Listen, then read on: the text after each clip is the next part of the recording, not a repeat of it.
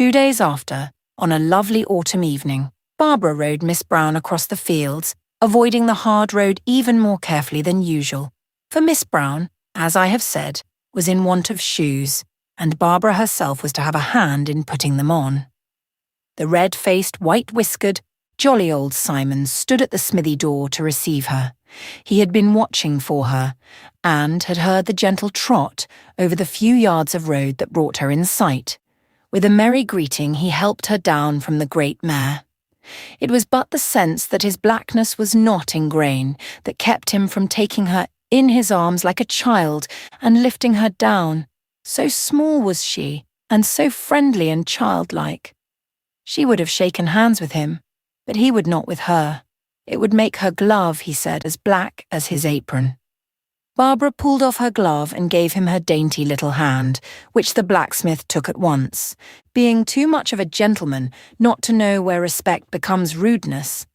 He clasped the lovely loan with the sturdy reverence of his true old heart, saying her hand should pay her footing in the trade.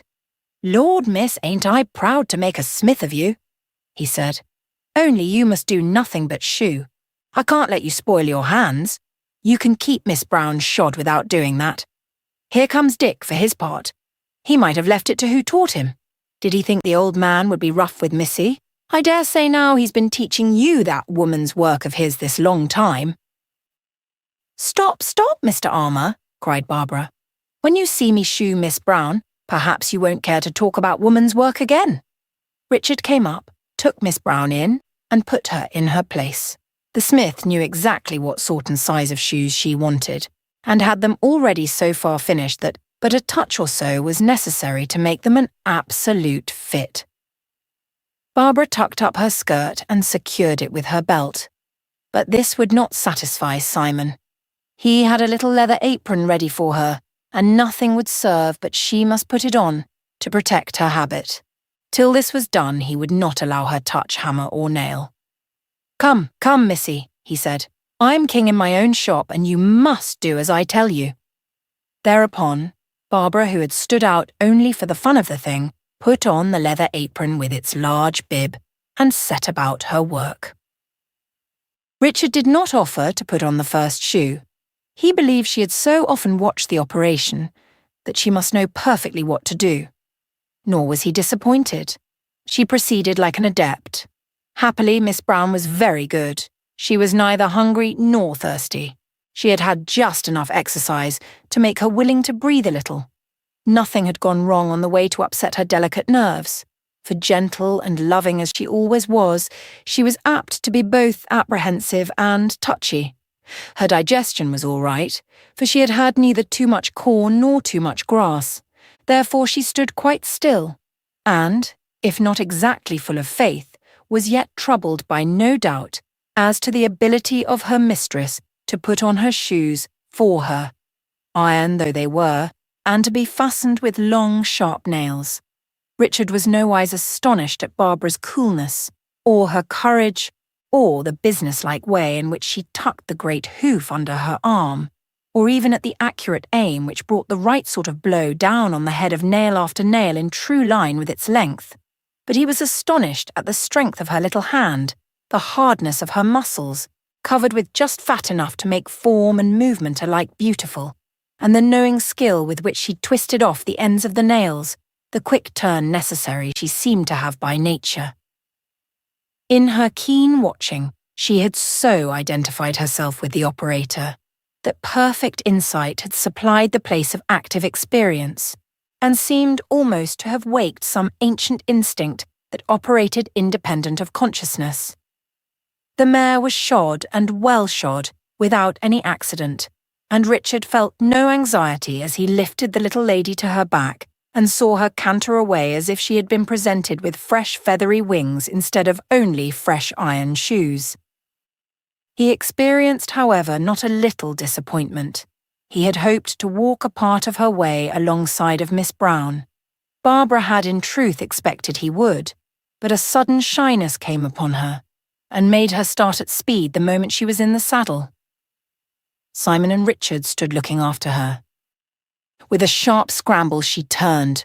Richard darted forward, but nothing was wrong with the mare. She came at a quick trot, and they were side by side in a moment. Barbara had bethought herself that it was a pity to get no more pleasure or profit out of the afternoon than just a horseshoeing. "She's all right," she cried.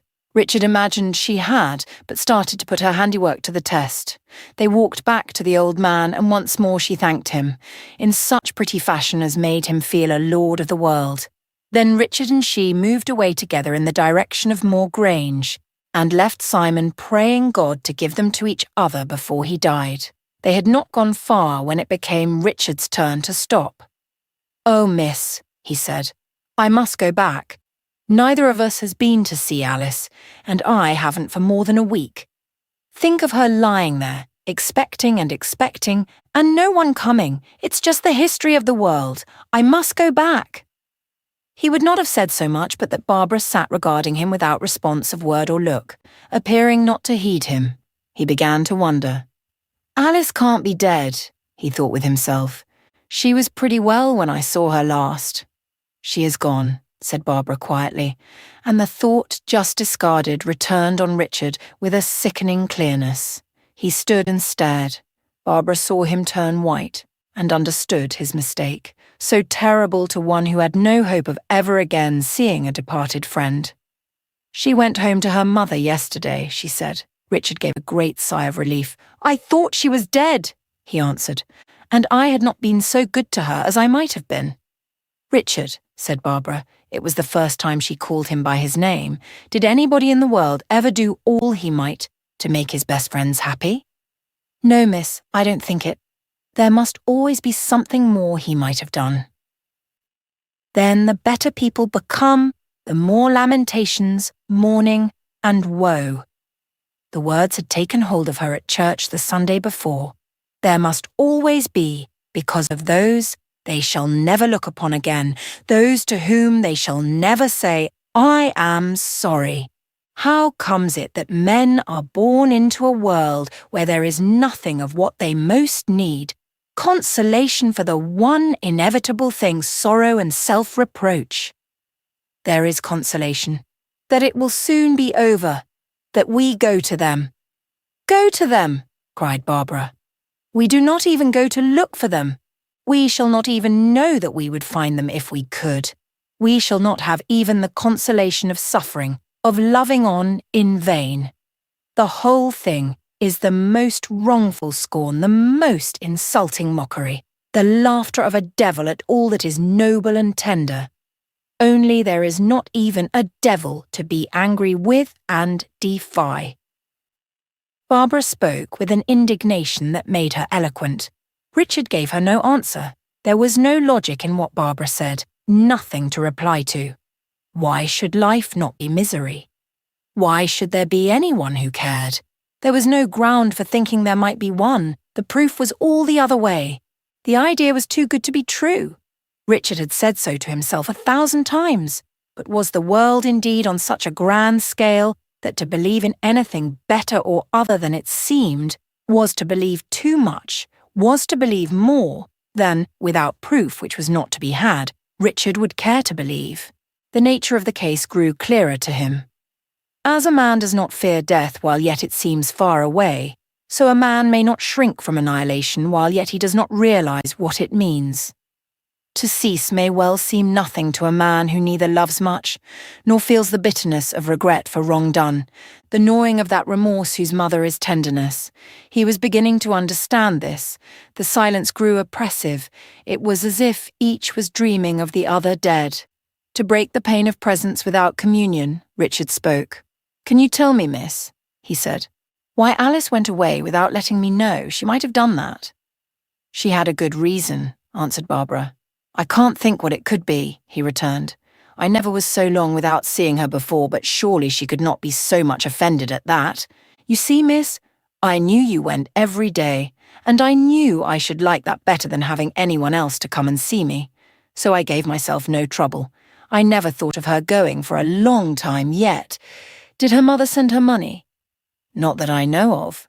Perhaps my grandfather lent her some. She couldn't have any herself. I wonder why she dislikes me so much." He was doubting whether she would have taken money from him if he had been in time to offer it. He did not like to ask Barbara if she had helped her. And then what was she to do when she got home? Barbara had let him talk. Delighted to look in at the windows, his words went on opening. In particular, it pleased and attracted her that he was so unconscious of the goodness he had shown Alice. Barbara and he made a rare conjunction of likeness. So many will do a kindness who are not yet capable of forgetting it. Barbara could not tell him that Alice was afraid to bid him goodbye, lest in her weakness she should render an explanation necessary.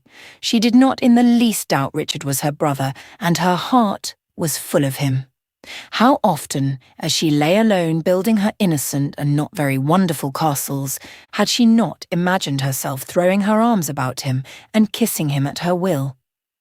What if she should actually do so when he came to bid her goodbye?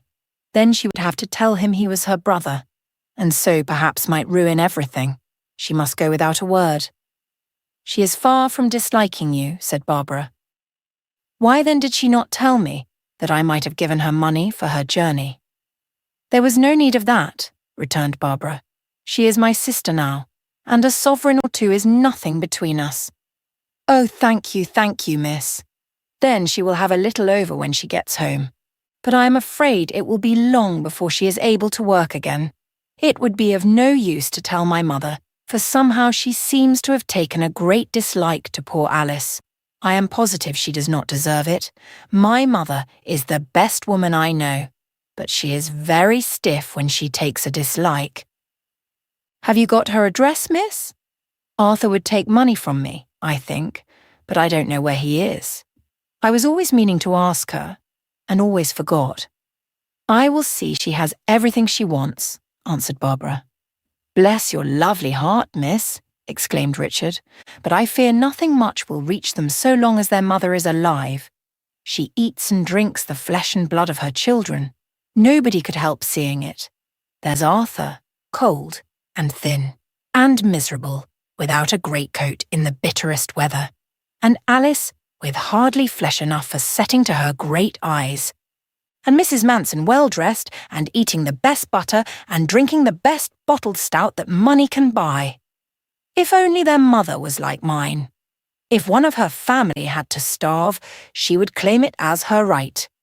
Such women as Mrs. Manson have no business to be mothers. Why were they made? If people are made. Perhaps they will be made something of yet, suggested Barbara. If you're right, miss, and there be a God, either he's not so good as you would be if you were God, or else somebody interferes and won't let him do his best. "Shall I tell you what our clergyman said to me the other day?" returned Barbara. "Yes, if you please, miss. I don't mind what you say, because the God you would have me believe in is like yourself.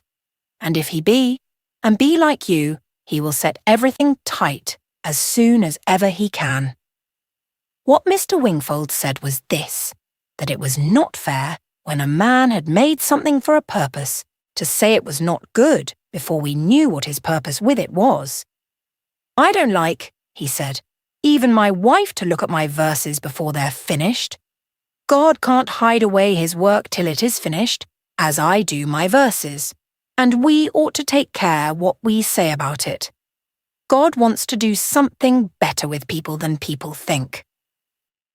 "Is he a poet?" said Richard. "But when I think how he looked at the sunrise, of course he is. That man don't talk a bit like a clergyman, miss. He talks just like any other man, only better than I ever heard man talk before. I couldn't help liking him from the first and wishing I might meet him again. But I think I could put him a question or two yet that would puzzle him." "I don't know," answered Barbara. "But one thing I am sure of, that if you did puzzle him, he would say he was puzzled and must have time to think it over. That is to behave like a man. And after all, clergymen are men, and there must be good men among them. But do you think, miss, you could get Arthur's address from Alice? The office is not where it used to be." "I dare say I could. You see, miss, I shall have to go back to London." There was a tone and tremble in his words, to which, not to the words themselves, Barbara made reply. "Will anyone dare to say," she rejoined, "that we shall not meet again? "The sort of God you believe in, miss, would not say it," he answered, "but the sort of God my mother believes in would." "I know nothing about other people's gods," rejoined Barbara. "Indeed," she added, "I know very little about my own, but I mean to know more. Mr. Wingfold will teach me." "Take care he don't over-persuade you, miss. You have been very good to me, and I couldn't bear you to be made a fool of. Only he can't be just like the rest. He will persuade me of nothing that doesn't seem to me true. Be certain of that, Richard.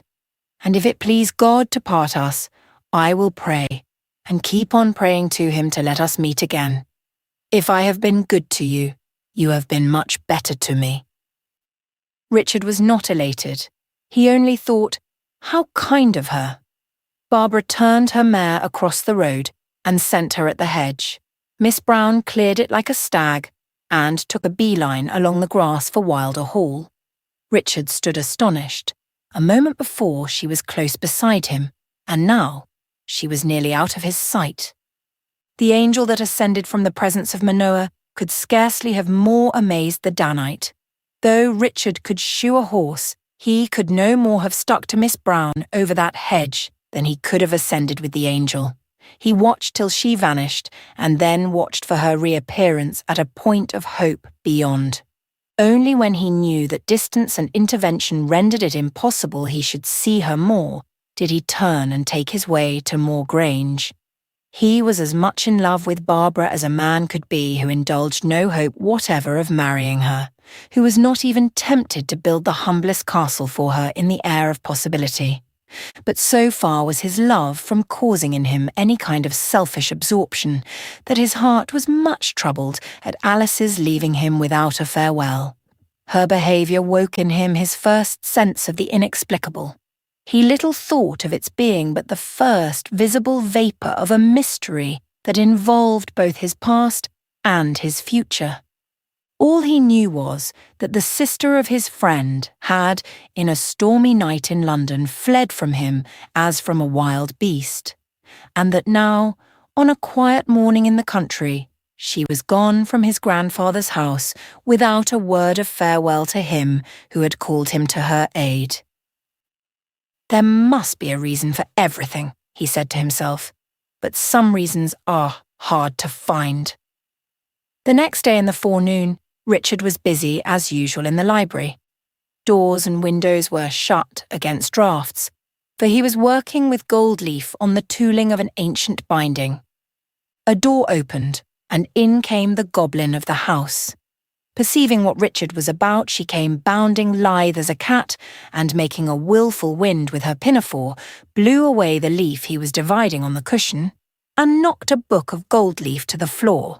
The bookmender felt very angry, but put an extra guard on himself, caught her in a firm grasp, and proceeded to expel her. She threw herself on the floor and began to scream. Richard took her up, laid her down in the hall, and closed and locked the door by which she had entered. Vixen lay where he laid her, and went on screaming.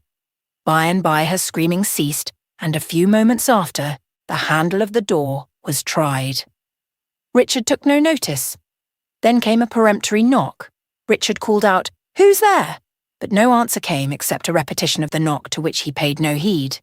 The knock was twice repeated, but Richard went on with his work and gave no sign. Suddenly another door, which he had not thought of securing, burst open, and in sailed Miss Maliver, the governess, tall and slight, with the dignity she put on for her inferiors, to whom she was as insolent as to those above her she was cringing. True superiority she was incapable of perceiving. Real inferiority would have been hard to find. "Man," she exclaimed, the moment her wrath would allow her to speak, "what do you mean by your insolence?" "If you allude to my putting the child out of the room," answered Richard, "I mean that she is rude, and that I will not be annoyed with her. You shall be turned out of the house." "In the meantime," rejoined Richard, who had a not unnatural repugnance to Miss Maliver and was now thoroughly angry, "I will turn you too out of the room, and for the same reason." Richard felt, with every true gentleman, that the workman has a claim to politeness as real as that of any gentleman. The man who cannot see it is a cad." "I dare you," cried Miss Maliver, giving the rein to her innate coarseness. Before he blames Richard, my reader must think how he might himself have behaved had he been brought up among the people. I would have him reflect also that the woman who presumes on her sex undermines its claim. Richard laid the tool he was using quietly aside and approached her deliberately. Trusting like King Claudius in the divinity that hedged her, and not believing he would presume to touch her, the woman kept her ground defiantly until his hands were on the point of seizing her. Then she uttered a shriek and fled. Richard closed the door behind her, made it also fast, and returned to his work. But he was not to be left in peace. Another hand came to the door, and a voice demanding entrance followed the foiled attempt to open it. He recognised the voice as Lady Anne's and made haste to admit her, but her ladyship stood motionless on the doormat, erect and cool. Anger itself could not warm her, for that she was angry was plain only from the steely sparkle in her grey eyes. "You forget yourself. You must leave the house," she said. "I have done nothing, my lady," answered Richard, "but what it was necessary to do, I did not hurt the child in the least." "That is not the point. You must leave the house." "I should at once obey you, my lady," rejoined Richard, "but I am not at liberty to do so. Sir Wilton has the command of my time till the month of May. I am bound to be at his orders, whether I choose or not, except he tell me to go." Lady Anne stood speechless and stared at him with her icicle eyes.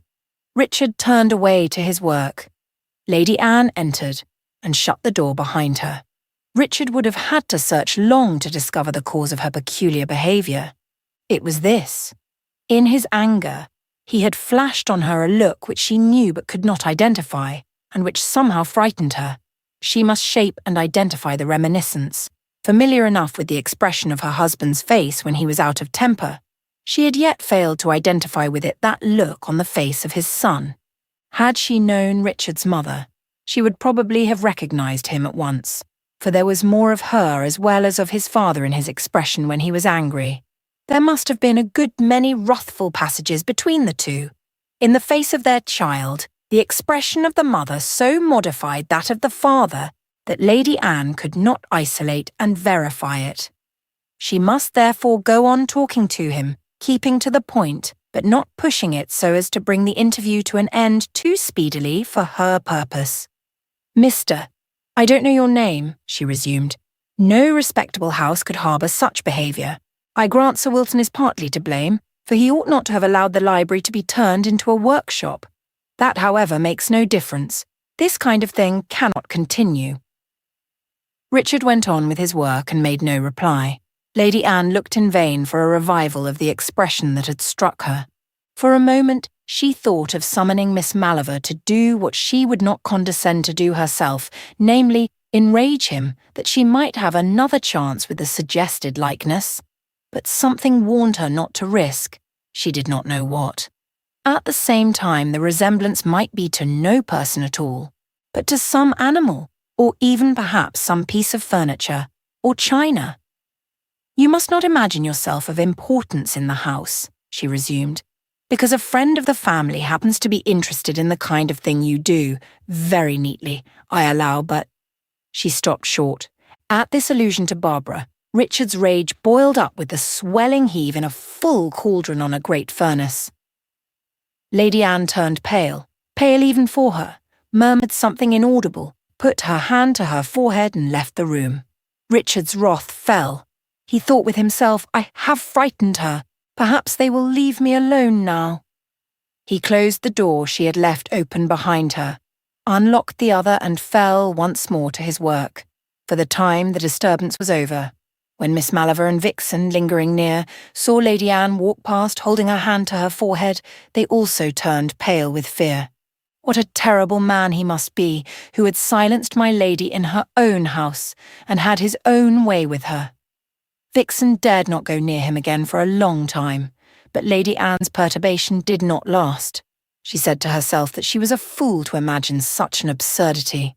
She remembered to have heard, though at the time it had no interest for her, that the bookbinder had relatives in the neighbourhood, Such a likeness might meet her at any turn. The kind of thing was of constant occurrence about estates. It improved the breed of the lower orders and was no business of hers. A child had certainly been lost, with a claim to the succession.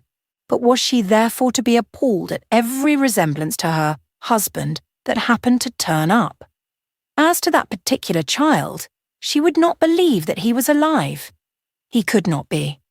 That, after so many years, she, an earl's daughter, would have to give way to a woman lower than a peasant, was preposterous. It must be remembered that she knew nothing of the relation of the nurse to the child she had stolen, knew of no source whence light could fall upon their disappearance. Old Simon himself knew nothing of the affair till years after the feeble search for the child had ceased. Lady Anne had a strong hope that his birth had not been registered. She had searched for it, with what object I will not speculate, but had not found it.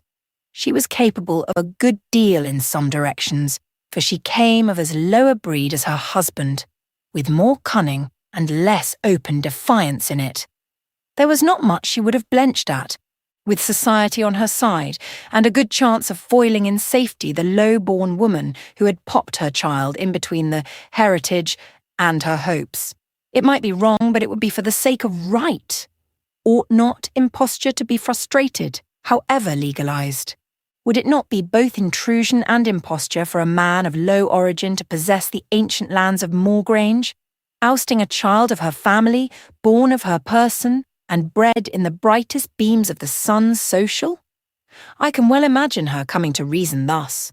For the present, unnecessary as she was determined to think it, she yet resolved to do all that was left her to do. She would watch, and while she watched, would take care that the young man was subjected to no annoyance, lest in his wrath his countenance should suggest to another as to herself the question of his origin. Thus it came that Richard heard nothing more of his threatened expulsion from Moorgrange. The same afternoon appeared Barbara, as none knew when she might not appear, before the front windows of the house, perched upon her huge yet gracious Miss Brown. Arthur was in general upon the outlook for her, but today he was not, being more vexed with her than usual for withholding the encouragement he desired, and indeed imagined he deserved. Not exactly from vanity, yet no less from an overweening sense of his own worth. It is an odd delusion to which young men are subject, that because they admire, perhaps even love a woman, they have a claim on her love.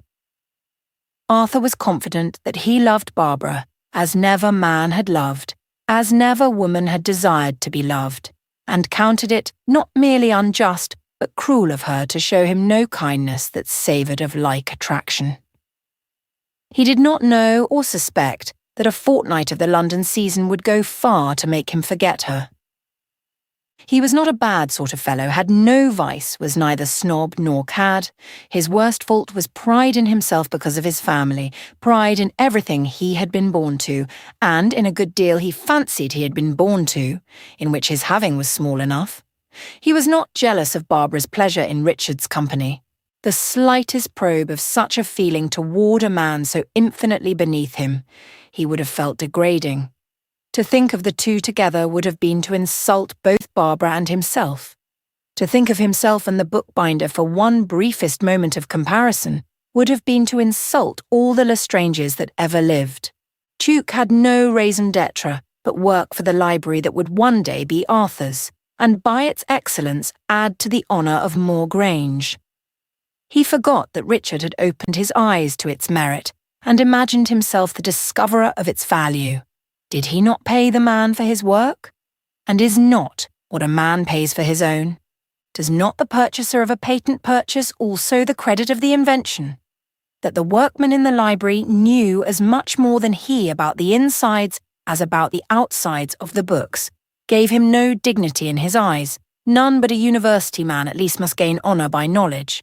The fact, however, did make him more friendly, and after he got used to Richard, he seldom stiffened his jelly to remind him that their intercourse was by the sufferance of a humane spirit. Barbara's behaviour to him had done nothing to humble him.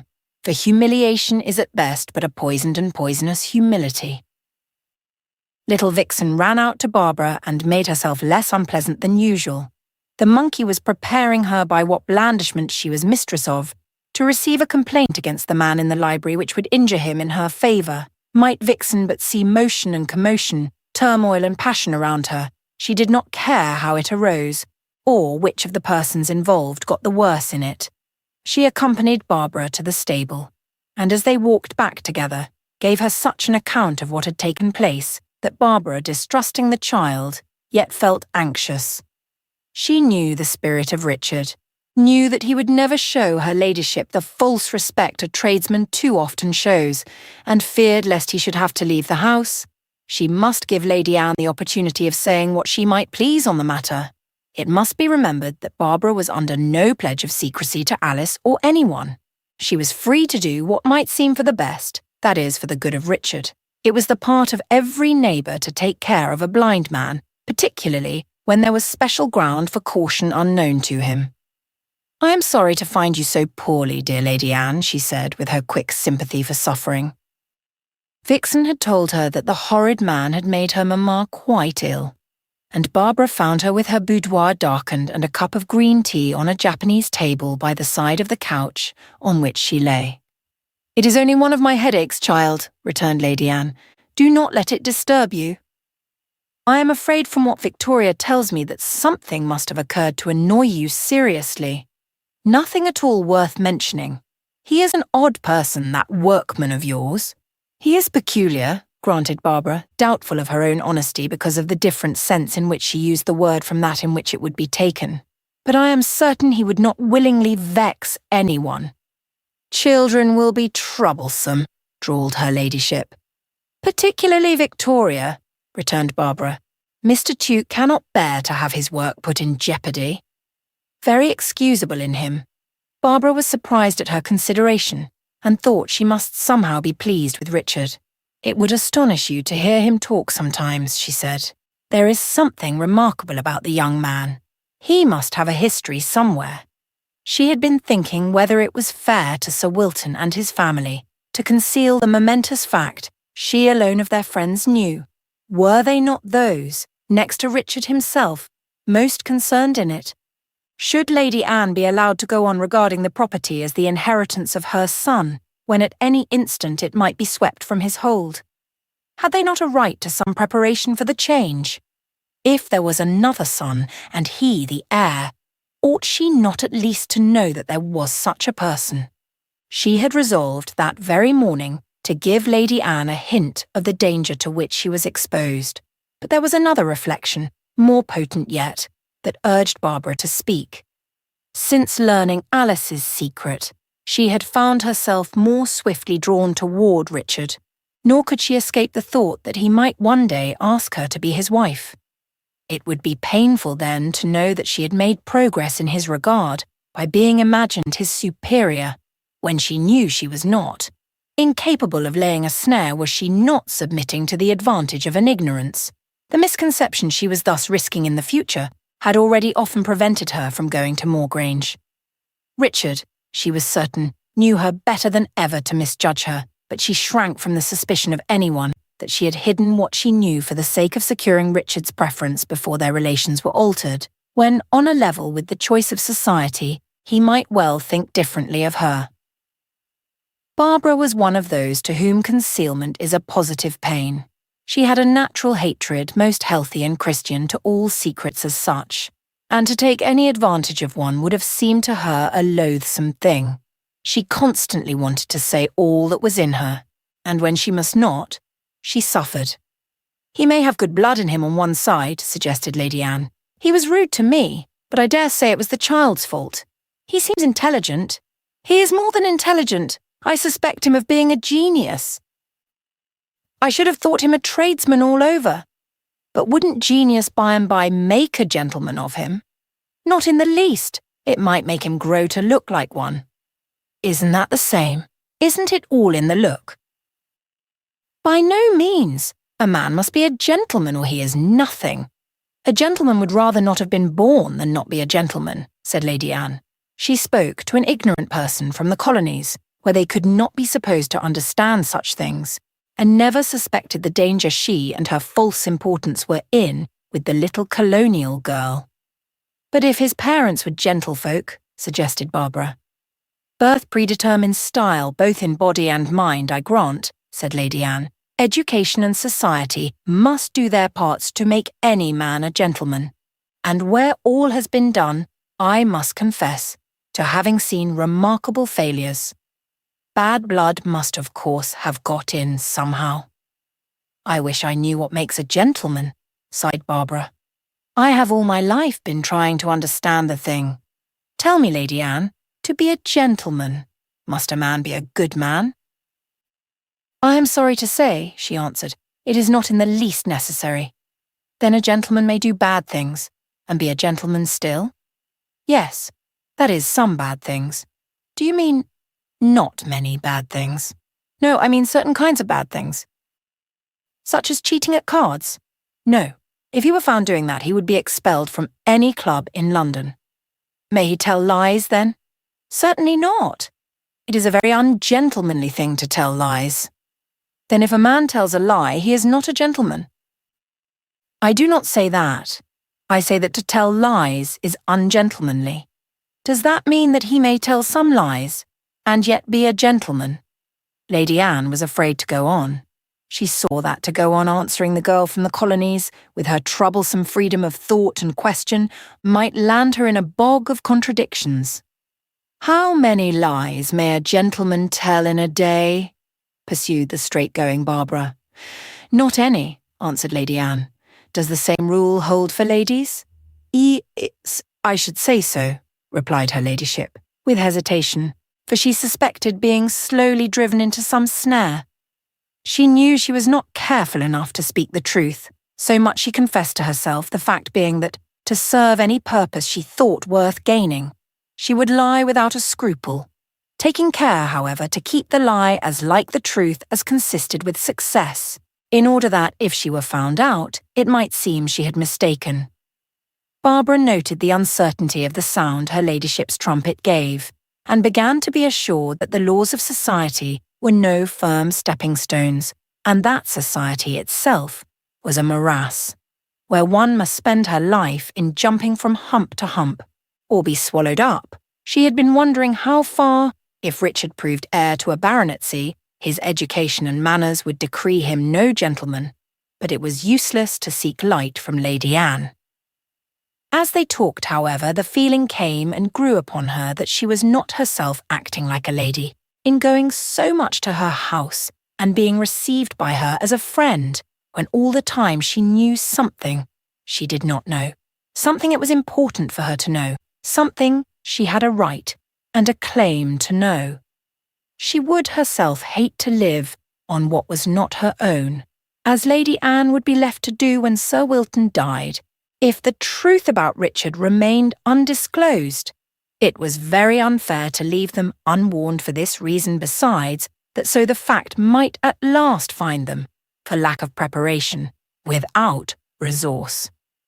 I want to talk to you about something, Lady Anne, she said. You can't but know that a son of Sir Wilton's was stolen when he was a baby, and never found. It was the first time for many years that Lady Anne had heard the thing alluded to, except once or twice, by her husband. Her heart seemed to make a somersault, but not a visible muscle moved. What could the girl be hinting at? Were there reports about? She must let her talk. The more freely the better. Everyone knows that, she answered. It is but too true. It happened after my marriage. I was in the house at the time. What of it, child? There can be little hope of his turning up now, after 20 years. I believe he has turned up. I believe I know him. Lady Anne jumped to the most natural, most mistaken conclusion. It's the bookbinder, she said to herself. He has been telling her a pack of lies. His being in the house is part of the plot. It must be nipped in the bud. If it be no lie, if he be the very man, it must be nipped all the same. Good heavens, if Arthur should not marry her, or someone, before it is known. It may be so, she answered quietly, but it hardly interests me. I don't like talking of such things to a girl, but innocence cannot always be spared in this wicked world. The child you speak of was born in this house and stolen out of it, but his mother was a low woman. She was not the wife of Sir Wilton." "Everybody believed her his wife," faltered Barbara. "Very possibly, very likely, she may even have thought so herself. Such people are so ignorant," said Lady Anne with the utmost coolness. "He may even have married her after the child was born, for anything I know." "Sir Wilton must have made her believe she was his wife," cried Barbara, her blood rising at the thought of such a wrong done to Richard's mother. "Possibly," admitted Lady Anne with a smile. "Then a baronet may tell lies, though a gentleman may not," said Barbara. As if speaking to herself, Lady Anne was not indignant. She had hesitated to say a lady might lie, but did not hesitate to lie the moment the temptation came, nor for that would doubt herself a lady. She knew perfectly that the woman was the wife of her husband as much as she herself was, and that she died giving birth to the heir. She had no hope that any lie she could tell would keep that child out of the property if he were alive and her husband wished him to have it, but a lie well told to Barbara might help to keep her for Arthur. "Gentlemen think they may tell lies to women," she returned with calmness and just a tinge of regret. "How are they gentlemen then?" cried Barbara. "Or where is the good of being a gentleman? Is it that he knows better how to lie to a woman? A knight used to be every woman's castle of refuge. A gentleman now, it seems, is a pitfall in the bush." "It is a matter they settle among themselves," answered Lady Anne, confused between her desire to appear moral and to gain her lie credit. "I think I shall not call myself a lady," said Barbara, and after a moment's silence, "I prefer being a woman. I wonder whether in heaven they say a woman or a lady." "I suppose they are all sorts there as well as here," answered Lady Anne. "How will the ladies do without gentlemen?" suggested Barbara. "Why without gentlemen? There will be as many surely of the one sex as of the other." "No," said Barbara, "that cannot be.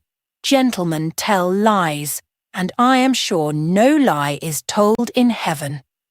"All gentlemen do not tell lies," returned Lady Anne, herself at the moment full of lying. "But all gentlemen may lie," persisted Barbara, "so there can be no gentleman in heaven." "I am sorry I had to mention the thing," returned Lady Anne, "but I was afraid your sweet romantic nature might cherish an interest where was nothing on which to ground it. Of course I know whence the report you allude to comes. Any man, bookbinder or blacksmith, may put in a claim. He will find plenty to back him. They will very likely get up a bubble company for speculation on his chance. His own class will be sure to take his part. Now that those that ought to know better have taught them to combine, the lower orders stick at nothing to annoy their superiors. But thank heaven, the estate is not entailed. If you imagine Mr. Tuke told me he was heir to Moor Grange, Lady Anne, you are mistaken. He does not know himself that he is even supposed to be." "Are you sure of that? Who then told you? Is it likely his friends have got him into the house, under the eye of his pretended father, and he himself know nothing of the manoeuvre? How do you know it was he I meant, Lady Anne?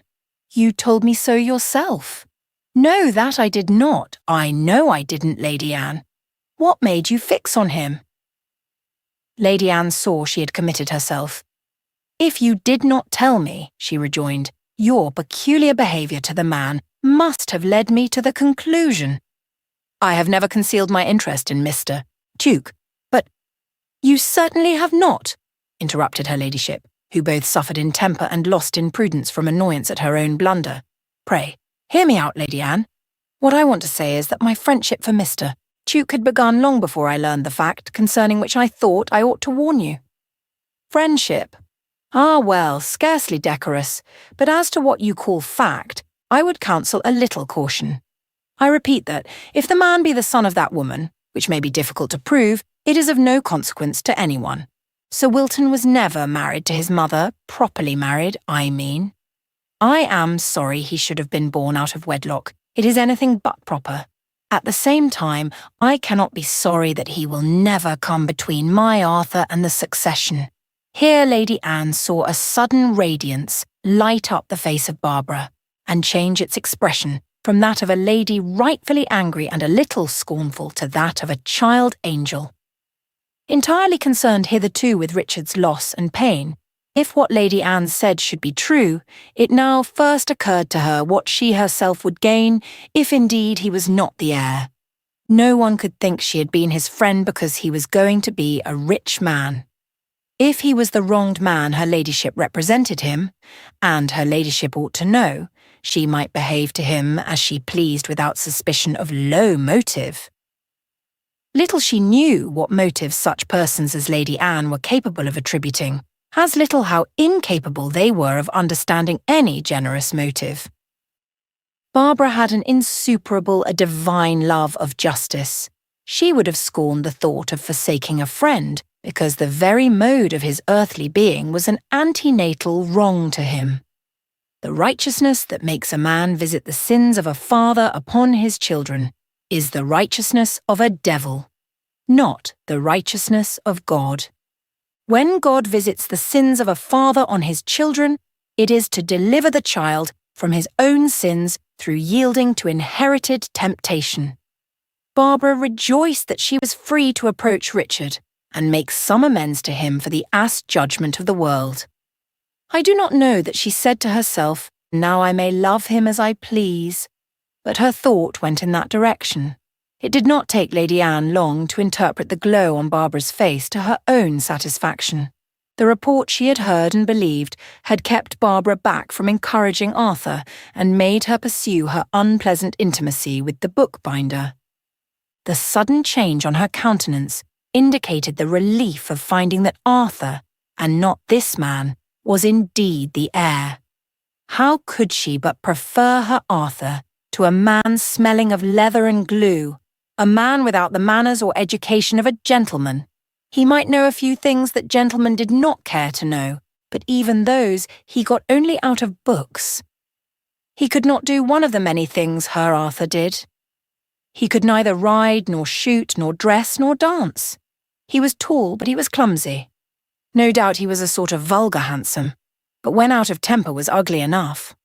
That Lady Anne condescended to such comparison was enough to show that she believed the story at least half, the girl remaining silent. "You will oblige me, dear Barbara," she said, "by not alluding to this report. It might raise doubt where it could not do serious harm." "There are others who not only know but believe it," answered Barbara. "Who are they? I do not feel at liberty to tell their names. I thought you had a right to know what was said, but I have no right to mention where I heard it." Lady Anne grew thoughtful again, and, as she thought, grew convinced that Barbara had not spoken the truth, and that it was Richard who had told her. It is so easy for those who lie to believe that another is lying.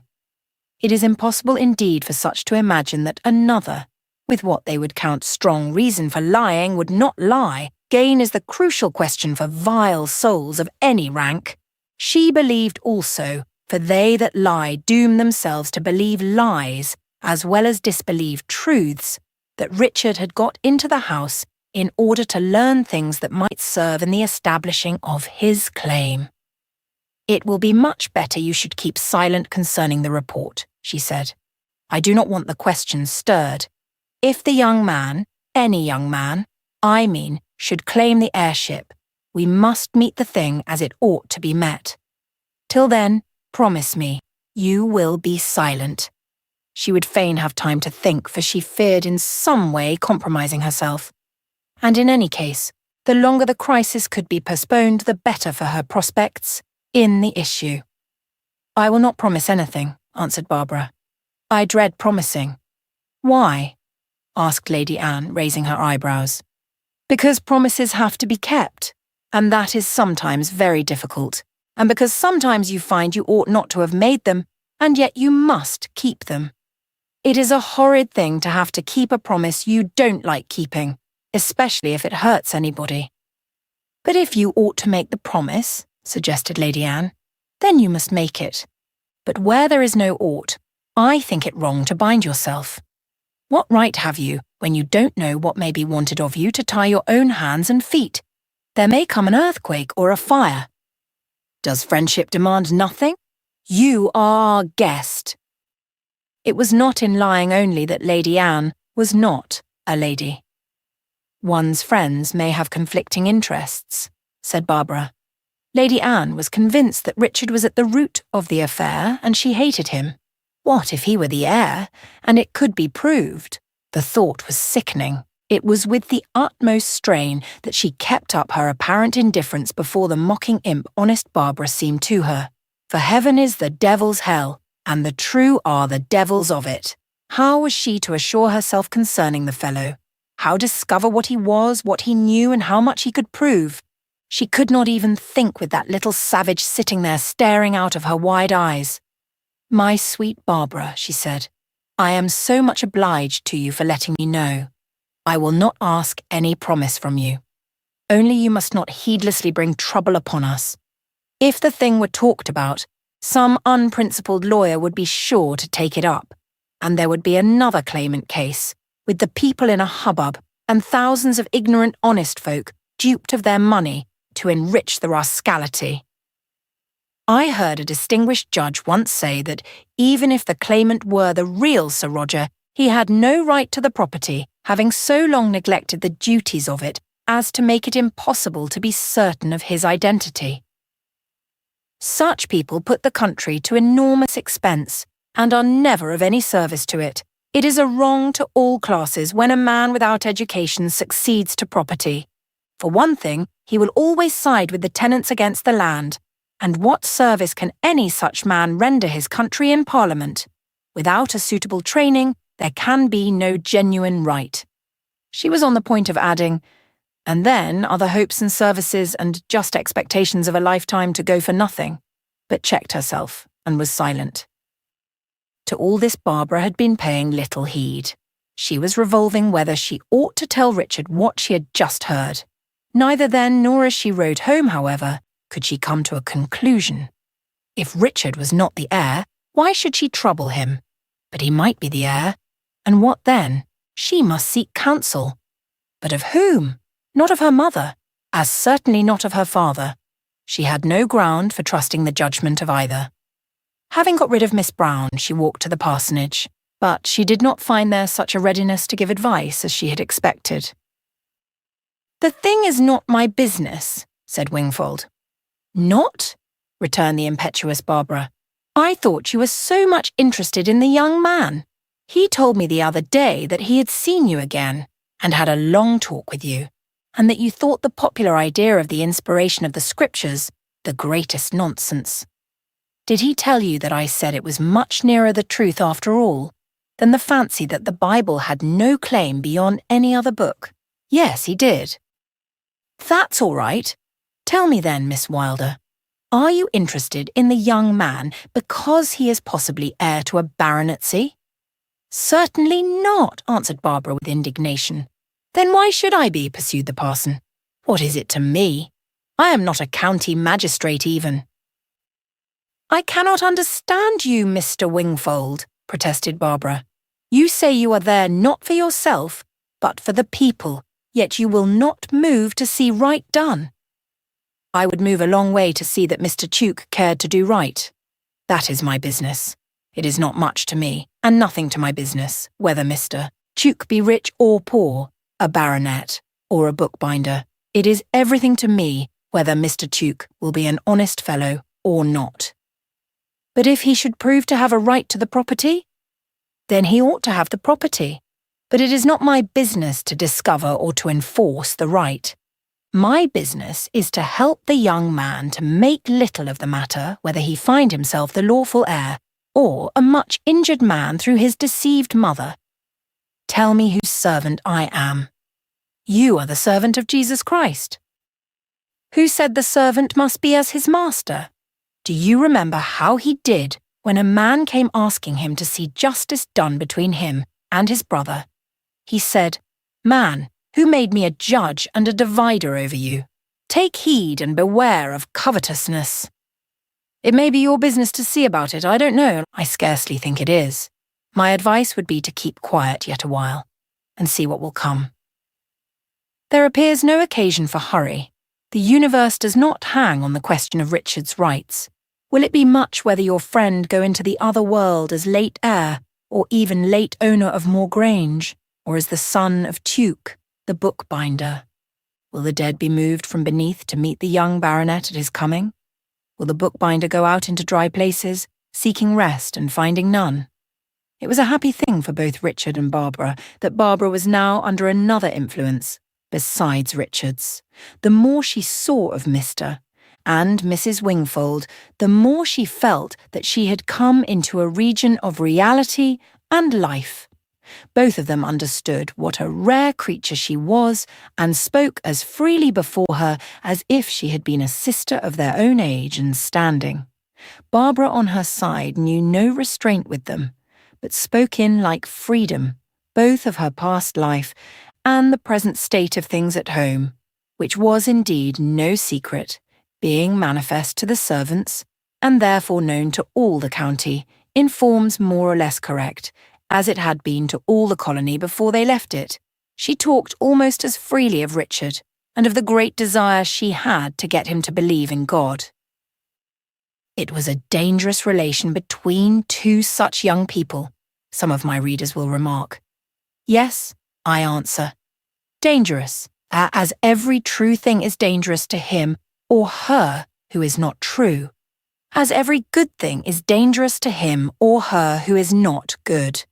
Nothing is so dangerous as religious sentiment without truth in the inward parts. Certain attempts at what is called conversion are but writhings of the passion of self-recommendation, gapings of the greed of power over others, swellings of the ambition to propagate one's own creed and proselytize victoriously, hungerings to see self reflected in another, convinced. In such efforts lie dangers as vulgar as the minds that make them, and love the excitement of them. But genuine love is far beyond such grovelling delights, and the peril of such a relation is in inverse proportion to the reality of those concerned. Barbara was one who, so far as human eyes could see, had never required conversion. She had but to go on, recognize, and do. She turned to the light by a holy will as well as holy instinct. She needed much instruction and might yet have fierce battles to fight, but to convert such as Barbara must be to turn them the wrong way, for the whole energy of her being was in the direction of what is right, that is, righteousness. She needed but to be told a good thing, I do not say told that a thing was good, and at once she received it, that is, obeyed it, the only way of receiving a truth. She did the thing immediately demanded upon every reception of light, every expansion of true knowledge. She was essentially of the truth, and therefore, when she came into relation with a soul such as Wingfold, a soul so much more developed than herself, so much farther advanced in the knowledge of realities as having come through difficulties unknown and indeed at present unknowable to Barbara, she met one of her own house, and her life was fed from his, and began to grow faster. For he taught her to know the eternal man who bore witness to his father in the face of his perverse children, to know that his heart was the heart of a child in truth and love, and the heart of a God in courage and patience, and Barbara became his slave for very love, his blessed child, the inheritor of his universe. Happily, her life had not been loaded to the ground with the degrading doctrines of those that cower before a God whose justice may well be satisfied with the blood of the innocent, seeing it consists but in the punishing of the guilty. She had indeed heard nothing of that brood of lies until the unbelieving Richard, not far from believing he who but rejected such a God, gave her to know that such things were believed.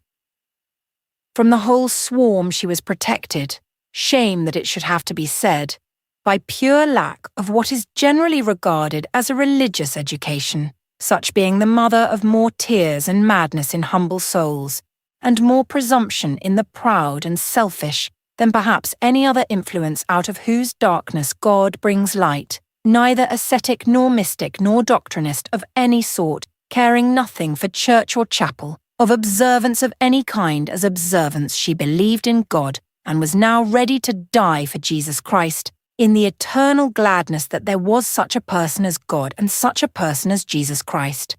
Their being was to her the full and only pledge of every bliss, every childlike delight. She believed in the God of the whole earth, not in a puritanical God. She never imagined it could be wrong to dance. Merry almost in her very nature, she now held it a duty to be glad. Fond of sweets, she would have thought it wrong to refuse what God meant her to like, but she had far more pleasure in giving than in receiving them. She got into a little habit of thanking God for Miss Brown every time she felt herself on her back. She saw the moment she heard it that whatever was not of faith was sin. The idea, she said, of taking a thing from God without thinking love back to him for it. She shuddered at the thought of unnecessarily hurting, yet would punish sharply. She would whip her dog when he deserved it, but sat up all night with him once when he was ill. She understood something of the ways of God with men. Wingfold never sought to moderate her ardour for the good of her workman friend. He only sought to strengthen her in the truth. One day, when they were all three sitting together in the twilight before the lamp was lit, for Helen Wingfold was one of those happy women able to let their hands lie in their laps, he said to his pupil, "Now pray, Miss Wylder, don't try by argument to convince the young man of anything. That were no good, even if you succeeded. Opinion is all that can result from argument, and his opinion concerning God, even if you got it set right, would not be knowledge of God, and would be worth nothing. While if a man knows God, his opinion is either right, or on the nearest way to be right. The notion in Richard's brain of the God he denies is but another form of the Moloch of the Ammonites. There never was, and never could be such a God. He in whom I believe is the God that says, 'This is my beloved Son, in whom I am well pleased.' It is as if he said, 'Look at that man, I am just such. No other likeness of me is a true likeness. Heed my Son, heed nobody else. Know him, and you know me, and then we are one forever. Talk to Richard of the God you love, the beautiful, the strong, the true, the patient, the forgiving, the loving, the one childlike, eternal power and Godhead, who would die himself and kill you, rather than have you false, and mean, and selfish. Let him feel God through your enthusiasm for him. You can't prove to him that there is any God. A God that could be proved would not be worth proving. Make his thoughts dwell on such a God as he must feel would be worth having. Wake the notion of a God such as will draw him to wish there were such a God. There are many religious people who will tell you there is no such God as I mean, but God will love you for believing that he is as good and true as you can think. Throw the notions of any who tell you otherwise to the winds of hell. God is just, said a carping theologian to me the other day. Yes, I answered, and he cannot be pleased that you should call that justice, which is injustice, and attribute it to him. There are many who must die in ignorance of their Father in heaven, because they will not of their own selves judge what is right. Such never get beyond the weak and beggarly elements. Set in Richard's eye a God worth believing in, a God like the Son of God, and he will go and look if haply such a God may be found. He will call upon him, and the God who is will hear and answer him. What good would it be? What could it bring but the more condemnation that a man should be sure there was a God if he did not cry to him? But although a man may never doubt and never cry, I cannot imagine any man sure there is a God without his first having cried to him.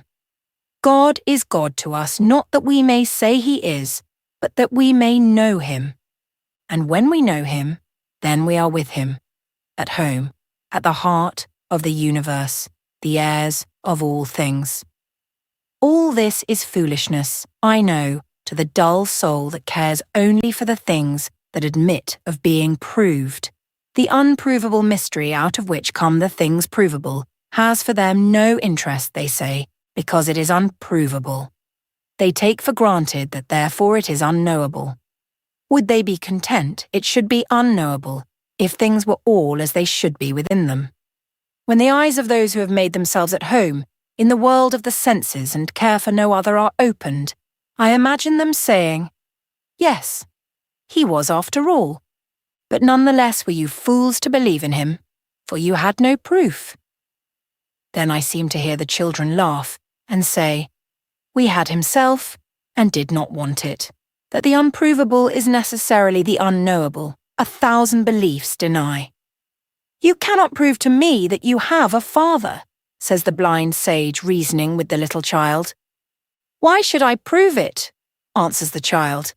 "I am sitting on his knee. If I could prove it, that would not make you see him, that would not make you happy like me. You do not care about my father, or you would not stand there disputing. You would feel about until you found him. If a thing be true in itself, it is not capable of proof. And that man is in the higher condition who is able to believe it. In proportion as a man is a fool, he is unable to believe what in itself is true. If intellect be the highest power, then the men of proof are the wisest. If there be something deeper than intellect, causing and including it, if there be a creative power of which our intellect is but a faint reflex, then the child of that power, the one who acknowledges and loves and obeys that power, will be the one to understand it. If a man say, "I cannot believe, I was not made to believe what I could not prove," I reply, "Do you really say, 'It is not true,' say, because you have no proof? Ask yourself whether you do not turn from the idea because you prefer it should not be true. You accept 1,000 things without proof, and 1,000 things may be perfectly true and have no proof. But if you cannot be sure, why therefore do you turn away? Is the thing assuredly false? Then you ought of course to turn away. Can you prove it false? You cannot. Again, why do you turn away? That a thing is not assuredly true cannot be reason for turning from it, else farewell to all theory and all scientific research. Is the thing less good, less desirable, less worth believing in itself, that you cannot thus satisfy yourself concerning it? The very chance that such a thing may be true, the very fact that it cannot be disproved, is large reason for an honest and continuous and unending search. Do you hold any door in your nature open for the possibility of a God having a claim on you? The truth is, as I hinted before, that you are not drawn to the idea, do not like it, and it is therefore you turn away, and not because you have no proof. If the man then shifted his ground and said, "He seemed to me not a good being, and I said therefore he cannot exist," I should reply, "There you are right. But a thing that cannot be, cannot render impossible a thing that can be, a thing against whose existence there are no such arguments as have rightly shown that the other cannot be. In right logical balance, you must admit that a creative being who is good may exist. But the final question is always this: have you acted, or rather, are you acting according to the conscience, which is the one guide to truth to all that is? But, said Barbara, perhaps the man would say that we see such suffering in the world, that the being who made it, if there be one, cannot possibly be both strong and good, otherwise he would not allow it. Say then, that he might be both strong and good, and have some reason for allowing or even causing it, which those who suffer will themselves one day justify, ready for the sake of it to go through all the suffering again. Less than that would not satisfy me. If he say, "What reason could justify the infliction of such suffering?" then tell him what I am now going to tell you. "A year ago," continued Wingfold, "my little boy displeased me horribly. I will not tell you what he did. When the boy grows up, he will find it as impossible to understand how he could have done the thing, as I find it now. People say, 'Children will be children,' but I see little consolation in that. Children must be children, and ought to be good children. They are made to be good children, just as much as men are made to be good men. All I will say is that he did a mean thing. You see, his mother can hardly keep from crying now at the thought of it. Thank God she was of one mind with me. I took him, and bent on making him feel, if not how horrid the thing was in itself, for what imperfect being can ever know the full horror of evil? At least how horrid I thought it, broke out in strong language. I told him I must whip him, that I could not bear doing it, but rather than he should be a damned, mean, contemptible little rascal, I would kill him and be hanged for it. I dare say it sounds very improper, but not in the least, cried Barbara. I like a man to curse what is bad and go down on his knees to what is good. Well, what do you think the little fellow said? Don't kill me, Papa, he cried. I will be good. Don't please be hanged for my naughtiness. Whip me, and that will make me good. And then you couldn't do it? Asked Barbara anxiously. I cried, said Wingfold, and almost cried again as he said it. I'm not much in the habit of crying. I don't look like it, do I? But I couldn't help it. The child took out his little pocket handkerchief and dried my eyes, and then prepared himself for the whipping. And I whipped him as I never did before, and I hope in God shall never have to do again.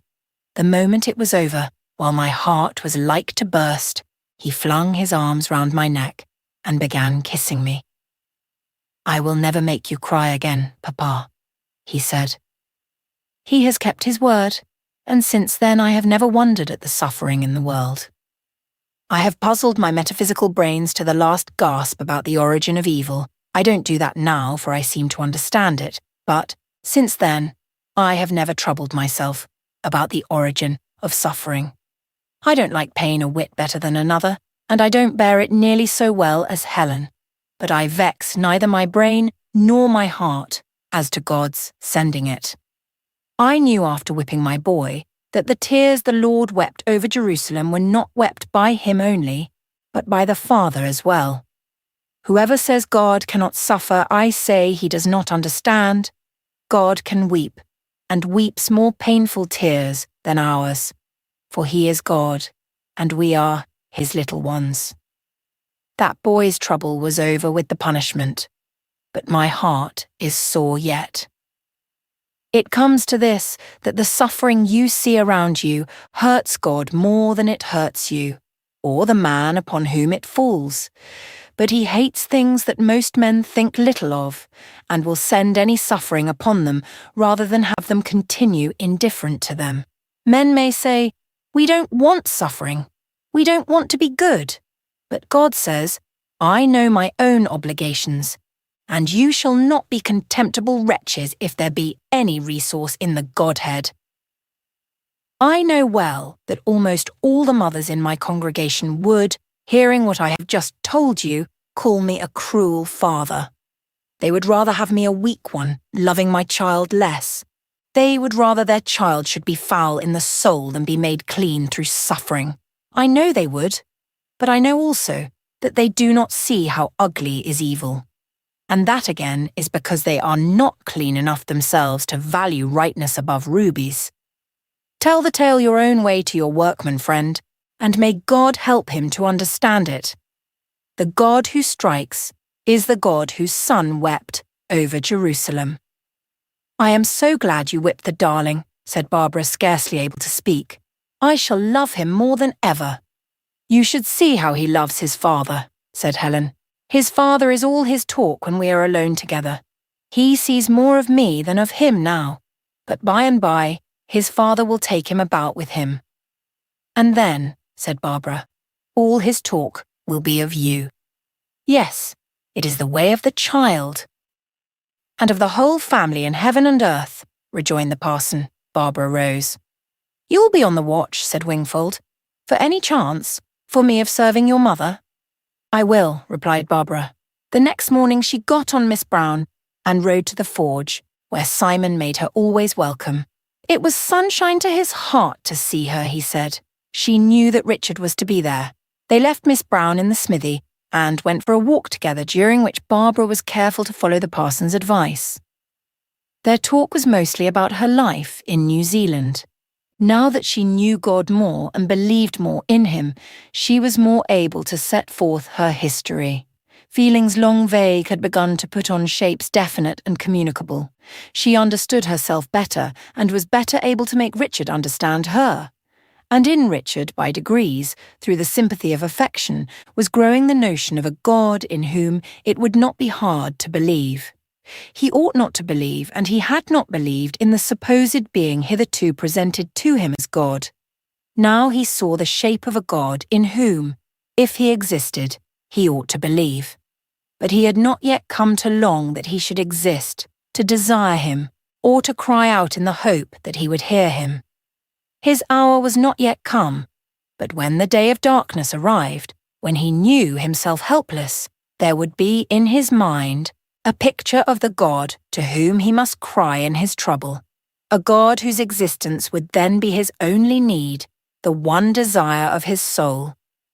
To wake the sense of this eternal need, present though unrecognized under every joy, was the final cause of every sorrow and pain against which Richard rebelled, most naturally rebelled, knowing neither the plague of a heart that would but could not be lord over itself, nor of a nature hatefully imperfect and spotted, yea, capable of what itself could not but detest. Naturally, his manners were growing more refined from his intercourse with the gracious, brave, sympathetic, unconventional creature, so strong, yet so gentle, so capable of indignation, so full of love. He was gradually developing the pure humanity that lay beneath the rough artisan. He was, in a word, becoming what in the kingdom of heaven every man must be, a gentleman, because more than a gentleman. All this time Barbara was pulled two ways. For Richard's sake she would have him heir to the baronetcy. For her own she would be rid of the shadow of having sought the baronet in the bookbinder. But more and more the asseveration of Lady Anne gained force with her, that Richard was not the heir. She had greatly doubted her, but now she said to herself, she could hardly be mistaken, and she cannot have lied. The consequence was that she grew yet more free, more at home with Richard. She listened to all he had to tell her, learning of him with an abandon of willingness that put him upon his honour, to learn of her again. And he did learn, as I have said, a good deal, went farther than he knew in the way of true learning. They strolled together in the field behind the smithy, within sight of the cottage, for an hour or so. Then, hearing from the smithy the impatient stamping of Miss Brown, and fearing she might give the old man trouble, hastened back. Richard brought out the mare. Barbara sprang on a big stone by the door and mounted without his help.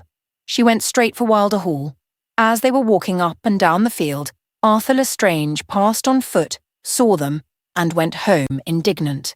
It would have been difficult for Arthur himself to say whether in his heart rage or contempt was the stronger, when he saw the lady he loved walking in a field, turning and returning in close talk with the bookbinder fellow. Never had she so walked and talked with him. She preferred the bookbinder's society to his, and made it no secret that she did, for, although evidently desirous of having their interview uninterrupted, they walked in full view of the high road. What did Barbara mean by it? He could not treat her as a child, and lay the matter before Richard. If a lady showed favour to a man, the less worthy he was, the less could he be expected to see the unfitness of the thing. Besides, to acknowledge thus any human relation between Richard and either of them would be degrading. It was scorn alone that kept Arthur from hating Richard. For Barbara he attributed her disregard of propriety, and the very possibility of her being interested in such a person, to the modes of life in the half-savage country where she had been born and reared. Educated, he remarked to himself, he could not say. But what did she mean by it? The worst of his torment was that the thought, unreasonable as it was, would yet come, that Richard was a good-looking fellow, and admiration, which in any English girl would have been rendered impossible by his vulgarity, might have a share in her enjoyment of his shop talk about books. The idea was simply disgusting. What was he to do? What could anyone do? The girl was absolutely uncontrolled. Was it likely she would prove controllable? Would she mind him when she cared no more for his stately mother than for the dairywoman? How could such a bewitching creature so lack refinement? The more he thought, the more inexplicable and self-contradictory her conduct appeared. Such a jewelled hummingbird to make friends with a grubbing rook. The smell of the leather, not to mention the paste and glue, would be enough for any properly sensitive girl. Universally fascinating, why did she not correspond all through? Brought out in London, she would be the belle of the season. If he did not secure her, some poor duke would pounce on her. But again, what was he to do? Must he bring scorn on himself by appearing jealous of a tradesman?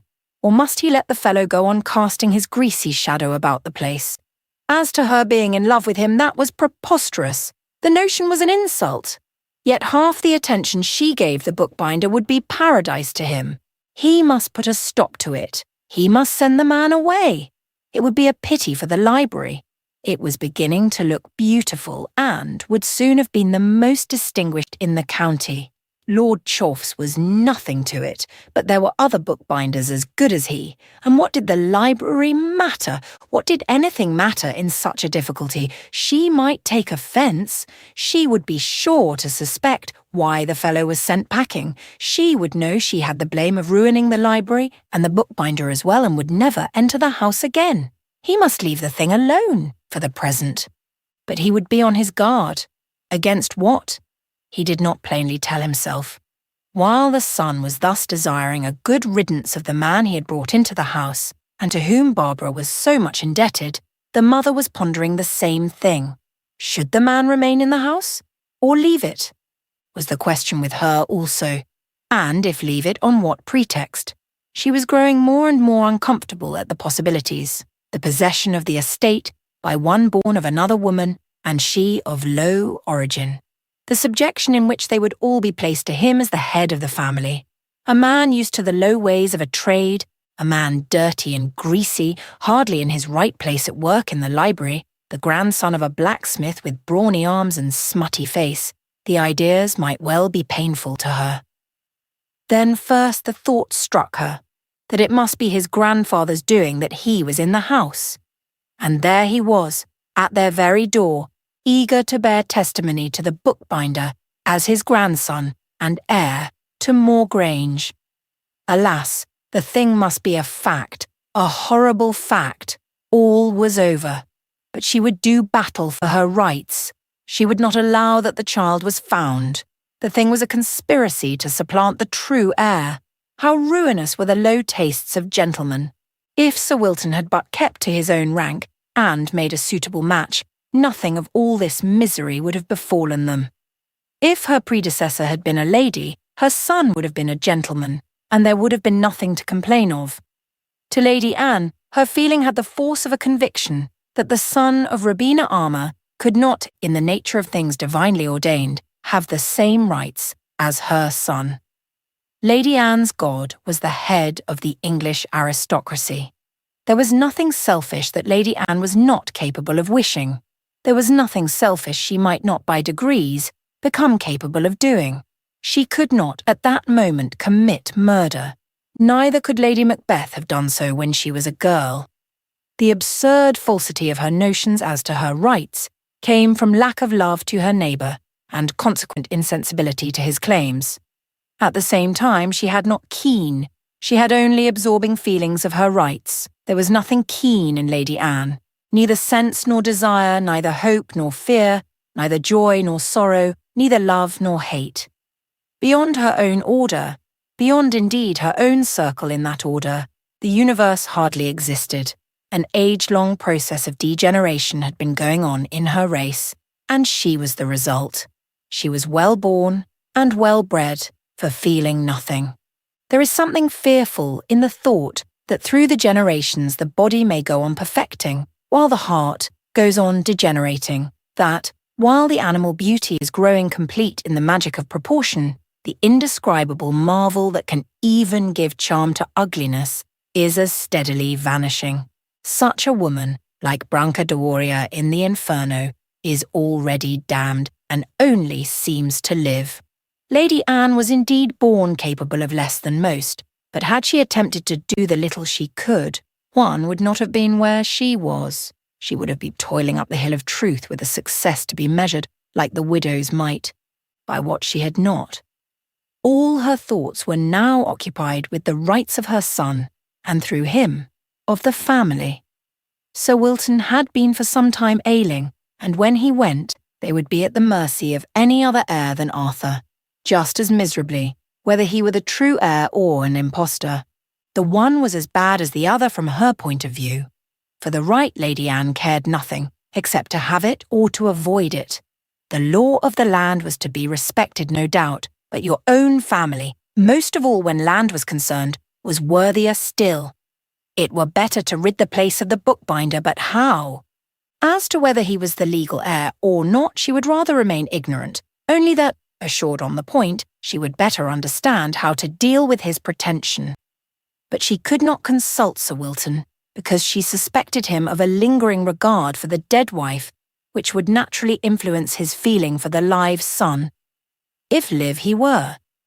No doubt he had enjoyed the company of the low-born woman more than hers, for she, a woman of society, knew what was right. She had reason, therefore, to fear him prejudiced for any pretender. Arthur and he got on quite as well as could be expected of father and son. Their differences never came to much, but on the other hand, Sir Wilton had a demoniacal pleasure in frustrating.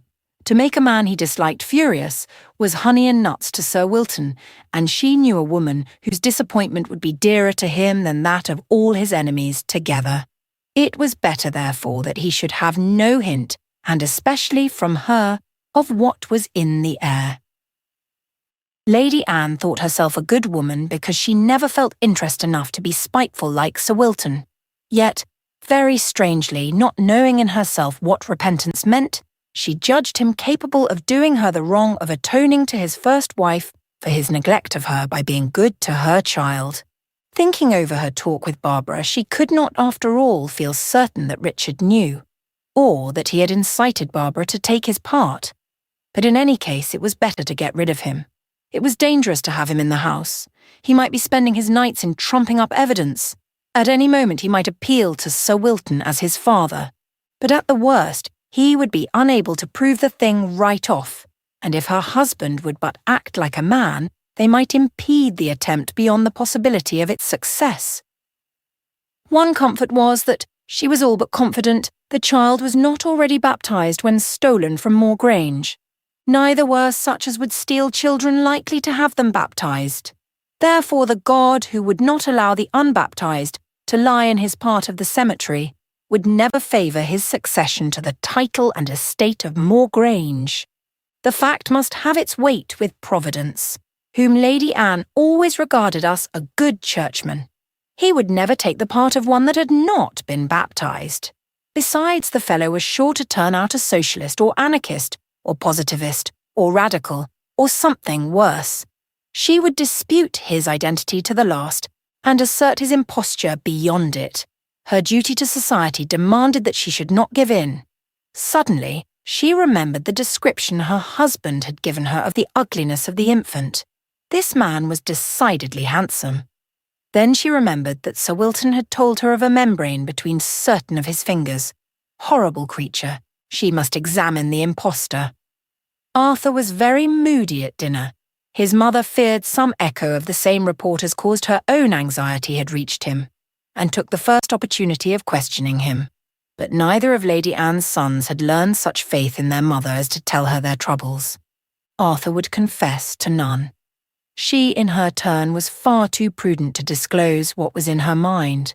The folly of his youth might take the turn of an unthinking generosity.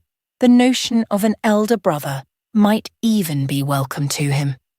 In another generation, no questions would be asked. Many estates were in illegal possession. There was a claim superior to the legal, theirs was a moral claim. The same afternoon, Richard was mending the torn title of a black-letter copy of Fox's Book of Martyrs. Vixen had forgotten her former fright, and her evil courage had returned. Opening the door of the library so softly that Richard heard nothing, she stole up behind him and gave his elbow a great push, just as, with the sharpest of penknives, he was paring the edge of a piece of old paper to patch the title. The penknife slid along the bit of glass he was paring upon, and cut his other hand. The blood spouted, and some of it fell upon the title, which made Richard angry. It was an irremediable catastrophe, for the paper was too weak to bear any washing. He laid hold of the child, meaning once more to carry her from the room and secure the door. Then first Vixen saw what she had done and was seized with horror, not because she had hurt the bear, but because of the blood, the sight of which she could not endure. It was a hereditary weakness on Sir Wilton's side. One of the strongest men of his family used to faint at the least glimpse of blood. There was a tradition to account for it, not old or thin enough to cast no shadow, therefore seldom alluded to. It was not, therefore, an ordinary childish dismay, but a deep-seated congenital terror that made Vixen give one wavering scream and drop on the floor. Richard thought she was pretending a faint in mockery of what she had done, but when he took her up, he saw that she was insensible. He laid her on a couch, rang the bell, and asked the man to take the child to her governess. The man saw blood on the child's dress, and when he reached the schoolroom with her, informed the governess that she had had an accident in the library. Miss Maliver, with one of her accomplished shrieks, dispatched him to tell Lady Anne. Coming to herself in a few minutes, Vixen told a confused story of how the bear had frightened her. Lady Anne, learning that the blood was not that of her child, came to the conclusion that Richard had played upon her peculiarity to get rid of her. For Vixen, incapable of truth, did not tell that she was herself the cause of the wound whence the blood had made its appearance. Miss Maliver, who would hardly have been sorry had Vixen's throat been cut, rose in wrath, and would have swooped down the stair upon Richard. "Leave him to me, Maliver," said Lady Anne, and rising went down the stair. But the moment she entered the library and saw Richard's hand tied up in his handkerchief, she bethought herself of the happy chance of satisfaction as to whether or not he was web-fingered. The absence of the peculiarity would indeed prove nothing, but the presence of it would be a warning of the worst danger. He might have had it removed, but could not have contrived to put it there. "What have you done to yourself, Mr. Tuke?" she said, making a motion to take the wounded hand, from which at the same time she shrank with inward disgust. "Nothing of any consequence, my lady," answered Richard, who had risen and stood before her. "I was using a very sharp knife, and it went into my hand. I hope Miss Victoria is better." "There is nothing much the matter with her," answered her ladyship. "The sight of blood always makes her faint." "It is a horrid sight, my lady," rejoined Richard, wondering at her ladyship's affability, and ready to meet any kindness. "When I was at school, I was terribly affected by it. One boy used to provoke me to fight him, and contrive that I should make his nose bleed, after which he could do what he liked with me. But I set myself to overcome the weakness, and succeeded." Lady Anne listened in silence, too intent on his hands to remark at the moment how the fact he mentioned bore on the question that absorbed her. "Would you mind showing me the wound?" she said. "I am something of a surgeon." To her disappointment, he persisted that it was nothing. Because of the peculiarity she would gladly have missed in them, he did not like showing his hands. His mother had begged him not to meddle with the oddity until she gave her consent, promising a good reason for the request when the right time should arrive. But he was sensitive about it, probably from having been teased because of it. His comfort was that a few slits of a sharp knife would make him like other people. Lady Anne was foiled, therefore, the more eager. Why should the man be so unwilling to show his hands? "Your work must be very interesting," she said. "I am fond of it, my lady," he answered.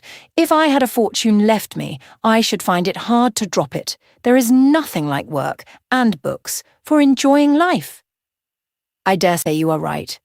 But go on with your work. I have heard so much about it from Miss Wylder that I should like to see you at it." "I am sorry, my lady, but I shall be fit for next to nothing for a day or two because of this hand. I dare not attempt going on with what I am now doing." "Is it so very painful? You ought to have it seen to. I will send for Mr. Hurst." As she spoke, she turned to go to the bell. Richard had tried to interrupt her, but she would not listen. He now assured her that it was his work, not his hand, that he was thinking of, and said that if Mr. Lestrange had no objection, he would take a short holiday.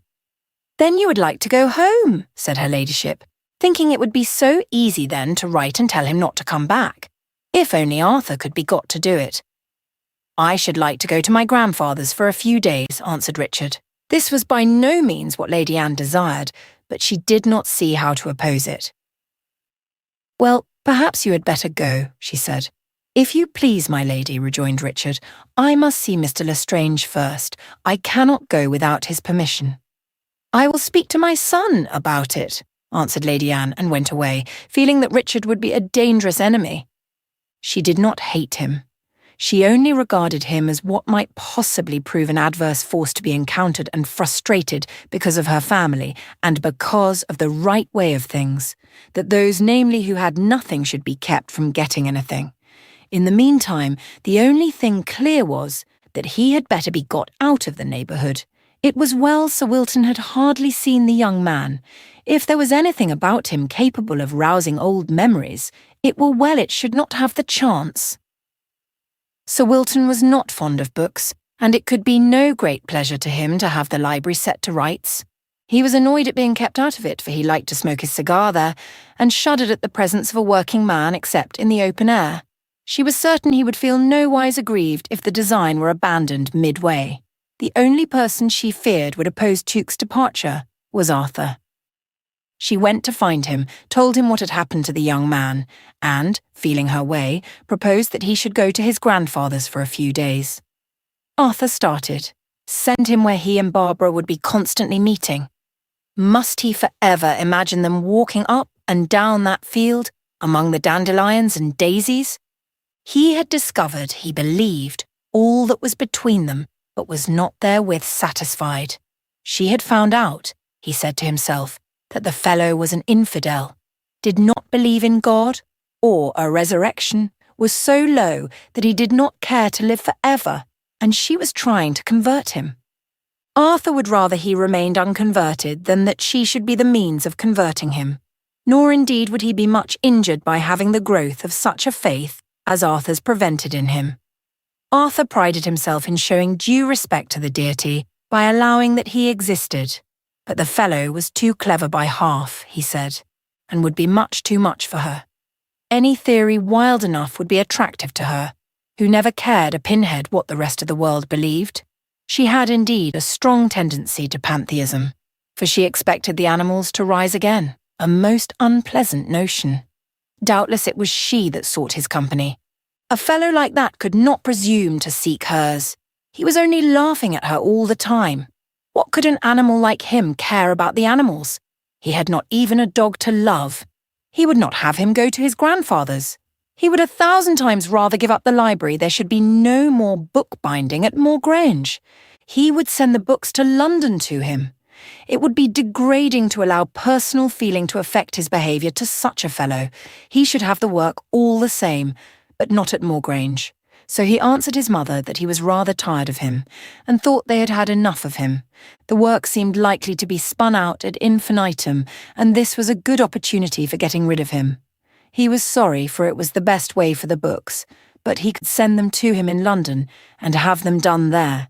The man, he understood, had been making himself disagreeable too, and he did not want to quarrel with him. He was a radical, and thought himself as good as anybody. It was much best to let him go. He had at first liked him, and had perhaps shown it more than was good for the fellow, so that he had come to presume upon it, setting it down to some merit in himself. Happily he had retained the right of putting an end to the engagement when he pleased. This was far better than Lady Anne had expected.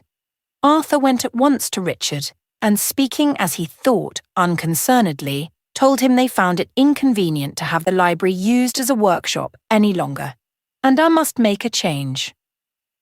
Richard was glad to hear it, thinking he meant to give him another room, and said he could work just as well anywhere else. He wanted only a dry room with a fireplace. Arthur told him he had arranged for what would be more agreeable to both parties, namely, that he should do the work at home. It would cost more, but he was prepared for that. He might go as soon as he pleased, and they would arrange by letter how the books should be sent, so many at a time. Richard spied something more under his dismissal than the affair with Miss Vixen, but he was too proud to ask for an explanation. Mr. Lestrange was in the right of their compact. He felt aggrieved notwithstanding, and was sorry to go away from the library. He would never again have the chance of restoring such a library. He did not once think of it from the point of gain. He could always make his living. It was to him a genuine pleasure to cause any worthy volume look as it ought to look, and to make a whole, straggling library of books, wasted and worn, put on the complexion, uniform, and discipline of a well-conditioned company of the host of heaven, was at least an honourable task. For what are books, I venture to say, but an army corps of the Lord of hosts, at whose command are troops of all natures, after the various regions of his indwelling. Even the letter is something, for the dry bones of books are every hour coming alive to the reader in whose spirit is blowing the better spirit. Richard himself was one of such, though he did not yet know there was a better spirit. Then again, there were not a few of the books with which individually he was sorry to part.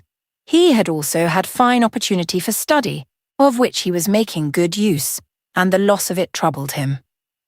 He had read some books he would hardly otherwise have been able to read, and had largely extended his acquaintance with titles. He was sorry, too, not to see more of Mr. Wingfold. He was a clergyman, it was true, but not the least like any other clergyman he had seen. Richard had indeed known nothing of any other clergyman out of the pulpit, and I fear most clergymen are less human, therefore less divine in the pulpit than out of it. Many who, out of the pulpit, appear men, are in it little better than hawkers of old garments, the worse for their new patches. Of the forces in action for the renovation of the world, the sale of such old clothes is one of the least potent.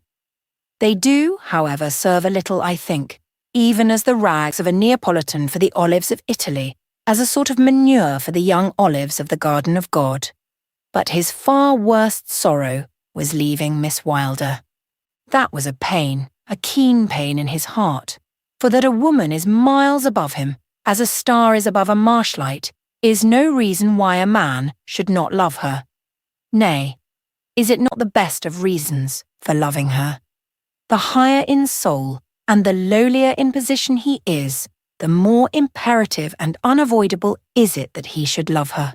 And the absence of any thought in the direction of marriage leaves but the wider room for the love infinite. In a man capable of loving in such fashion, there are no bounds to the possibilities, no limit to the growth of love. Richard thought his soul was full, but a live soul can never be full. It is always growing larger, and is always being filled. Like one that hath been stunned, he went about his preparations for departure. "You will go by the first train in the morning," said Arthur, happening to meet him in the stable-yard, whither Richard had gone to look if Miss Brown was in her usual stall. "I have told Robert to take you and your tools to the station in the spring-cart." "Thank you, sir," returned Richard.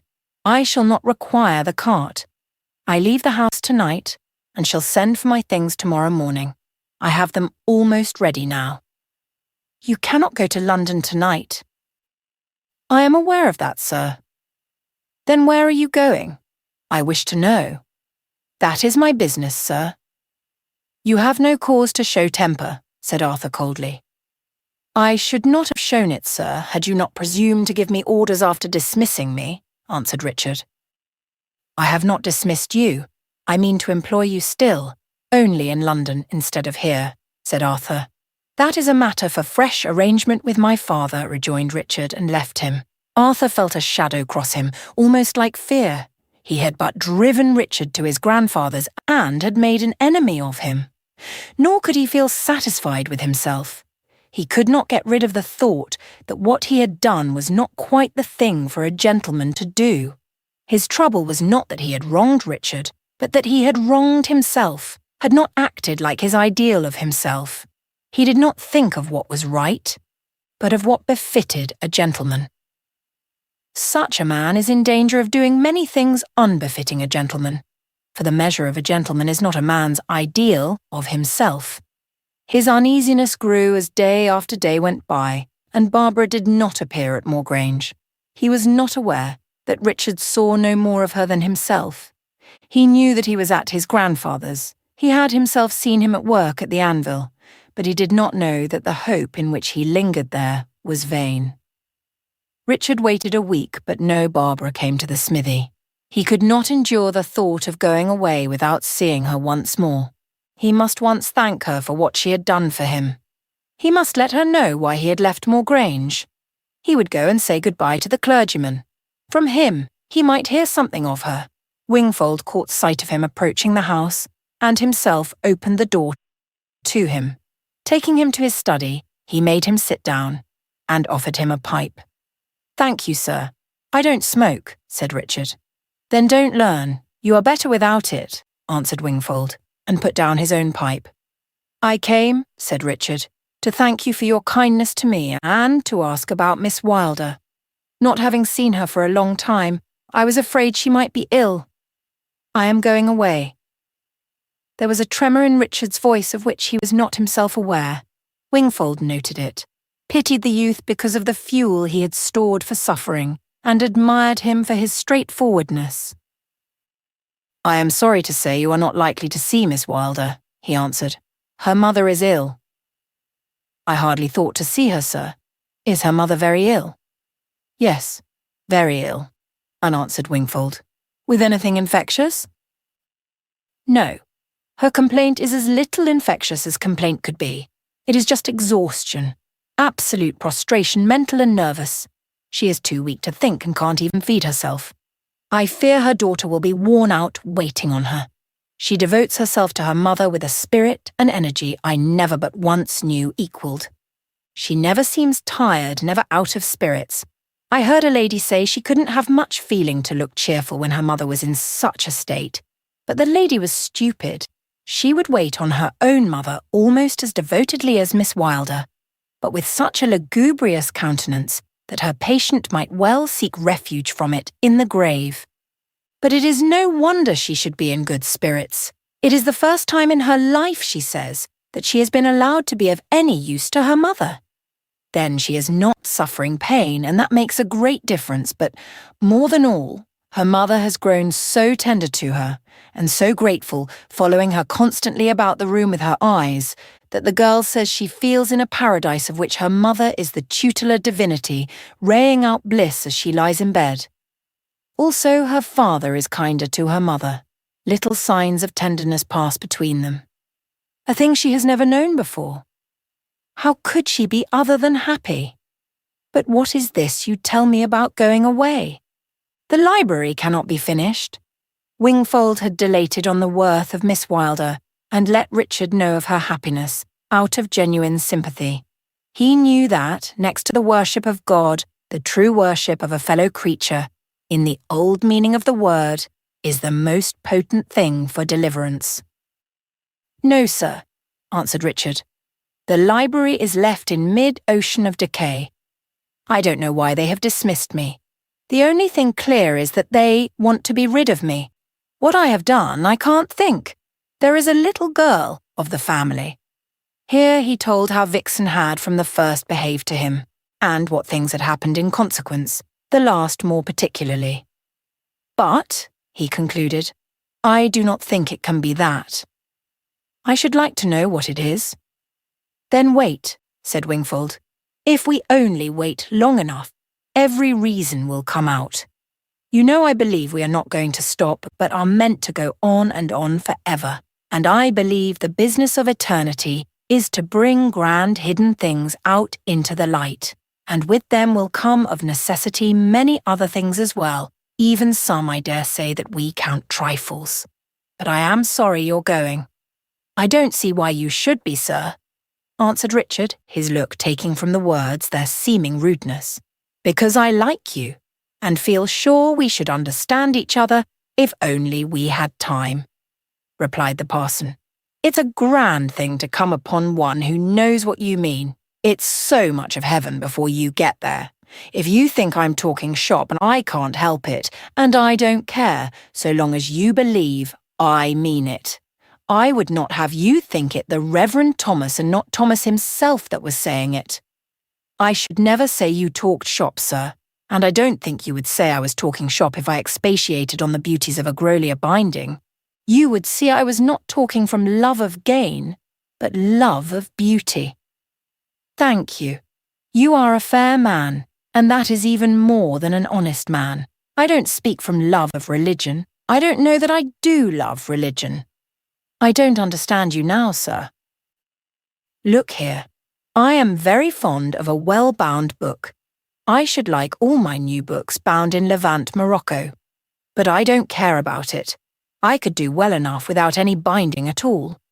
Of course you could, sir, and so could I, or any man that cared for the books themselves. Very well. I don't care about religion much, but I could not live without my Father in heaven. I don't believe anybody can live without him. I see, said Richard. He thought he saw, but he did not see, and could not help smiling in his heart as he said to himself, I have lived a good many years without him. Wingfold saw the shadow of the smile, and blamed himself for having spoken too soon. When do you go? He asked. I think I shall go tomorrow. I am at my grandfather's. If I can be of use to you, let me know. I will, sir, and I thank you heartily. There's nothing a man is so grateful for as friendliness. The obligation is mutual, said Wingfold. A new experience had come to Mrs. Wylder. Her passion over the death of her son, her constant and prolonged contention with her husband, her protest against him whom she called the Almighty, the public consequence of the same, these, and the reaction from all these, had resulted in a sudden sinking of the vital forces, so that she who had been like a burning fiery furnace was now like a heap of cooling ashes on a hearth, with the daylight coming in. She had not only never known what illness was, she did not even know what it was to feel unfit. Her consciousness of health was so clear, so unmixed, so unencountered, that she had never had a conception, a thought, a notion of what even that health was. Power and strength had so constantly seemed part of her known self, that she never thought of them. They were never far enough from her to be seen by her. She did not suspect them as other than herself, or dream that they could be disjoined from her. She could think only in the person of a strong woman. She was aware only of the being of a strong woman. Even after she had been some time helpless in bed, as often as she thought of anything she would like to do, it was the act of trying to get up and do it that made her aware afresh that she was no more the woman corresponding to her consciousness of herself. For her consciousness had never yet presented her as she really was, but always through the conditional and non-essential, so that by accidents only was she characterized to herself. Now she was too feeble even to care for the loss of her strength. Her weakness went too deep to be felt as an oppression, for it met with no antagonism. Her inability to move was now no prison, and her attendant was no slave with tardy feet, but an angel of God. For her Bab was now the mother's one delight. Her love for her lost twin had been in great part favouritism, partisanship, defence, opposition. Her love for Barbara was all tenderness, and no pride. In her self-lack she clung to her as lordly dame who had taken her castle for part of herself and impregnable, but, its walls crumbling under the shot of the enemy, found herself defenceless before her captors, might turn and clasp her little maid, suppliant for protection. Good is it that we are not what we seem to ourselves in our hours of ease, for then we should never seek the Father. The loss of all that the world counts first things is 1,000-fold repaid in the mere waking to higher need. It proves the presence of the divine in the lower good, that its loss is so potent. A man may send his gaze over the clear heaven and suspect no God. When the stifling cloud comes down, folds itself about him, shuts from him the expanse of the universe. He begins to long for a hand, a sign, some shadow of presence. Mrs. Wylder had not got so far as this yet, but she had sought refuge in love. And what is the love of child, or mother, or dog, but the love of God shining through another being, which is a being just because he shines through it? This was the one important result of her illness, that, finding refuge in the love of her daughter, she loved her daughter. The next point in her eternal growth would be to love the God who made the child she loved, and whose love shone upon her through the child. By nature she was a strong woman whom passion made weak. It sucked at her will till first it hardened it to a more selfish determination, then pulped it to a helpless obstinacy. The persistence that goes with inclination has its force only from the weakness of pride and the mean worship of self. It is the opposite of that free will which is the reflex of the divine will, and the ministering servant power to all freedom, which resists and subdues the self of inclination, and is obedient only to the self of duty. Where the temple of God has no windows, earthquake must rend the roof, that the sunlight may enter. Barbara's mother lay broken on her couch that the spirit of the daughter might enter the soul of her mother, and with it the spirit of him who, in the heart of her daughter, made her that which she was. Her illness had lasted a month, when one day her husband, at Barbara's prayer coming to see her, she feebly put out her hand asking for his, and for a moment the divine child in the man opened its heavenly eyes. He took the offered hand kindly, faltered a gentle-sounding commonplace or two, and left her happier, with a strange little bird fluttering in his own bosom. There are eggs of all the heavenly birds in our bosoms, and the history of man is the incubation and hatching of these eggs. She began to recover, but the recovery was a long one. As soon as she thought her well enough, Barbara told her that Mr. Wingfold had been to inquire after her almost every day, and asked whether she would not like to see him. Mrs. Wylder was in a quiescent condition, non-combatant, involving no real betterment, occasioned only by the absence of impulse. But such a condition gives opportunity for the good, the gentle, the loving, to be felt, and so recognized. The sufferer resembles a child that has not been tempted, whose trial is yet to come. With recovery, fresh claim will be put in by the powers of good. This claim will be resisted by old habit, resuming its force in the return of physical and psychical health. And then comes the tug of war.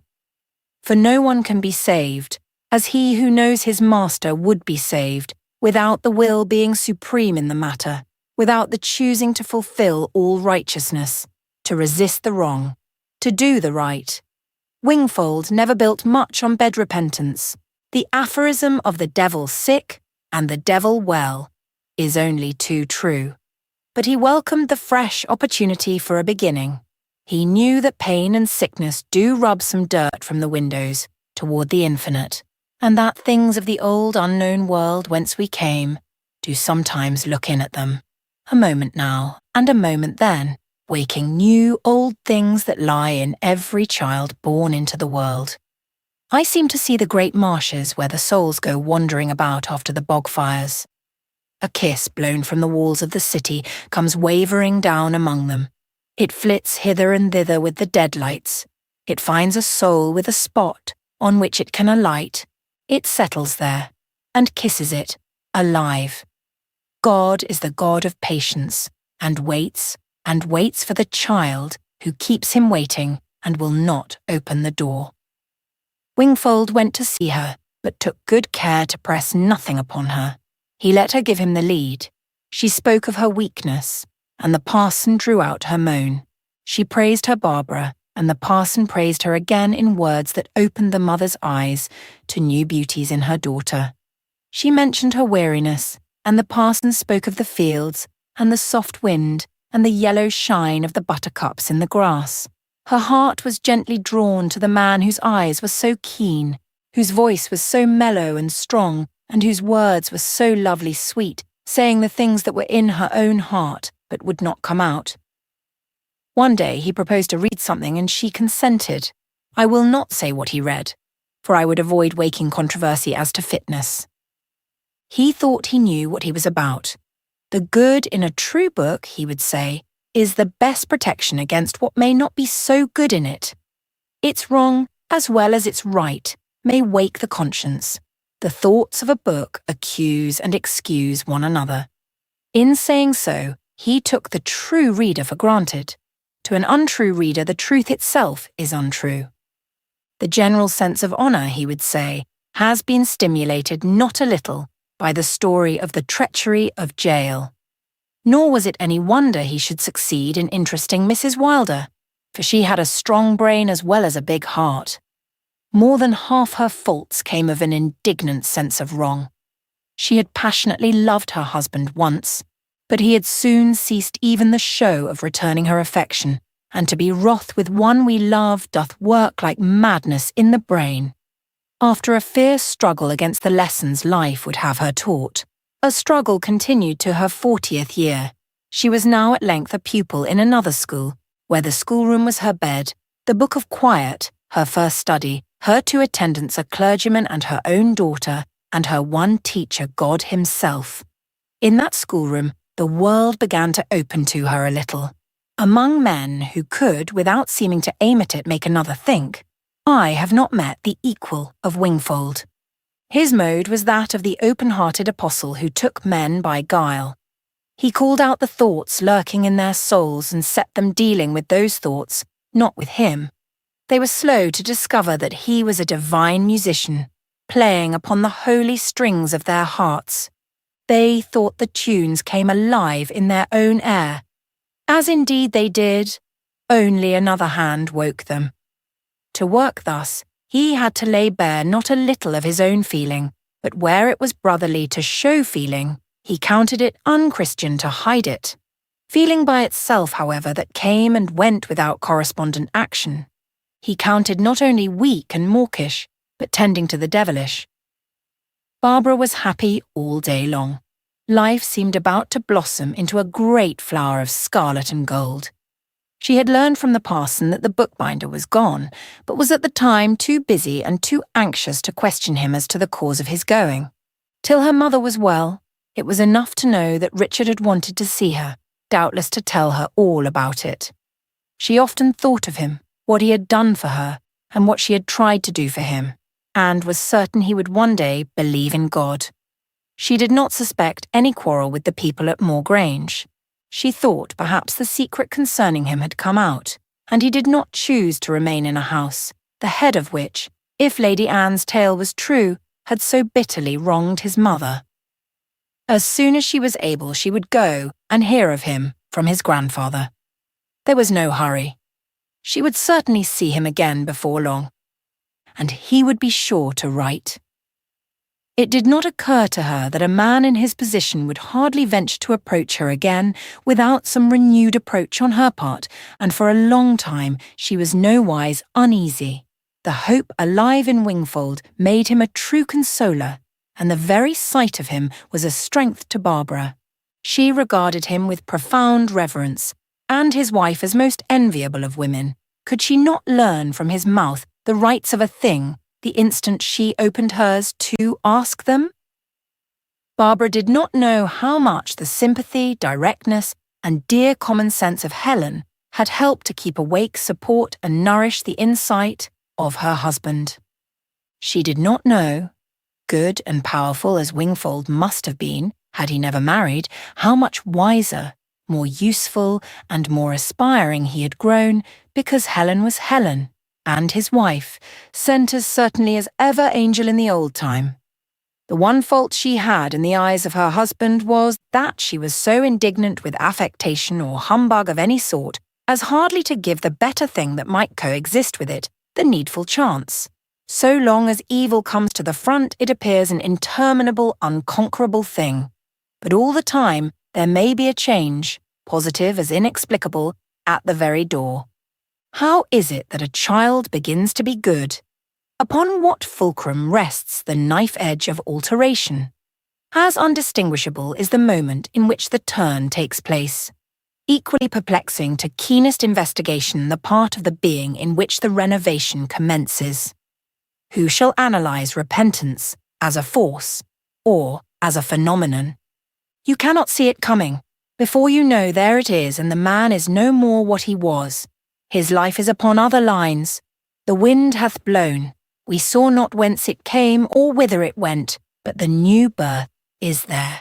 It began in the spiritual infinitesimal, where all beginnings are. The change was begun in Mrs. Wylder, but the tug of her war was to come. Lady Anne had not once been to see her since first calling when she arrived. Naturally, she did not take to her.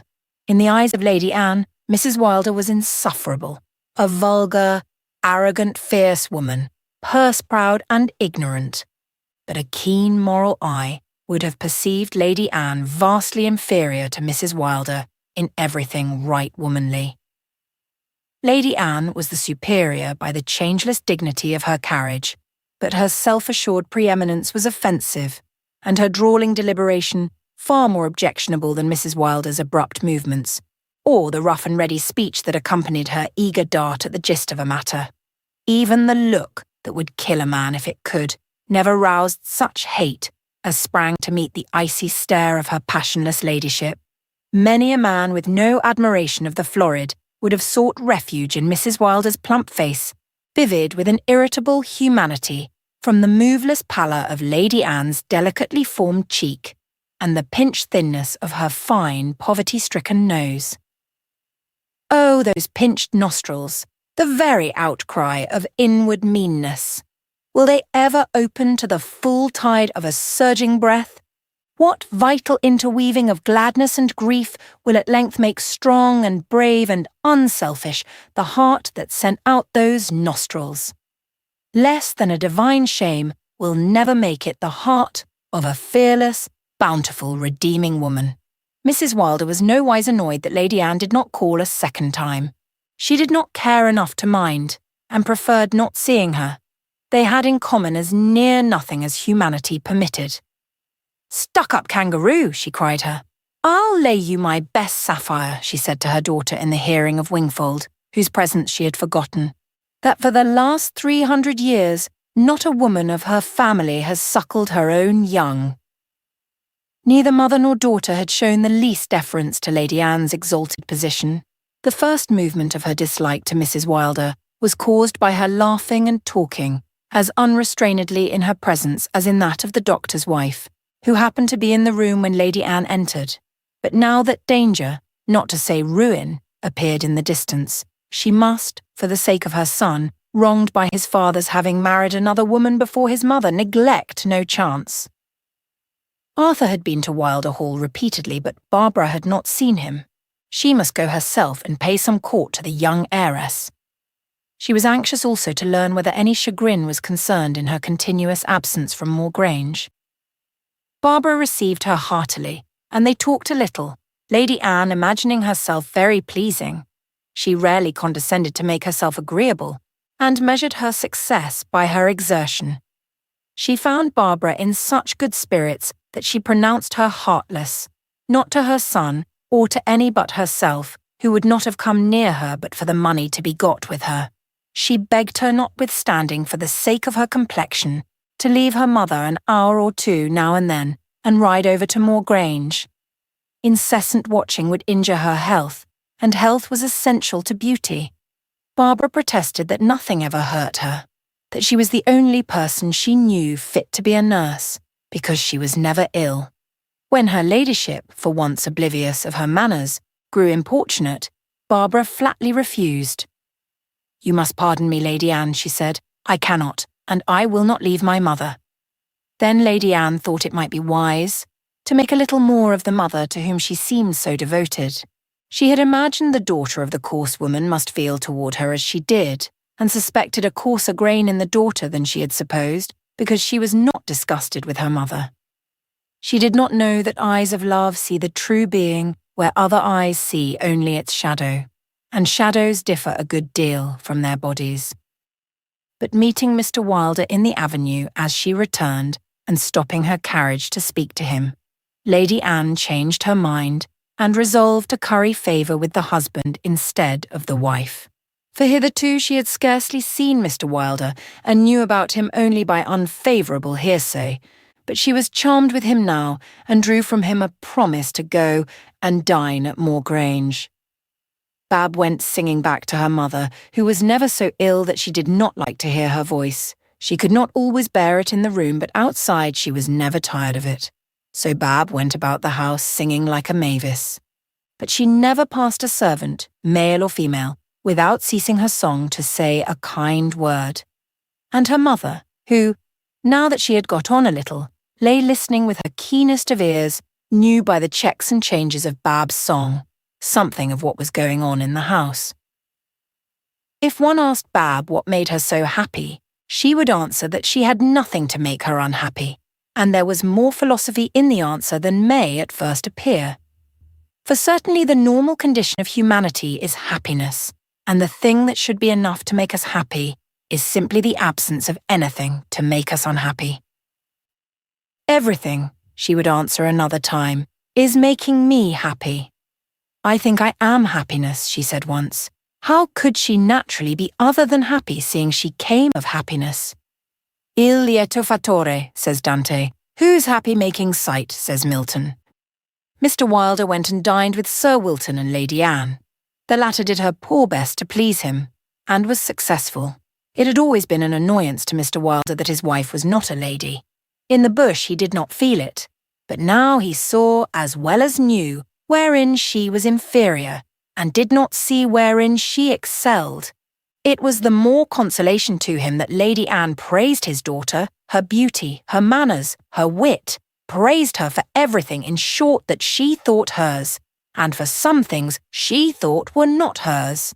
But she hinted that it would be of the greatest benefit to Barbara to have the next season in London.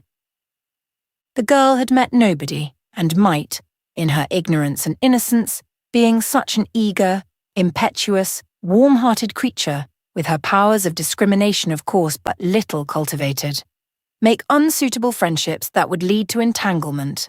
While well chaperoned, she might become one of the first ladies in the county.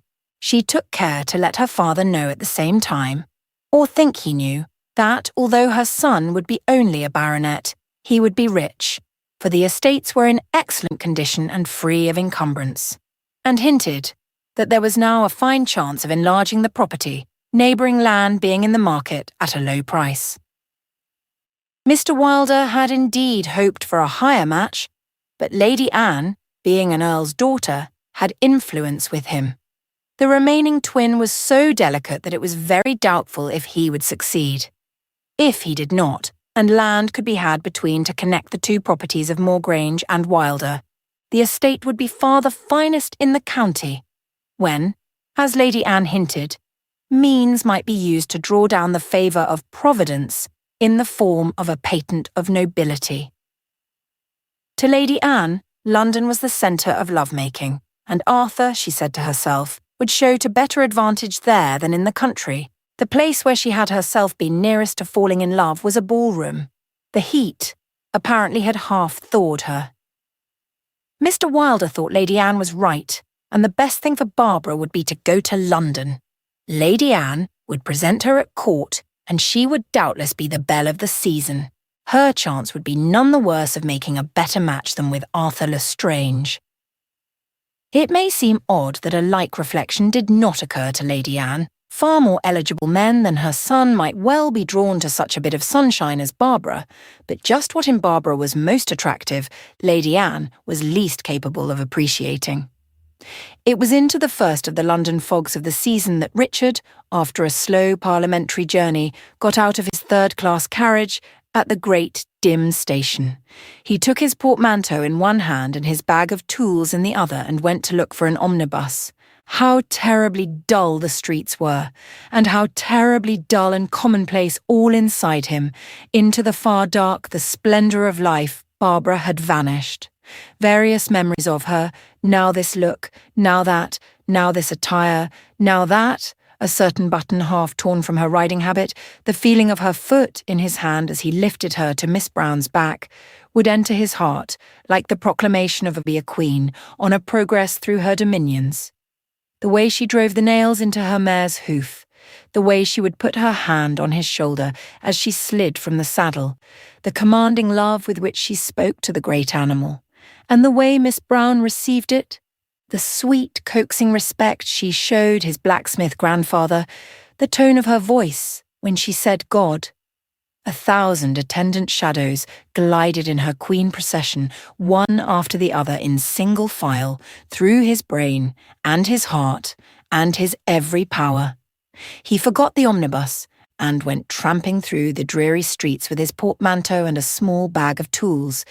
He had sent home his heavier things before, thinking ever of Barbara, and not scorning himself for thinking of her, for he thought of her as true lady herself, would never scorn to be thought of by honest man. No genuine unselfish feeling is to be despised either by its subject or its object. That Barbara was lovely was no reason why Richard should not love her. That she was rich was no reason why he should forget her. She came into his life as a star ascends above the horizon of the world. The world cannot say to it, "Go down, star." Yea, Richard's star raised him as she rose. In her presence he was at once rebuked and uplifted. She was a power within him. He could not believe in God, but neither could he think belief in such a God as she believed in, degrading. He said to himself that everything depended on the kind of God believed in, and that the kind of God depended on the kind of woman. He wondered how many ideas of God there might be, for everyone who believed in him must have a different idea. Some of them must be nearer right than others, he said to himself, nor perceive that he was beginning to entertain the notion of a real God, for he saw that the notions of the best men and women must be convergent, and was not far from thinking that such lines must point to some object rather than an empty centre. The idea of the best men and women must be a believable idea, might be a true idea, might therefore be a real existence. He had not yet come to consider the fact that the best of men said he knew God, that God was like himself, only greater, that whoever would do what he told him should know that God, and know that he spoke the truth concerning him, that he had come from him to witness of him that he was truth and love. Richard had indeed started on a path pointing thitherward, but as yet all concerning the one necessary entity was vaguest speculation with him. He did feel, however, that to give in to Barbara altogether would not make him a believer such as Barbara. On the other hand, he was yet far from perceiving that no man is a believer. Let him give his body to be burned, except he give his will, his life to the Master. No man is a believer with whom he and his Father are not first. No man, in a word, who does not obey him. That is, who does not do what he said and says. It seems preposterous that such definition should be necessary, but thousands talk about him for one that believes in him. Thousands will do what the priests and scribes say he commands, for one who will search to find what he says, that he may do it, who will take his orders from the Lord himself, and not from other men claiming either knowledge or authority. A man must come up to the Master, hearken to his word, and do as he says. Then he will come to know God, and to know that he knows him. When he stopped thinking of Barbara, all was dreary about Richard. But he did not once say to himself, "She does not love me," did not once ask, "Does she love me?" He said, "She cares for me, she is good to me. I wish I believed as she does, that I might hope to meet her again in the howls of the one Father." It was Saturday night, and he had to go through a weekly market. A hurrying, pushing, loitering, jostling crowd gathered thick about the butchers' and fishmongers' shops, the greengrocers' barrows, and the trays upon wheels with things laid out for sale. Suddenly a face flashed upon him and disappeared. He was not sure that it was Alice's, but it suggested Alice so strongly that he turned and tried to overtake it. Impeded by his luggage, however, which caught upon hundreds of legs, he soon saw the attempt hopeless. Then, with pain, he remembered that he had not her address, and did not know how to communicate with her. He longed to learn why she had left him without a word, what her repeated avoidance of him meant. Far more he desired to know where she was that he might help her and how she fared. But Barbara was her friend. Barbara knew her address. He would ask her to send it him. He hardly thought she would, for she was in the secret of Alice's behaviour. But, joy to think, it would be a reason for writing to her. His heart gave a bound in his bosom. Who could tell but she might please to send him the fan wind of a letter now and then, keeping the door, just a chink of it, open between them, that the voice of her slave might reach her on the throne of her loveliness. He walked the rest of the way with a gladder heart. He was no longer without a future. There was something to do and something to wait for, days a dreary unto death which wrap no hope in their misty folds. His uncle and aunt received him with more warmth than he had ever known them show. They were in good spirits about him, for they had all the time been receiving news of him and Barbara, with not a word of Alice, from old Simon. Jane's heart swelled with the ambition that her boy should, as a working man, gain the love of a well-born girl, and reward her by making her my lady. I do not think Mrs. Tuke could have loved a son of her own body more than this son of her sister, but she was constantly haunted with a vague uneasiness about the possible consequences to herself and her husband of what she had done, and the obstacles that might rise to prevent his restoration. And this uneasiness had its share both in repressing the show of her love and in making her go to church so regularly. Her pleasure in going was not great, but she was not the less troubled that Richard did not care about going. She was still in the land of bullocks and goats. She went to church with the idea that she was doing something for God in going. It is always the way. Until a man knows God, he seeks to obey him by doing things he neither commands nor cares about, while the things for the sake of which he sent his son, the man regards as of little or no consequence. What the son says about them, he takes as a matter of course for him to say, and for himself to neglect. Mrs. Tuke noted the next day that, as often almost as he was still, a shadow settled on Richard's face, and he looked lost and sad, but it only occurred to her that of course he must miss Barbara. Never that he cherished no hope such as she would have counted hope. She took it almost as an omen of final success, when in the evening he asked her if she would not like him to go to church with her. He felt as if in church he would be nearer Barbara, for he knew that now she went often. But alas, while there he sat, he felt himself drifting farther and farther from her. The foolish utterances of the parson made him deeply regret that he had gone. While he believed, or at least was willing to believe, that they misrepresented Christianity, they awoke all his old feelings of instinctive repulsion and overclouded his discrimination. Almost as little could he endure the unnature as the untruth of what he heard. It had no ring of reality, no spark of divine fire, no appealing radiance of common sense, little of any verity at all. There was in it, as nearly as possible, nothing at all to mediate between mind and mind, between truth and belief, between God and his children. The clergyman was not a hypocrite, far from it. He was in some measure even a devout man. But in his whole presentation of God and our relation to him, there was neither thought nor phrase germane to sunrise or sunset, to the firmament or the wind or the grass or the trees.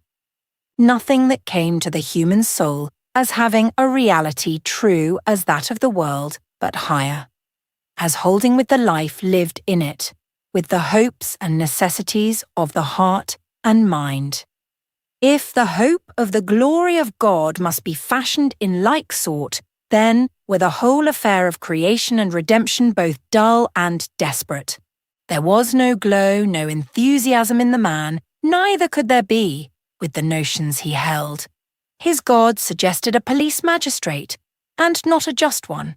Richard would gladly have left the place and wandered up and down in the drizzle until, the service over, his mother should appear. But for her sake, he sat out the misery. The man, he said to himself, does not give us one peg on which to hang the love of God that he tells us we ought to feel. Love a God like that. If he were as good as my mother, I would love him. But we have all to look out to protect ourselves from him. Mr. Parson, There's no such being as you jabber about. It puzzles me to think what my mother gets from you." He had written his letter to Barbara, and when they came out, he posted it. A long, long time of waiting followed, but no waiting brought any answer. Lady Anne had dropped a hint. And Mr. Wylder had picked it up, a hint delicate but forcible enough to make him do what he had never done before, keep an outlook on the letters that came for his daughter. When Richards arrived, it did not look to him that of a gentleman. The writing was good, but precise. It was sealed with red wax, but the impression was sunk. A proper seal had not been used. Especially where his own family was concerned, Mr. Wylder was not the most delicate of men. He opened the letter, and in it found what he called a rigmarole of poetry and theology. "Confound the fellow," he said to himself. Lady Anne did well to warn him. There should be no more of this. The scatterbrain took after her mother. He would give it her hot. But he neither gave it her hot, nor gave her the letter. He did not say a word. He feared the little girl he pretended to protect, and knew that if he entered the lists with her, she would be too much for him. But he did not understand that the mean in him dared not confront the noble in his child. So Richard's letter only had it hot. It went into the fire, and Bab never read the petition of her poor friend. The next morning Richard went to the shop and fell to the first job that came to his hand. He acquainted his father with Lestrange's proposal in regard to the library. Mr. Tuke would have him accept it. "You shall have all it brings," he said. "I don't want the money," returned Richard. "But I want the honour of the thing," replied his uncle. "You answered the young gentleman sharply. You had better let me write." Richard made no objection. He would gladly keep the door open to any place where the shadow of Barbara might fall, and was willing therefore to pocket the offence of his causeless dismissal. But no notice was taken of Tuke's letter, and a gulf of negation seemed to yawn between the houses. Thus was initiated a dreary time for Richard. Now first he began to know what unhappiness was. The seeming loveless weather that hung over the earth and filled the air was in joyless harmony with his feelings. But had his trouble fallen in a more genial season, it would have been worse. He had never been with Barbara in the winter, and it did not seem so unnatural to be without her now. Had it been summer, all the forms of earth and air would have brought to him the face and voice and motion of Barbara. And yet the soul would have been gone from them. The world would have been worse dead then than now in the winter. Barbara had been the soul of it, more than a son to it. He could not, however dead as the world seemed, remain a moment indoors after his work was done. Whatever sort the weather, out he must go, often on the Thames, heedless of cold or wind or rain. His mother grew anxious about him, attributed his unrest to despair, and feared she might have to tell him her secret. She recoiled from setting free what she had kept in prison for so many years. In her own mind, she had settled his coming of age as the term of his humiliation, and she would gladly keep to it. She shrunk from losing him, from breaking up the happiness that lay in seeing him about the house. But that her husband had insisted on accustoming themselves to live without him, she would hardly have consented to his late absence. She shrunk also from the measures necessary to reinstate him, and from the commotion those measures must occasion. It was so much easier to go on as they were doing, and delay could not prejudice his right. In fact, most of the things that made her take the baby were present still, making her desire to keep the youth. A day would come when she must part with him, but that day was not yet. She dreaded uncaging her secret because of the change it must work, whether immediate action were taken or not. She never suspected that anyone knew or surmised it but herself, or that she had to beware of any tongue but her own. Her husband left the matter entirely to her. It was her business, he said, from the first, and he would let it be hers to the last. But Richard soon began to recover both from the separation and from his disappointment in regard to his letter. He was satisfied that whatever might be the cause of her silence, it came from no fault in Barbara. Nothing ever shook his faith in her. And soon he found that he looked now upon the world with eyes from which a veil had been withdrawn. Barbara gone, Mother Earth came night to comfort her child.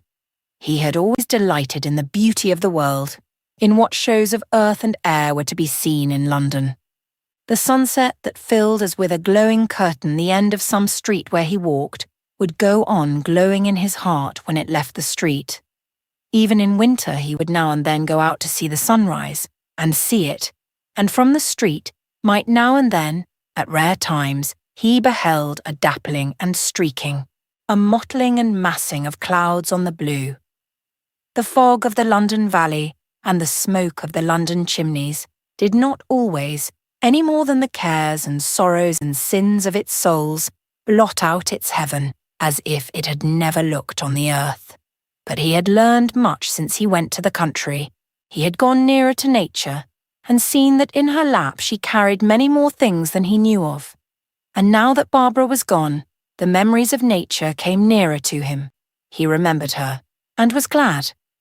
Soon he began to find that, both as regards nature and those whom we love, absence is, for very nearness, often better than presence itself. He had been used to think and talk of nature either as an abstraction or as the personification of a force that knew nothing and cared for nothing, was nobody, was nothing.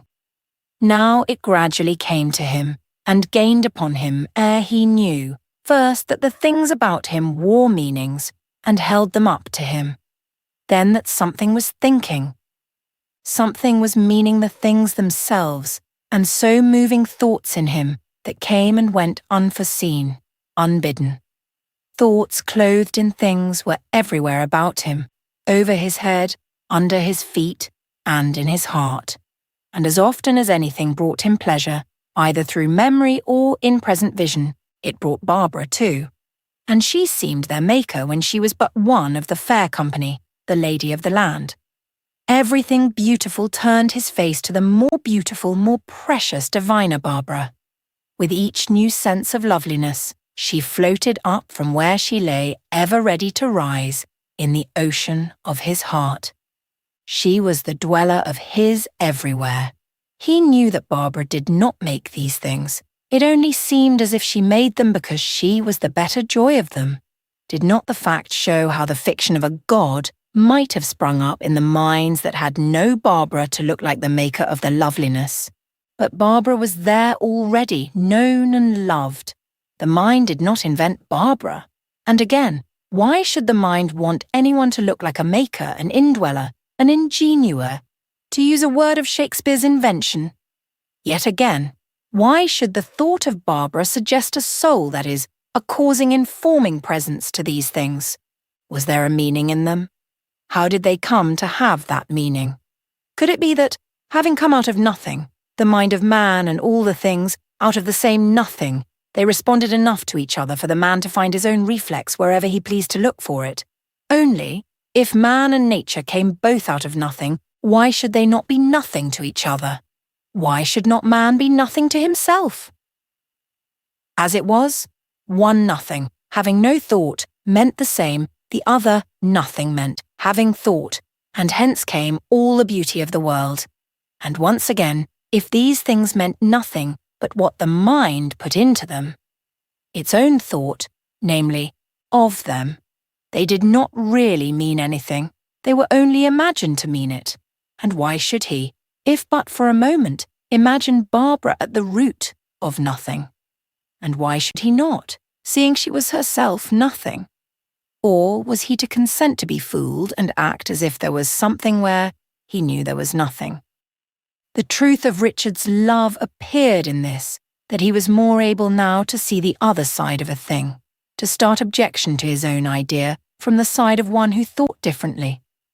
If I feel, he would say to himself, as if these things meant something, and conclude that they only mean me, being the body to me, who am the soul of them.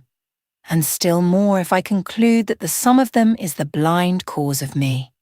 Then, when I grow sick of myself, finding no comfort, no stay in myself for myself, and know that I need another, say another self, then the seeming sympathy that nature offers me is the merest mockery.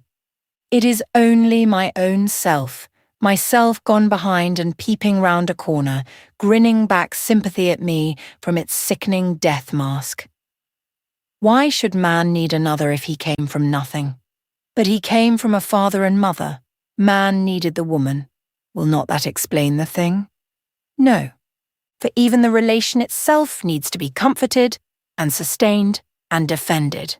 Why was there so much, and most of all in himself, for which, as Richard was beginning to understand, even a Barbara could not suffice? Why also did her sufficiency depend so much on her faith in an all-sufficient? And why was there so often such a gulf betwixt the two that seemed made for each other? They were made for each other only in the general.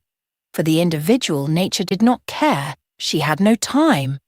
Then how was it that he cared for nature? If nature meant anything, was an intelligence, a sort of God, why should he, the individual, who loved as an individual, was a blessing or curse to himself as an individual? Why should he care anything for one who loved only in the general? Could a man love in general? Yes, he himself loved his kind and sought to deliver them from superstition, but that was because he could think of them as a multitude of individuals. If he had never loved father, mother, or friend, would he have loved in the general? Would crowds of men and women have awaked love in him? If so, then the bigger crowd must always move the greater love. No, it is from the individual we go to the many. Love that was only in the general that cared for the nation, the race, and let the individual perish, could not be love. He would be no God who cared only for a world or a race. The live, conscious individual man could not love or worship him. And if no individual worshipped, where would be the worship of the crowd? Still less could a vague creator of masses that knew nothing of individuals, being himself not individual, be worthy to be called God. Demon be, might be, never God. But if God were a person, an individual, and so loved the individual, then indeed. Barbara believed that such a God lived all about and in us. Mr. Wingfold said he was too great to prove, too near to see, but the greater and the nearer, the more fit to be loved. There were things against it. Nature herself seemed against it, for lovely as she was, she did awful things.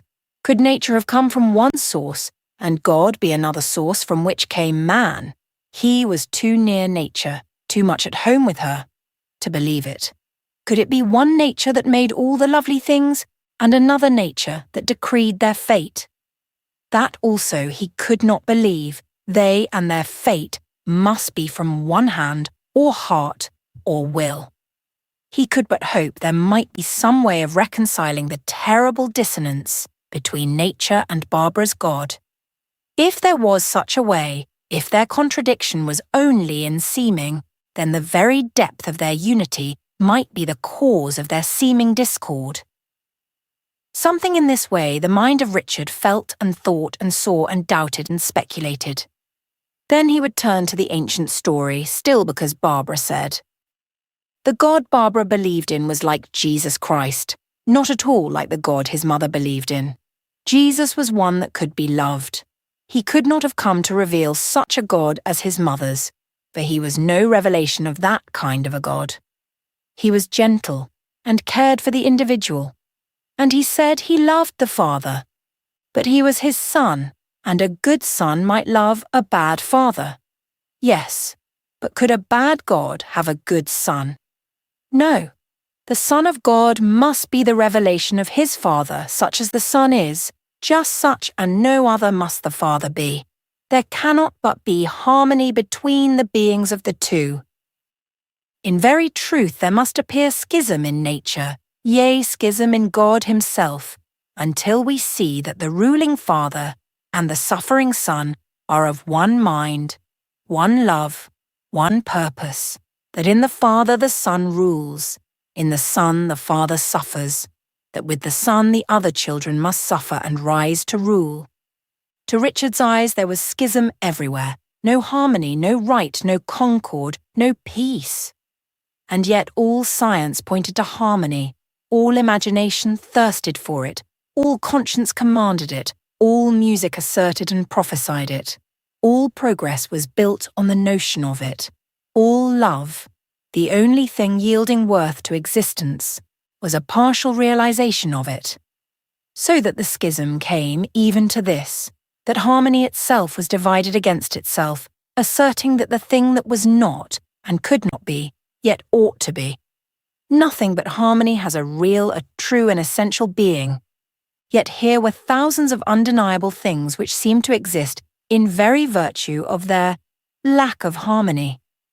There were shocks and recoils in every part of every thinking soul, in every part of the object world, and yet in certain blissful pauses unlooked for, uncaused by man, certain sudden silences of the world, an eternal harmony would for one moment manifest itself behind the seething conflicting discords that fill the atmosphere of the soul, straightway to vanish again, it is true, but into the heart of hope that saves men.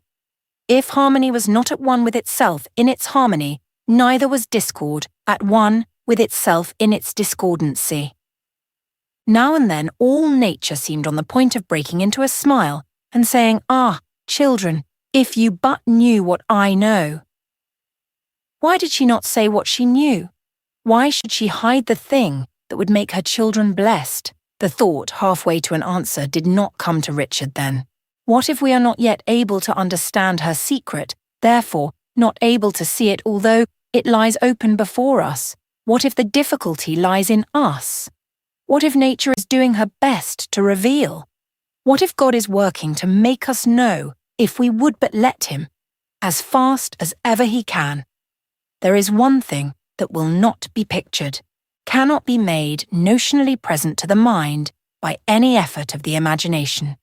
One thing that requires the purest faith, a man's own ignorance and incapacity. It is impossible to think of the object of our ignorance. How then realize the ignorance whose very centre is a blank, a negation? When a man knows, then first he gets a glimpse of his ignorance as it vanishes. Ignorance, I say, cannot be the object of knowledge. We must believe ourselves ignorant, and for that we must be humble of heart.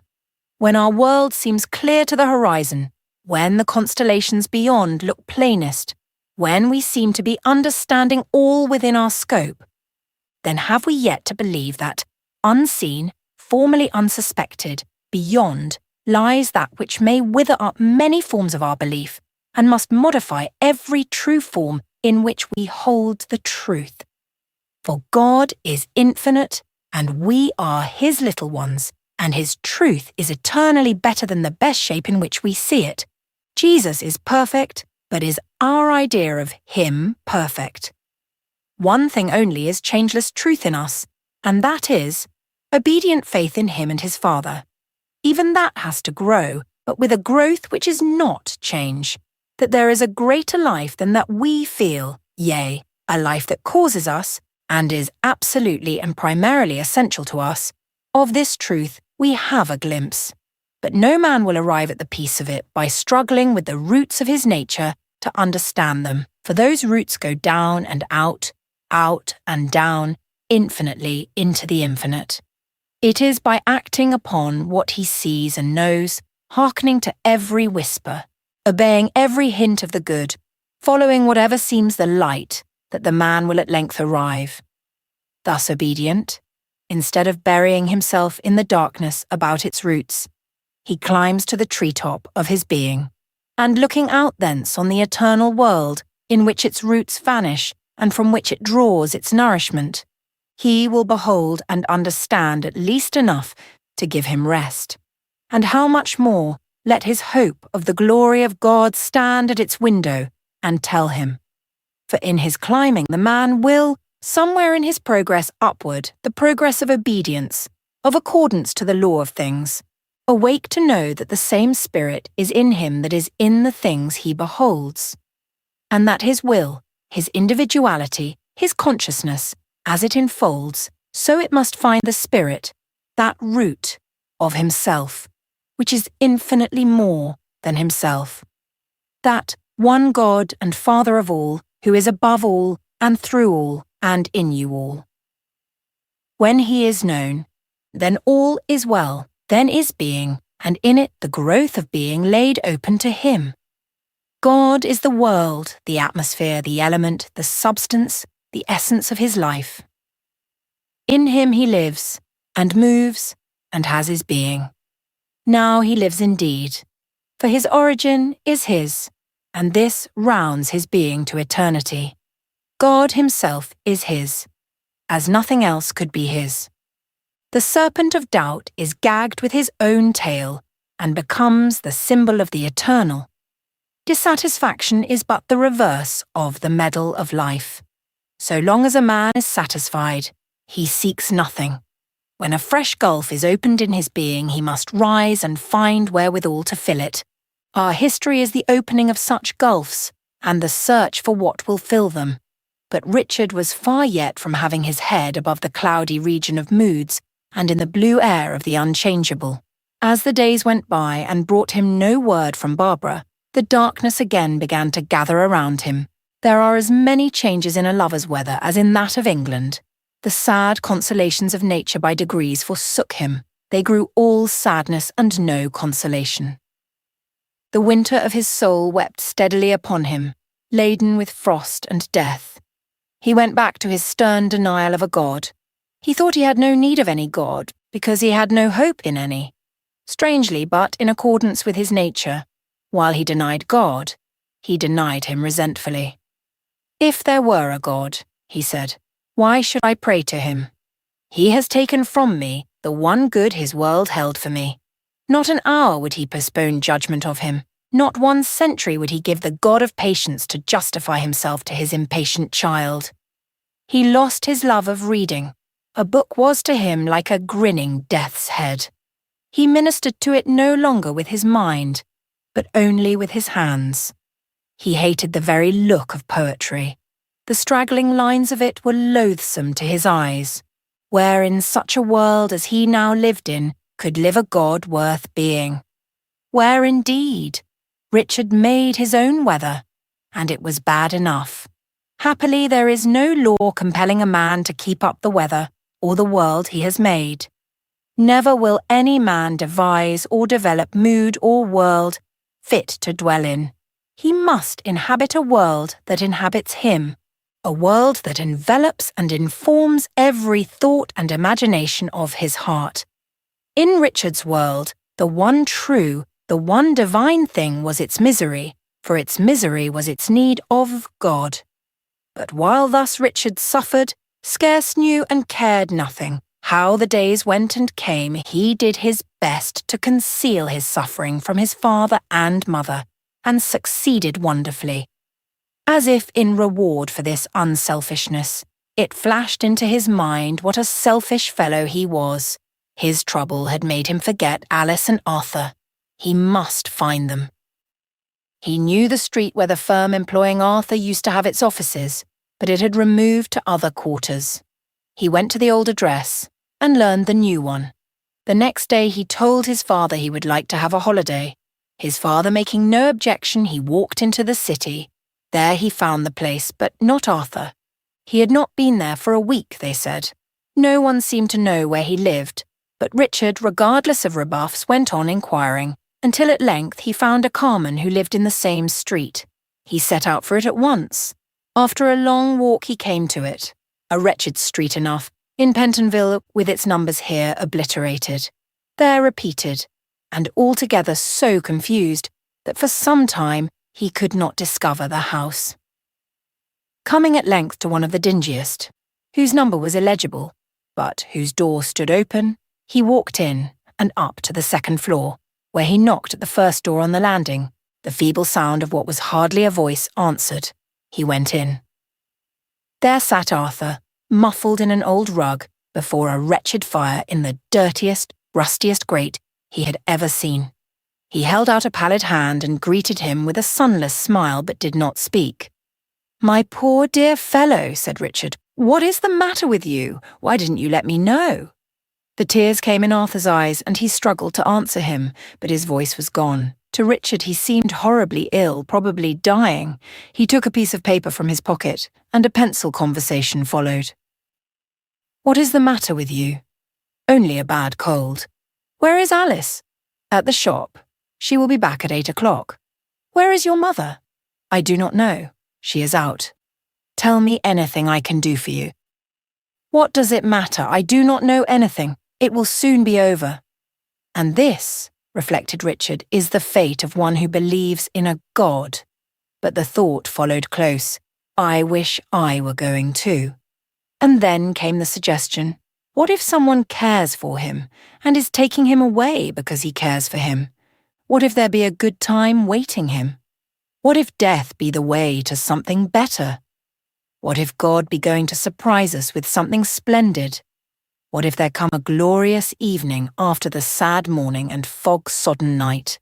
What if Arthur's dying be in reality a waking up to a better sunshine than ours? We see only one side of the thing. He may see the other. What if God could not manage to ripen our life without suffering? If only there were a God that tried to do his best for us, finding great difficulties, but encountering them for the sake of his children. How dearly I should love such a God, thought Richard. He would hold by him to the last. He would do his best to help him. He would fight for him. He would die for him. His hour was not yet come to know that there is indeed such a God, doing his best for us in great difficulties, with enemies almost too much for him. The falsehood, namely, the unfilialness of his children, so many of whom will not be true, priding themselves on the good he has created in them, while they refuse to make it their own by obeying it when they are disinclined. If even he might but hope that with his last sigh, Arthur would awake to a consciousness justifying his existence, let him be the creation of a living power, or the helpless product of a senseless, formless, ons non ens, he would be content. For then they might one day meet again, somewhere, somewhen, somehow, together encounter afresh the troubles and dissatisfactions of life, and perhaps work out for themselves a world more endurable. But with that came the thought of Barbara. No, he said to himself, let us all die, die utterly. Why should we grumble at our poor life when it means nothing, is so short, and gives such a sure and certain hope of nothing more? Who would prolong it in such a world, with which every soul confesses itself disappointed, of which every heart cries that it cannot have been made for us? When they grow old, men always say they have found life a delusion, and would not live it again. From the first, things have been moving toward the worse. Life has been growing more dreary. Men are more miserable now than when they were savage. How can we tell that the world was not started at its best, to go downhill for ever and ever with a God to urge its evil pace? For surely there is none to stop it. What if the world be the hate contrivance of a being whose delight it is to watch its shuddering descent into the gulf of extinction, its agonized slide into the red foam of the lake of fire? But he must do something for the friend by whose side he had sat speechless for minutes. I will come and see you again soon, Arthur, he said. I must go now. Would you mind the loan of a few shillings? It is all I happen to have about me. Arthur shook his head and wrote, Money is of no use, not the least. Don't you fancy anything that might do you good? I can't get out to get anything. Your mother would get it for you. He shook his head. But there's Alice. Arthur gave a great sigh and said nothing. Richard laid the shillings on the chimney-piece and proceeded to make up the fire before he went. He could see no sort of coal scuttle, no fuel of any kind. With a heavy heart he left him, and went down into the street, wondering what he could do. As he drew near the public house that chiefly poisoned the neighbourhood, it opened its hell jaws and cast out a woman in frowsy black, wiping her mouth under her veil with a dirty pocket-handkerchief. She had a swollen red face, betokening the presence of much drink, walked erect, and went perfectly straight, but looked as if, were she to relax the least of her state, she would stagger. As she passed Richard, he recognised her. It was Mrs. Manson. Without a thought, he stopped to speak to her. The same moment he saw that although not dead drunk, she could by no tropical contortion be said to be sober. She started and gave a snort of indignation. "You here!" she cried. "What the big devil do you want, coming here to insult your betters? You, the son of the bookbinder, you're no more John Tuke's son than I am. You're the son of that precious rascal, my husband. Go to Sir Wilton. Don't come to me. You're a base-born wretch. Oh yes, run to your mother. Tell her what I say. Tell her she was lucky to get hold of her tradesman."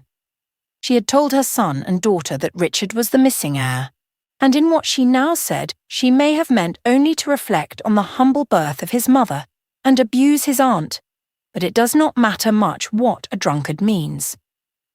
At the same time, the poison of asps may come from the lips of a drunkard, as from those of a sober liar. As the woman staggered away, Richard gave a stagger too, and seemed to himself to go reeling along the street. He sat down on a doorstep to recover himself, but for a long way after resuming his walk, went like one half-stunned. His brain nevertheless seemed to go on working of itself. The wretched woman's statement glowed in him with a lurid light. It seemed to explain so much. He had often felt that his father, though always just, did not greatly care for him. Then there was his mother's strangeness, the hardness of her religion, the gloom that at times took possession of her whole being, her bursts of tenderness and her occasional irritability. His mother, that his mother should have made him an outcast.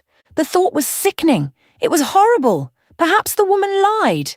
But no, something questionable in the background of his life had been unrecognisably showing from the first of his memory.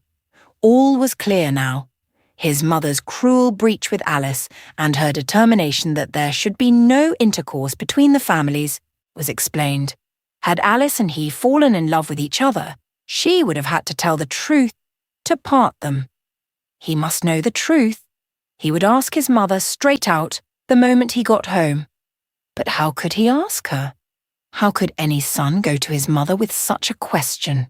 Whatever the answer to it, he dared not. There was but one alternative left him, either to kill himself or to smother his suffering and let the miserable world go on. Why should he add to its misery by making his own mother more miserable? Such a question from her son would go through her heart like the claws of a lynx. How could she answer it? How could he look upon her shame? Had she not had trouble enough already? Poor mother! It would be hard if her God assailed her on all sides, beset her behind and before. Poor mother indeed, if her son was no better than her God, he must be a better son to her than he had been. The child of her hurt must heal her. Must he as well as his father be cruel to her? But alas, what help was in him? What comfort could a heart of pain yield?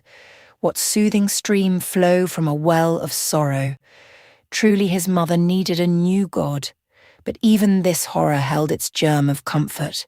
He had his brother Arthur, his sister Alice to care and provide for. They should not die. He had now the right to compel them to accept his aid. He thought and saw that in order to help them, to do his duty by them, he must make a change in his business relations with Mr. Tuke. He must have the command of his earnings. He could do nothing for his brother and sister as things were. To ask for money would wake inquiry, and he dared not let his mother know that he went to see them. If he did, she would be compelled to speak out. And that was a torture. He would rather see her die than suffer. He must have money concerning which no questions would be asked. Poor creatures. Oh, that terrible mother. It was good to know that his mother was not like her.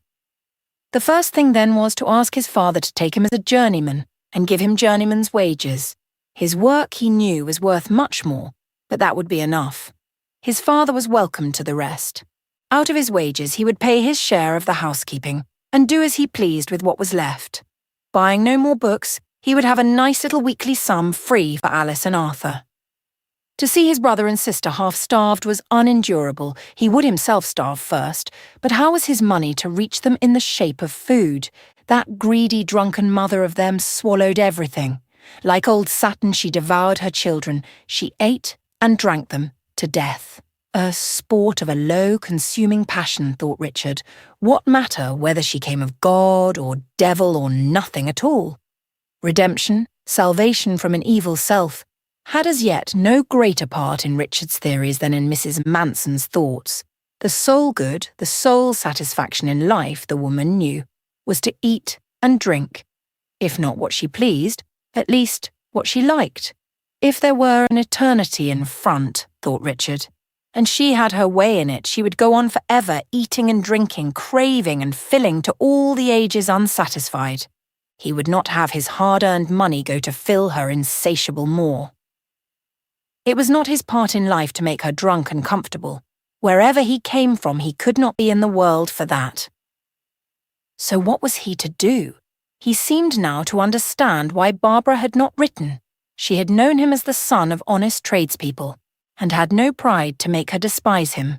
But learning from Alice that he was base-born, she might well wish to drop him. It might not be altogether fair of Barbara, for how was he to blame? Almost as little was she to blame, brought up to count such as he disgraced from their birth. Doubtless her religion should have raised her above the cruel and false prejudice, for she said it taught her to be fair, insisted that she should be just. But with all the world against him, how could one girl stand up for him? True, he needed fair play just so much the more, but that was the way things went in this best of possible worlds. No two things in it, meant to go together. Fitted. He fought hard for Barbara, strained his strength with himself to be content beforehand with whatever she might do or think or say. One thing only he could not bear, to think less of Barbara. That would kill him, paralyze his very soul. Of a man make him a machine, a beast outright at best. In all the world, Barbara was likest the God she believed in. If she, the idea of her that was, were taken from him, he must despair. He could stand losing herself, he said, but not the thought of her. Let him keep that, let him keep that. He would revel in that, and defy all the evil gods in the great universe.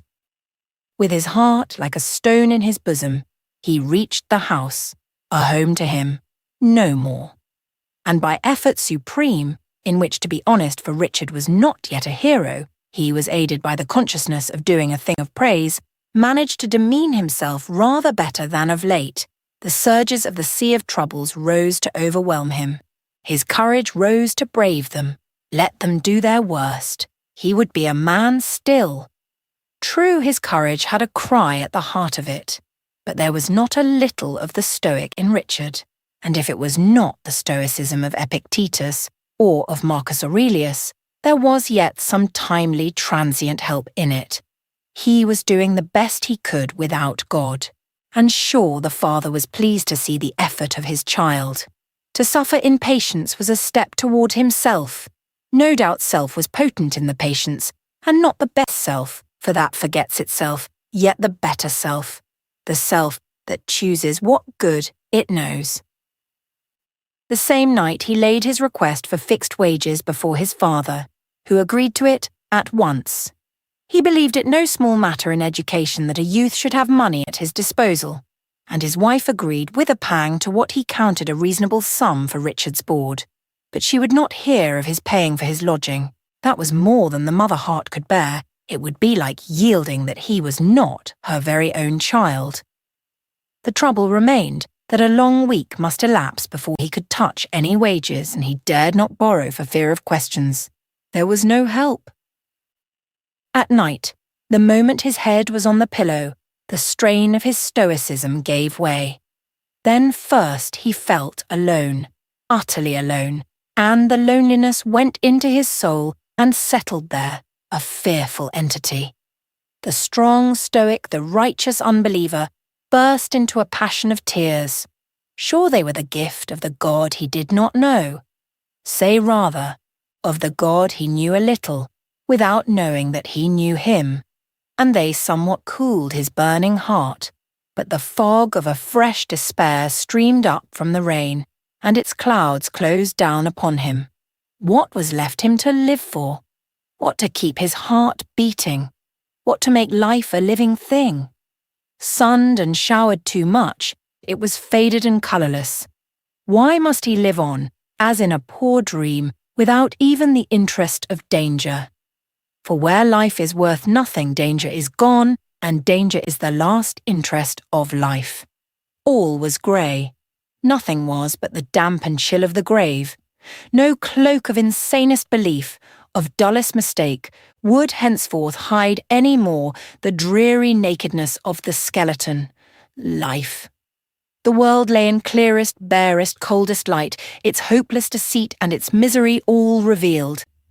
It was well that a grumous fog pervaded the air, each atom a spike in a vesicle of darkness. It was well that no summer noon was blazing about the world. At least there was no mockery now. The world was not pretending to be happy, was not helping the demon of laughter to jeer at the misery of men. Oh, the hellish thing, life! Oh, this devilish thing, existence! A mask with no face behind it, a look with no soul that looked, a bubble blown out of lies with the breath of a liar. Words, words, words, lies, lies, lies. All of a sudden he was crying, as if with a loud voice from the bottom of his heart, though never a sound rose through his throat. O thou, who didst make me, if thou art anywhere, if there be such a one as I cry to, unmake me again. Undo that which thou hast done, tear asunder and scatter that which thou hast put together, be merciful for once, and kill me. Let me cease to exist, rather let me cease to die. Will not plenty of my kind remain to satisfy thy soul with torment? Up towered a surge of shame at his poltroonery. He prayed for his own solitary release and abandoned his fellows to the maker of their misery. No, he cried aloud, I will not pray for that, I will not fare better than my fellows. O God, pity, if thou hast any pity, or if pity can be born of any prayer, pity thy creatures. If thou art anywhere, speak to me, and let me hear thee. If thou art God, if thou livest, and carest that I suffer, and wouldst help me if thou couldst, then I will live, and bear, and wait. Only let me know that thou art, and art good, and not cruel. If I had but a friend that would stand by me, and talk to me a little, and help me. I have no one, God, to speak to, and if thou wilt not hear, then there is nothing. Oh, be, God, I pray thee, exist. Thou knowest my desolation, for surely thou art desolate, with no honest heart, to love thee. He thought of Barbara and ceased. She loved God. A silence came down upon his soul. Ere it passed, he was asleep, and knew no more till the morning waked him. To sorrow indeed, but from a dream of hope. On a few keyed fingerboard, yet with multitudinous change, life struck every interval betwixt keen sorrow, lethargic gloom, and greyest hope, and the days passed and passed. The moment he received his wages from his father at the end of the week, Richard set out for Everilda Street, Clerkenwell, a little anxious at the thought of encountering the dreadful mother, but hoping she would be out of the way. When he reached the place, he found no one at home. He could not go back with his mission unaccomplished, and hung about, keeping a sharp watch on each end of the street, and on the approaches to it that he passed in walking to and fro. He had not waited long before Arthur appeared, stooping like an aged man and moving slowly. He was in the same shabby muffler as of old.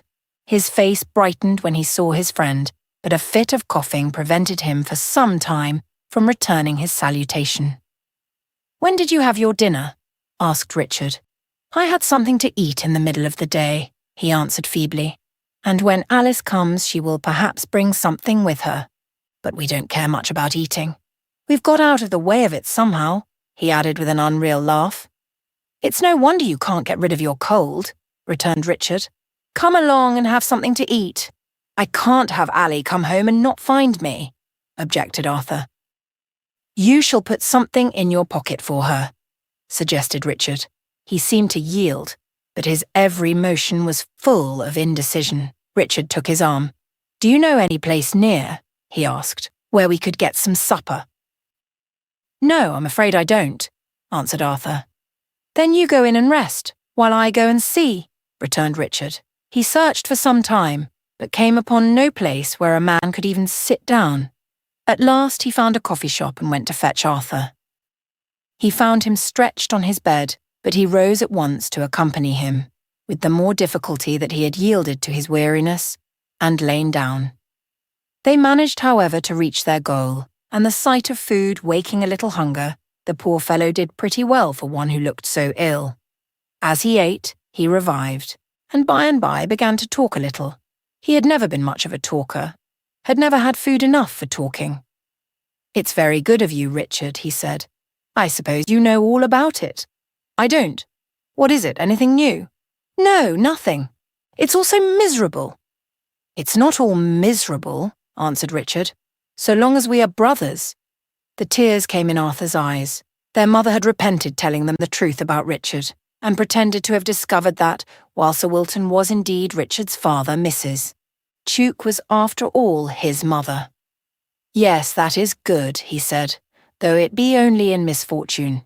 But I am a wretched creature, and no good to anybody. You are a strong man, Richard. I shall never be worth calling your brother. You can do one great thing for me. What is that? Live and grow well. I wish I could, but that is just what I can't do. I'm on my way home. I would gladly go with you. Why? Richard made no answer, and silence followed. Arthur got up. Ally will be home, he said, and thinking me too ill to get along. Let's go then, said Richard. When they entered Everilda Street, they saw Alice on the doorstep, looking anxiously up and down. The moment she caught sight of them, she ran away along the street. Richard would have followed her, but Arthur held him and said, Never mind her tonight, Richard. She don't know that you know. I will tell her, and when you come again, you will find her different. Go now, and come as soon as you can. At least, I mean, as soon as you like. I will come tomorrow, answered Richard. Do you want me to go now? It would be better for Alice. I will go to the end of the street, and she will see me from where she is hiding. And come. She always does. Is she in the way of hiding then? Yes, when my mother is... Well, goodbye, said Richard. But where shall I find you tomorrow? They arranged their meeting and parted. The next day they found a better place for their meal.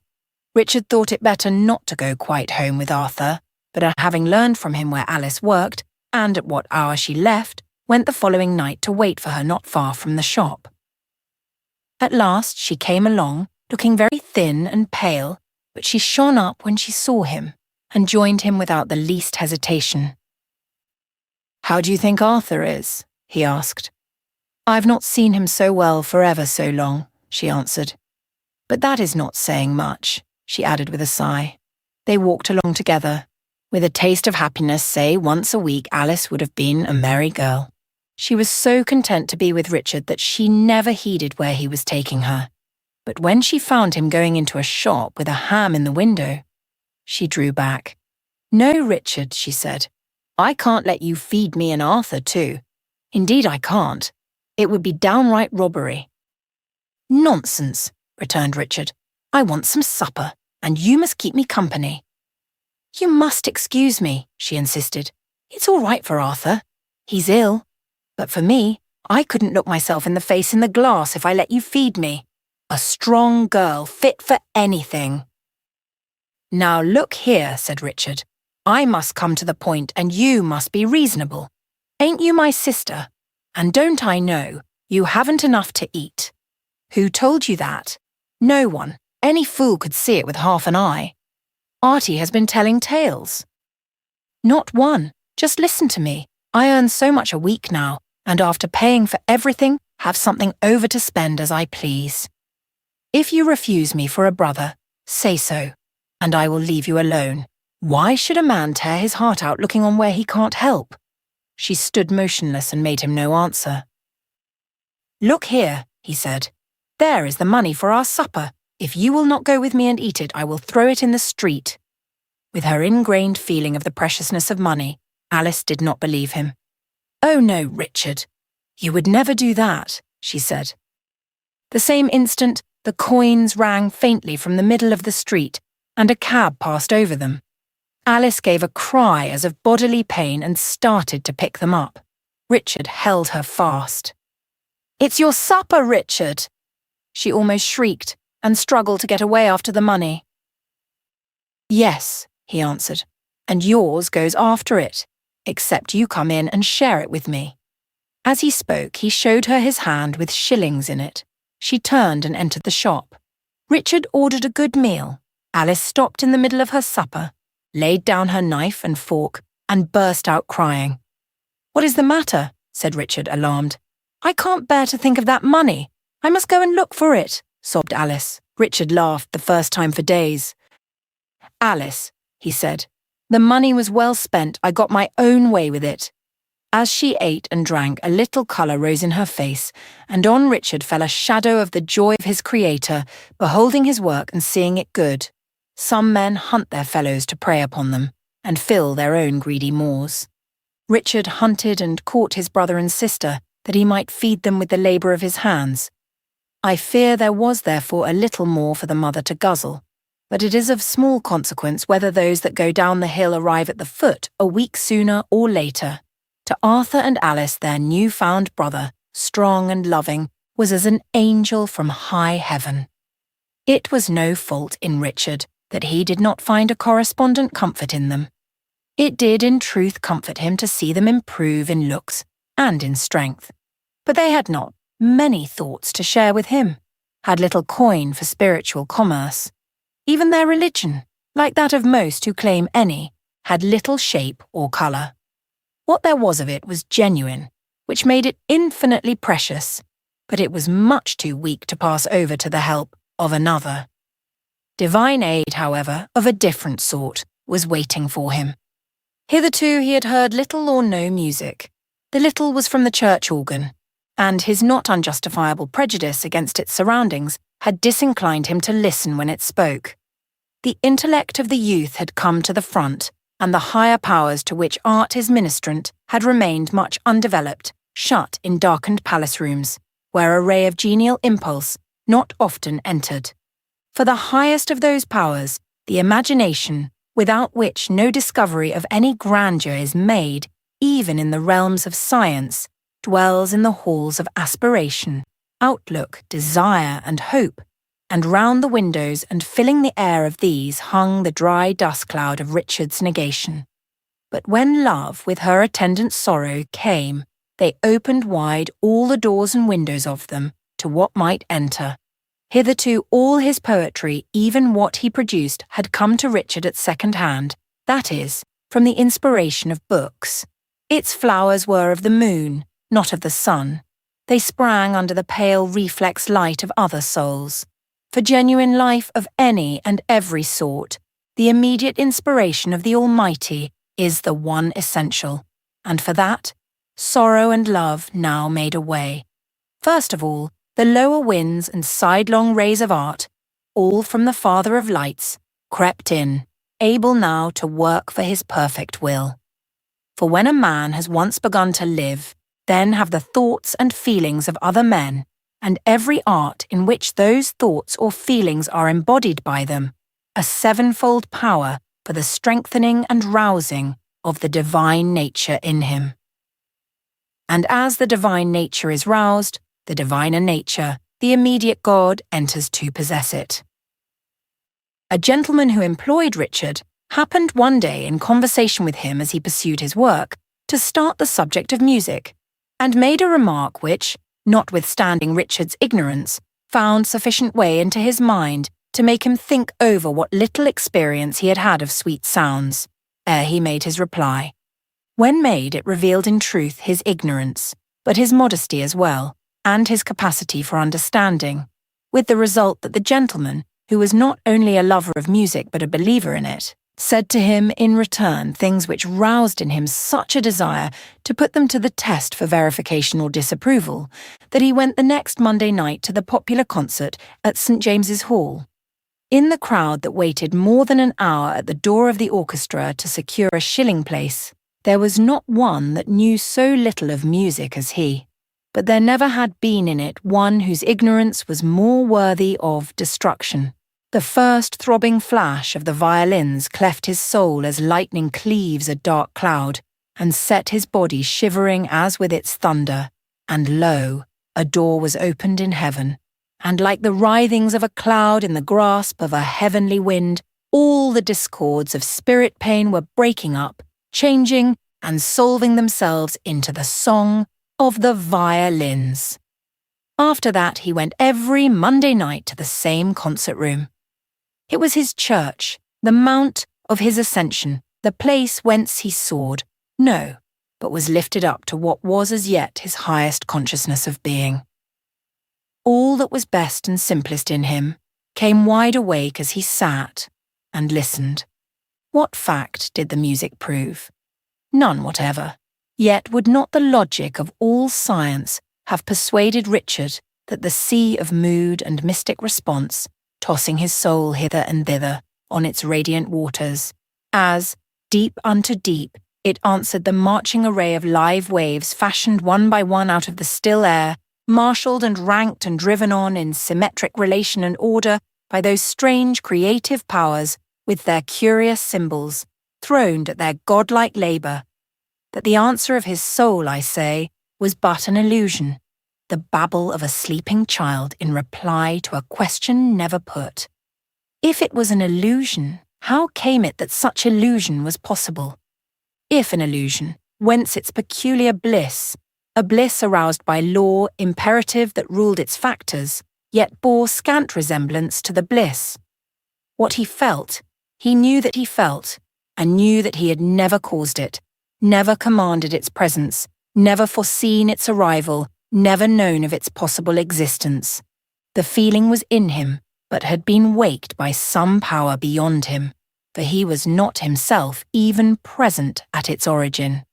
The voice of that power was a voice all sweetness and persuading, yet a voice of creation, calling up a world of splendour and delight, the beams of whose chambers were indeed laid upon the waters, but had there a foundation the less lively earth could not afford. For the very essence of the creative voice, working wildest delirium of content, was law that could not be broken, the very law of the thought of God himself. Law is life, for God is law, and God is life. Law is the root and the stalk of life. Beauty is the flower of life, and joy is its odour. But life itself is love. The flower and its odour are given unto men. The root and stalk they may search into if they will. The giver of life they must know, or they cannot live with his life. They cannot share in the life eternal. One night, after many another such, he sat entranced, listening to the song of a violin, alone and perfect, soaring and sailing the empyrean unconvoyed. And Barbara in his heart was listening with him. He had given up hope of seeing her again in this world, but not all hope of seeing her again somewhere, and her image had not grown less dear, I should rather say less precious to him. The song, like a heavenly lark, folded its wings while yet high in the air, and ceased. Its nest was somewhere up in the blue. Should I say rather that one after one the singing birds flitted from the strings, those telegraph wires betwixt the seen and the unseen, and now the last lingerer was gone.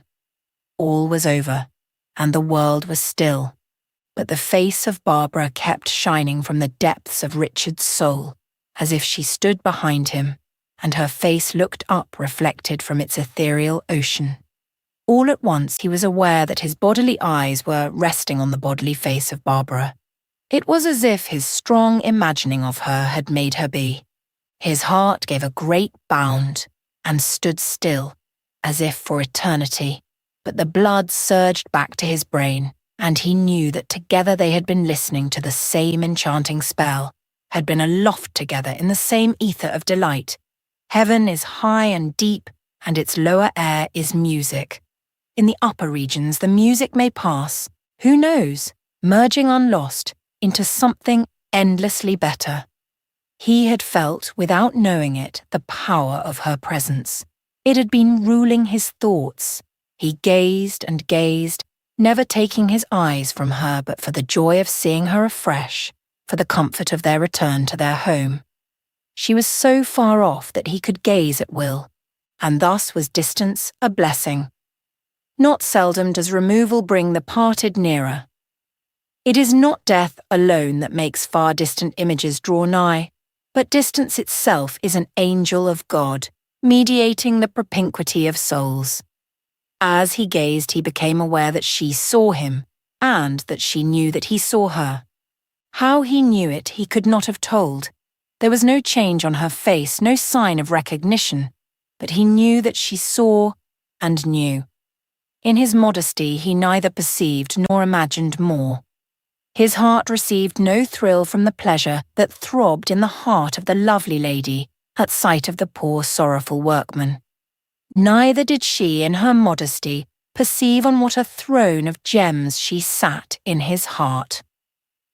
She saw that his cheek was pale and thin, and that his eyes were larger and brighter. She little thought how the fierce sun of agony had ripened his soul since they parted. For the rest of the concert, the music had sunk to a soft delight, and took the second place. The delight of seeing dulled his delight in hearing. All the rainbow claspings and weavings of strange accords, all the wing wafts of out-dreaming melody, seemed to him to come flickering and floating from one creative centre, the face and specially the eyes of Barbara. Yet the music and Barbara seemed one. The form of it that entered by his eyes met that which entered by his ears, and they were one ere he noted a difference. Barbara was the music, and the music was Barbara. He saw her with his ears, he heard her with his eyes, but as the last sonata sank to its death, suddenly the face and the tones parted company, and he knew that his eyes and her face must part next, and the same moment her face was already far away. She had left him. She was looking for her fan and preparing to go. He was not far from the door. He hurried softly out, plunged into the open air as into a great cool river, went round the house, and took his stand at one of the doors, where he waited like one watching the flow of a river of gravel for the shine of a diamond. But the flow sank to threads and drops, and the diamond never shone.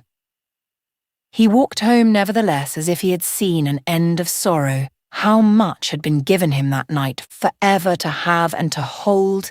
Such an hour went far to redeem the hateful thing, life. A much worse world would be more than endurable, with its black and grey once or twice in a century, crossed by such a band of gold. Who would not plunge through ages of vapour for one flash of such a star? Who would not dig to the centre for one glimpse of a gem of such exhaustless fire? But alas, how many for whom no golden threads are woven into the web of life, he said to himself as he thought of Alice and Arthur, but straightway answered himself, saying, who dares assert it? The secret of a man's life is with himself. Who can speak for another? He had himself been miserable, and was now content. Oh, how much more than content, that he had been miserable. He was even strong to be miserable again. What might not fall to the lot of the rest, every one of them, ere God, if there were a God, had done with them? Who invented music? Someone must have made the delight of it possible. With his own share in its joy, he had had nothing to do. Was chance its grand inventor, its great ingénieur? Why or how should chance love loveliness that was not and make it be, that others might love it? Could it be a deaf God, or a being that did not care, and would not listen? That invented music. No, music did not come of itself, neither could the source of it be devoid of music. Before the next Monday, he had learned the outlets of the hall, and the relations of its divisions, to its doors. But he fared no better, for whether again he mistook the door or not, he did not see Barbara come out. He had been with her, however, through all the concert. There was reason to hope she would be often present, and every time there would be a chance of his getting near her. The following Monday, nevertheless, she was not in the house. Had she been, he said to himself, his eyes would of themselves have found her. A fortnight passed, and Richard had not again seen Barbara. He began to think she must have gone home. A gentleman was with her the first night whom he took for her father. The second, Arthur Lestrange, was by her side. Neither of them had he seen since. Then the thought suggested itself that she might have come to London to prepare for her marriage with Mr. Lestrange. She must of course be married some day. He had always taken that for granted. But now, for the first time, somehow the thought came near enough to burn. He did not attempt to analyse his feelings. He was too miserable to care for his feelings. The thought was as terrible as if it had been quite new. It was not a live thought before. Now it was alive, and until now he had not known misery. That Barbara should die seemed nothing beside it. Death was no evil. Whether there was a world beyond it or not, it was the one friend of the race. In death, at last, outworn, tortured humanity would find repose. Or if not, what followed could not at worst be worse than what went before. It must be better, for the one misery of miseries would be to live in the same world with Barbara married. She was out of sight of him, far as princess or queen, or angel, if there were such a being. But the thought that she should marry a common outside man who knew no more what things were precious than the lowest fellow in the slums was a pain he could neither stifle nor endure. Could a woman like Barbara for an instant entertain the notion? If she loved a man worthy of her, then, he thought, as so many have for a moment thought, he could bear the torture of it. But for such patience in prospect, men are generally indebted to the fact that the man is not likely to appear, or at least has not yet come in sight. In vain he persuaded himself that Barbara would no more listen to such a suitor than a man could ever show himself on the level of her love. That Barbara would marry Lestrange grew more and more likely as he regarded the idea. Moorgrange and Wylder Hall were conveniently near, and he had heard his grandfather suppose that Barbara must one day inherit the latter. The thought was a growing torment. His heart sank into a draw-well of misery, out of which the rope of thinking could draw up nothing but suicide. But as often as the bucket rose thus laden, Richard cast its content from him. It was cowardly to hide one's head in the sand of death. So long as he was able to stand, why should he lie down? If a morrow was on the way, why not see what the morrow would bring? Why not look the apparition in the face, though for him it brought no dawn? Once more the loud complaint against life awoke and raged. What an evil, what a wrong was life! Who had dared force the thing upon him? What being potent in ill had presumed to call him from the blessed regions of negation, the solemn quiet of being and knowing nothing, and compel him to live without, nay against his will, in misery such as only an imagination keen to look upon suffering could have embodied or even invented? Alas, there was no help. If he lifted his hand against the life he hated, he might but rush into a region of torture more exquisite. For might not the life-compelling tyrant, offended that he should desire to cease, fix him in eternal beholding of his love and his hate, folded in one, to sicken, yet never faint, in aeonian pain, such as life, essential only, could feel? He rebelled against the highest, as if the highest were the lowest, as if the power that could create a heart for bliss might gloat on its sufferings. Again and again he would take the side of God against himself, but always there was the undeniable, the inexplicable misery. Whence came it? It could not come from himself, for he hated it. And if God did not cause, yet he could prevent it. Then he remembered how blessed he had been but a few days before, how ready to justify God, how willing to believe he had reason in all he did. Alas for his nature, for his humanity. Clothed in his own joy, he was generous to trust God with the bliss of others. The cold blast of the world once again swept over him, and he stood complaining against him more bitterly than ever. It is a notable argument, surely, against the existence of God, that they who believe in him so wretchedly. So many carry themselves to him like peevish children. Richard half believed in God, only to complain of him altogether. Were it not better to deny him altogether, saying that such things being he cannot be, than to murmur and rebel as against one high and hard? But I bethink me, is it not better to complain, if one but complain to God himself? Does he not then draw nigh to God with what truth is in him? And will he not then fare as Job, to whom God drew nigh in return and set his heart at rest? For him who complains and comes not near, who shall plead, the Son of the Father, saying, they know not what they do. He began to wonder whether even an almighty and all-good God would be able to contrive such a world as no somebody in it would ever complain of. What if he had plans too large for the vision of men to take in, and they were uncomfortable to their own blame, because not seeing them, they would trust him for nothing? He knew unworthy men full of complaint against an economy that would not let them live like demons, and be blessed as seraphs.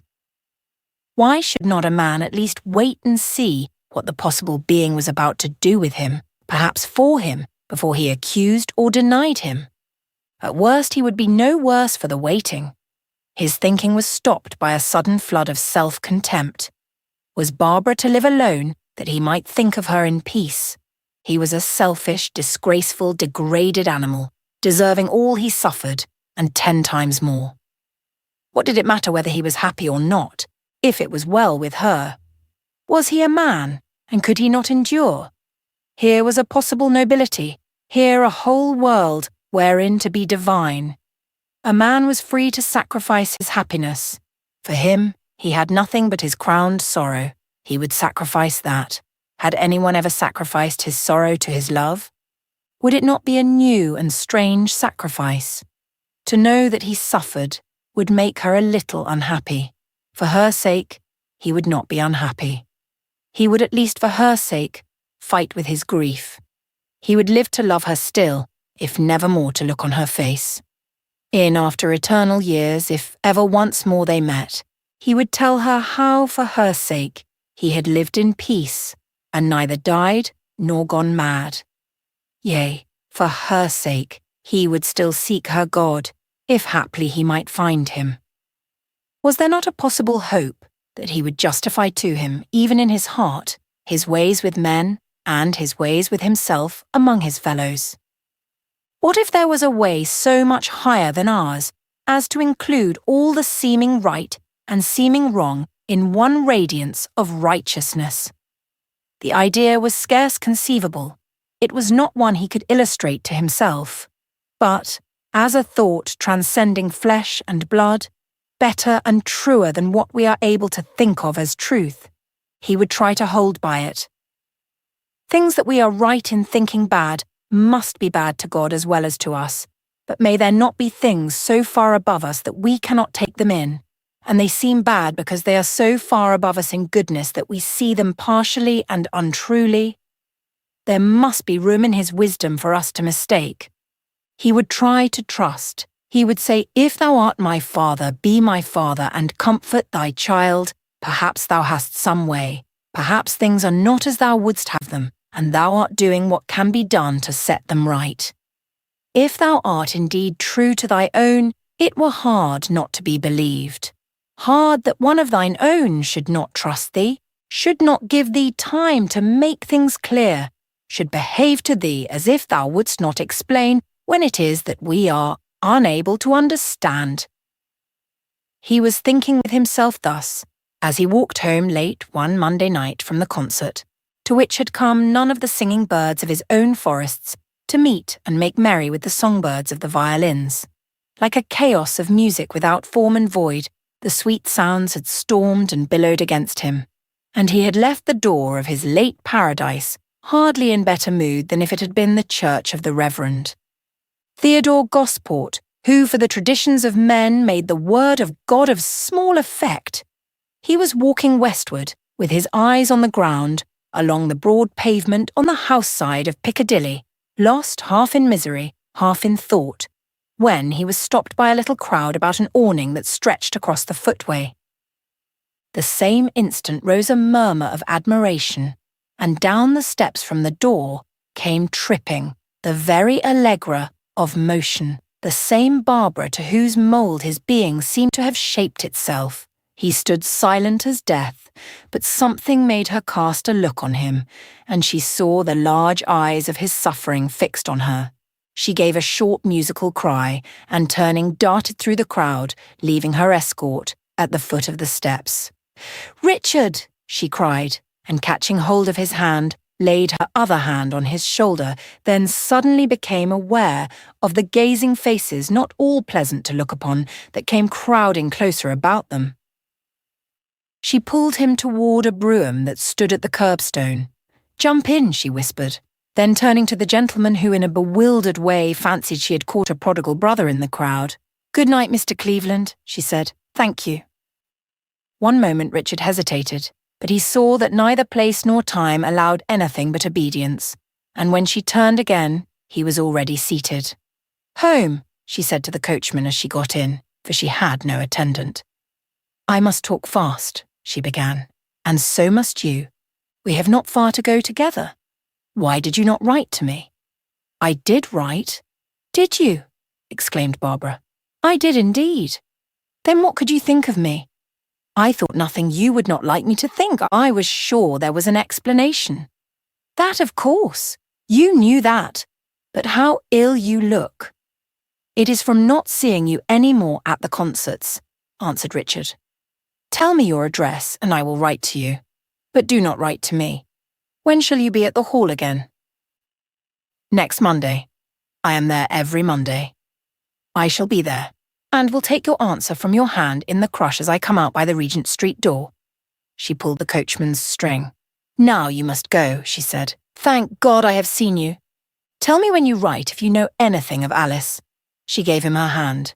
He got out, closed the door, took off his hat, and stood for minutes uncovered in the cold, clear night, hardly sure whether he had indeed been side by side with Barbara or in a heavenly trance. He turned and walked home, but with a heart how different. The world was folded in winter and night, but in his heart the sun was shining, and it made a wonder and a warmth at the heart of every crystal of the frost that spangled and feathered and jewel-crusted rail and tree. The misty moon was dreaming of spring and almond blossoms and nightingales. But did Barbara know about him? Had Alice told the terrible secret? If she knew, and did not withdraw her friendship, he could bear anything, almost anything. But he would be happy now, would keep happy as long as he could, and try to be happy when he could not. She was with him all the way home. Every step was a delight. Foot lingered behind foot as he came. Now each was eager to pass the other. He slept a happy sleep, and in the morning was better than for many a day, so much better that his mother, who had been watching him with uneasiness and wondering whether she ought not to bring matters to a crisis, began to feel at rest about him. She had not a suspicion of what now troubled him the most. A little knowledge is not, but the largest half-knowledge is a dangerous thing. He knew who was his father, but he did not know who was not his mother. And from this half-knowledge rose the thickest of the cloud that yet overshadowed him. He had been proud that he came of such good people as his father and mother, but it was not the notion of shame to himself that greatly troubled him. It was the new feeling about his mother. He did not think of her as one to be blamed, but as one too trusting, and so deceived. He never felt unready to stand up for her. What troubled him was that she must always know that unspoken of something between her and her son, that his mother must feel shame before him. He could not bear to think of it. If only she would say something to him, that he might tell her she was his own precious mother, whatever had befallen her. That, for her sake, he could spurn the father that begot him. Already had come this good of Mrs. Manson's lie, that Richard felt far more the goodness of his mother to him, and loved her the better that he believed himself her shame. It is true that his love increased upon a false idea, but the growth gained by his character could not be lost, and so his love would not grow less, for no love that is loved gave gods can clothe warm enough the being around whom it gathers. And when he learned the facts of the story, he would not find that he had given his aunt more love than she deserved at his heart. As soon as the next day's work was over, Richard sat down to write to Barbara, but he had no sooner taken the pen in his fingers than he became doubtful. What was he to say? He could not open his heart about any of the things that troubled him most. Putting aside the recurrent dread of her own marriage, how could he mention his mother's wrong and his own shame to a girl so young? She must be aware that such things were, but how was he, a huge common fellow, to draw near her loveliness with such a tale in his mouth? It would be a wrong to his own class, to his own education, for would it not show the tradesman, or the artisan, whichever they called him, as coarse and unlit for the company of his social superiors? It would go to prove that in no sense could one of his nurture be regarded as a gentleman. And were there no such reason against it, how could he, even to Barbara, speak of his mother's hidden pain, of his mother's humiliation? It would be treachery. He would be as a spy that had hid himself in a holy place. The thing she could not tell him, how could he tell anyone? On the other hand, if he did not let her know the sad fact, would he not be receiving and cherishing Barbara's friendship on false pretences? He was not what he now seemed to her, and to be other to Barbara than he seemed was too terrible. Still and again he was bound to do her the justice of believing that she would not regard him differently because of what he could not help, and would justify his silence for his mother's sake. She would, in her great righteousness, be the first to cry out upon the social rule that visited the sins of the fathers on the mothers and children, and not on the fathers themselves. If then disclosure would make no difference to Barbara, he might, he concluded, let the thing rest, for the time at least, assured of her sisterly sympathy. And with that he bethought him that she had asked news of Alice, and it seemed to him strange. For Alice had not told him that, unable to keep the money she sent from falling into the hands of her mother, and going in drink, unwilling to expose her mother, and incapable of letting Barbara spend her money so, she had contrived to have her remittances returned, as if they had changed their dwelling, and their new address was unknown. He wrote therefore what he thought would set her at ease about them, and then, after thinking and thinking, yielded to the dread lest his heart should make him say things he ought not, and ended with a little poem that had come to him a night or two before. This was the poem. If there lie a still pure sorrow at the heart of everything, if never shall dawn a morrow with healing upon its wing, then down I kneel to my sorrow, and say, Thou art my King.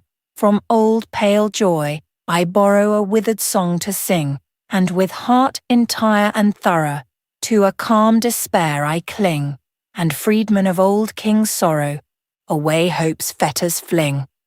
That was all, and not much, either as poetry or as consolation to one that loved him. But sometimes, like that ghastly shroud of Icelandic fable, the poem will rise and wrap itself around the poet. As Richard closed his envelope, he remembered with a pang of self-reproach that the hour of his usual meeting with Alice was past, and that Arthur too was in danger of going to bed hungry, for his custom was to put her brother's supper in Alice's handbag. He set out at once for Clerkenwell, on foot notwithstanding his haste, for he was hoarding every penny to get new clothes for Arthur, who was not only much in want of them for warmth, but in risk of losing his situation because of his shabby appearance. His anxiety to reach the house before the mother came in spurred him to his best speed, He halted 2 minutes on the way to buy some slices of ham and some rolls, and ran on again. It was a frosty night, but by the time he reached Everilda Street, he was far from cold. He was rewarded by finding his brother and sister at home, alone, and not too hungry. He had just time to empty his pockets and receive a kiss from Alice in return, when they heard the uncertain step of their mother coming up the stair, stopping now and again resuming the ascent. Alice went to watch which door she would turn to when she reached the top, that Richard might go out by the other, for the 2 rooms communicated. But just as she was entering Arthur's room, Mrs. Manson changed her mind and turned to the other door, so that Richard was caught in the very act of making his exit. She flew at him, seized him by the hair, and began to pull and cuff him, abusing him as the true son of his father, who did everything on the sly and never looked an honest woman in the face. Richard said never a word, but let her tug and revile till there was no more strength in her, when she let him go and dropped into a chair. The 3 went halfway down the stair together. "Don't mind her," said Alice with a great sob. "I hope she didn't hurt you much, Richard." "Not a bit," answered Richard. "Poor mother," sighed Arthur. "She's not in her right mind. We're in constant terror lest she drop down dead." "She's not a very good mother to you," said Richard. "No, but that has nothing to do with loving her," answered Alice. "And to think of her dying like that, and going straight to the bad place. Oh, Richard, what shall I do?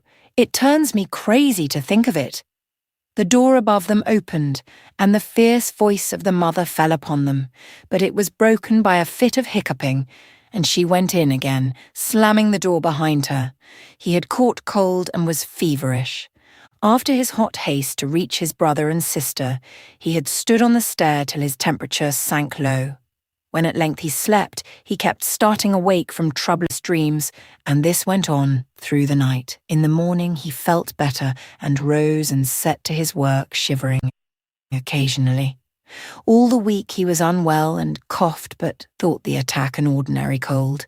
When Sunday came, he kept his bed, in the hope of getting rid of it, but the next day he was worse. He insisted on getting up, however. He must not seem to be ill, for he was determined, if he could stand, to go to the concert. What with weariness and shortness of breath and sleepiness, however, it was all he could do to stick to his work. But he held on till the evening, when, watching his opportunity, he slipped from the house and made his way, with the help of an omnibus, to the hall. It was dire work waiting till the door to the orchestra was opened. The air was cold, his lungs heavily oppressed, and his languor almost overpowering. But paradise was within that closed door, and he was passing through the pains of death to enter into bliss. When at length it seemed to yield to his prayers, he almost fell in the rush, but the good-humoured crowd itself succoured the pale youth and helped him in. To look at him was to see that he was ill.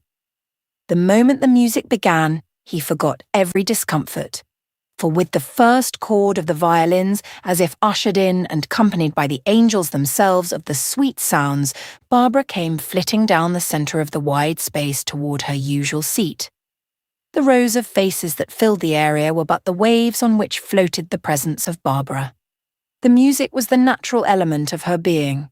It flowed from her as from its fountain, radiated from her like odour. It fashioned around her a nimbus of sound, like that made by the light issuing from the blessed ones, as beheld by Dante, which revealed their presence, but hid them in its radiance, as the moth is hid in the silk of its cocoon. Richard felt entirely well. The warmth entered into him and met the warmth generated in him. All was peace and hope and bliss, quaintest mingling of expectation and fruition. Even Arthur Lestrange beside Barbara could not blast his joy. He saw him occasionally offer some small attention. He saw her carelessly accept or refuse it. Barbara gazed at him anxiously, he thought, but he did not know he looked ill. He had forgotten himself. When the concert was over, he hastened from the orchestra. The moment he issued, the cold wind seized and threatened to strangle him, but he conquered in the struggle and reached the human torrent debouching in Regent Street. Against it he made gradual way until he stood near the inner door of the hall. In a minute or two he saw her come slowly with the crowd, her hand on Arthur's arm, her eyes anxiously searching for Richard.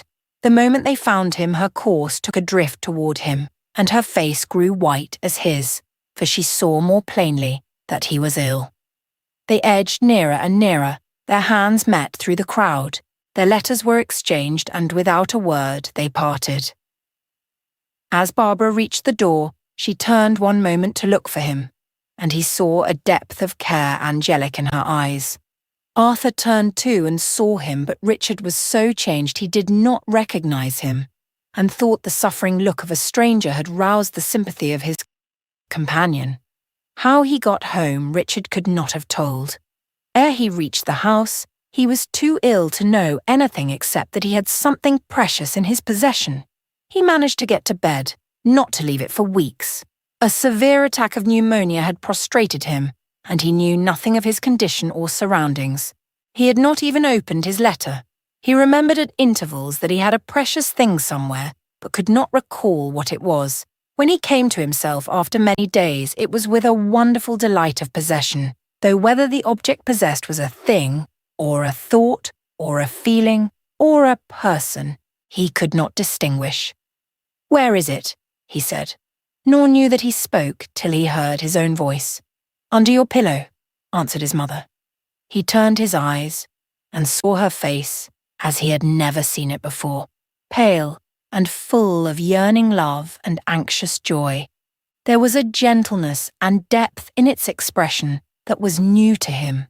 The divine motherhood had come nearer the surface in her boy's illness, partly from her anxiety about what she had done and what she had yet to do. The show of her love had, as the boy grew up, gradually retired. Her love burned more and shone less. If Jane Tuke had been able to let her love appear in such forms as suited its strength, I doubt whether the teaching of his father would have had much power upon Richard. Certainly he would have been otherwise impressed by the faith of his mother. He would have been prejudiced in favour of the God she believed in, and would have sought hard to account for the ways attributed to him. None the less would it have been through much denial and much suffering that he arrived at anything worth calling faith, while the danger would have been great of his drifting about in such indifference as does not care that God should be righteous, and is ready to call anything just which men in office declare God does, without concern whether it be right or wrong, or whether he really does it or not, without concern indeed about anything at all that is God's. He would have had phantoms innumerable against him. He would have supposed the Bible said things about God which it does not say, things which, if it did say them, ought to be enough to make any honest man reject the notion of its authority as an indivisible whole. He would have had to encounter all the wrong notions of God, dropped on the highway of the universe by the nations that went before in the march of humanity. He would have found it much harder to work out his salvation, to force his freedom from the false forms given to truth by interpreters of little faith, for they would have seemed born in him because loved into him. "What did you say, mother dear?" he returned, all astray, seeming to have once known several things, but now to know nothing at all. "It is under your pillow, Richard," she said again, very tenderly. "What is it, mother?" "Something seems strange. I don't know what to ask you. Tell me what it means." "You have been very ill, my boy. That is what it means. Have I been out of my mind? You have been wandering with the fever, nothing more. I have been thinking so many things, and they all seemed real. And you have been nursing me all the long time. Who should have been nursing you, Richard? Do you think I would let anyone else nurse my own child? Didn't I nurse the—" She stopped. She had been on the point of saying, "The mother that bore you?" Her love of her dead sister was one with her love of that sister's living child. He lay silent for a time, thinking, or rather trying to think, for he felt like one vainly endeavouring to get the focus of a stereoscopic picture. His mind kept going away from him. He knew himself able to think, yet he could not think. It was a revelation to him of our helplessness with our own being, of our absolute ignorance of the modes in which our nature works, of what it is, and what we can and cannot do with it. "Shall I get it for you, dear?" said his mother. The morning after the concert, he had taken Barbara's letter from under his pillow and would not let it out of his hand. His mother, fearing he would wear it to pieces once and again, tried to remove it. But the moment she touched it, he would cry out and strike. And when in his restless turning he dropped it, he showed himself so miserable that she could not put it in his hand again, when he would lie perfectly quiet for a while. Dreaming of Barbara, however, I fancy, he at length forgot her letter, and his mother again put it under his pillow. "With the Lord we shall forget even the Gospel of John." She drew out the crumpled, frayed envelope and gave it him. The moment he touched it, everything came back to him. "Now I remember, Mother," he cried. "Thank you, Mother. I will try to be a better boy to you. I am sorry I ever vexed you." "You never vexed me, Richard," said the mother heart. "Or if ever you did, I've forgotten it. And now that God has given you back to us, we must see whether we can't do something better for you." Richard was so weary that he did not care to ask what she meant, and in a moment was asleep, with the letter in his hand. When at length he was able to read it, it caused him not a little pleasure, and some dismay. He read that her father was determined she should marry Mr. Lestrange, but her mother was against it, and there was as much dissension at home as ever. She believed Lady Anne had talked her father into it, for he had not always favoured the idea. There was indeed greater reason now why both Lady Anne and her father should desire it, for there was every likelihood of her being left sole heir to the property, as her brother could not, the doctors said, live many months. She was sure her mother was trying to do right, and she herself did all she could to please her father, but nothing less than her consent to his plans for what he called her settlement in life would satisfy him, and that she could not give. She hoped Richard was not forgetting the things they had such talks about in the old days. If it were not for those things, she could not now bear life, or rightly take her part in it. She was almost never alone, and now in constant danger of interruption, so that he must not wonder if her letter broke off abruptly, for she might be wanted any moment. She was leading, or rather being led, a busy life of nothing at all, a life not worth living. Her father, set on, she had no doubt, by Lady Anne, had brought her up to town while yet her mother was unable to accompany them, so that she had had to go where, and do what Lady Anne pleased. But her mother had at last, exerting herself even beyond her strength, come up to stand by her girl, as she said. She would have no Lady Anne interfering with her. She had herself married a man she had not learned to respect, and she was determined her girl should make her own choice, or keep as she was, if she pleased. She was not going to hold her child down for them to bury in money. And with this, the letter broke off. Barbara's openness about her parents was in harmony with her simplicity and straightforwardness. She was proud of her mother, and the way she put things, therefore told all to Richard. He had a bad night, with delirious dreams, and for some days made little progress. His anxiety to be well, that he might see Barbara and learn how things were going with her.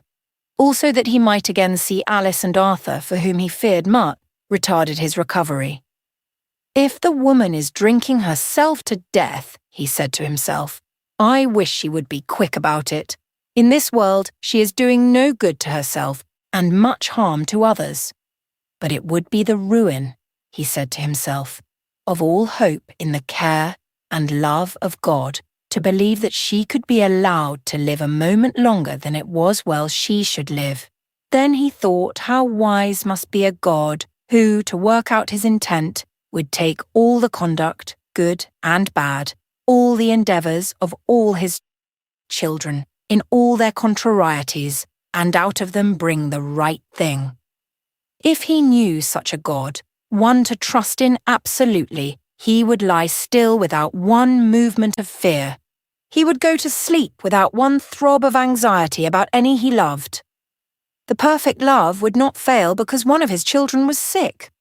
He would try to be quiet, if only in the hope that there was a perfect heart of hearts, thinking love to and into and about all its creatures. If there was such a splendour, he would either make him well and send him out again to do for Alice and Arthur what he could, or he would let him die and go where all he loved would come after him, where he might perhaps help to prepare a place for them. If matter be all, then must all illness be blinding. If spirit be the deeper and be the causer, then some sicknesses may well be openers of windows into the unseen. It is true that in one mood we are ready to doubt the conclusions of another mood, but there is a power of judging between the moods themselves, with a perception of their character and nature, and the comparative clarity of insight in each. And he who is able to judge the moods may well judge the judgments of the moods.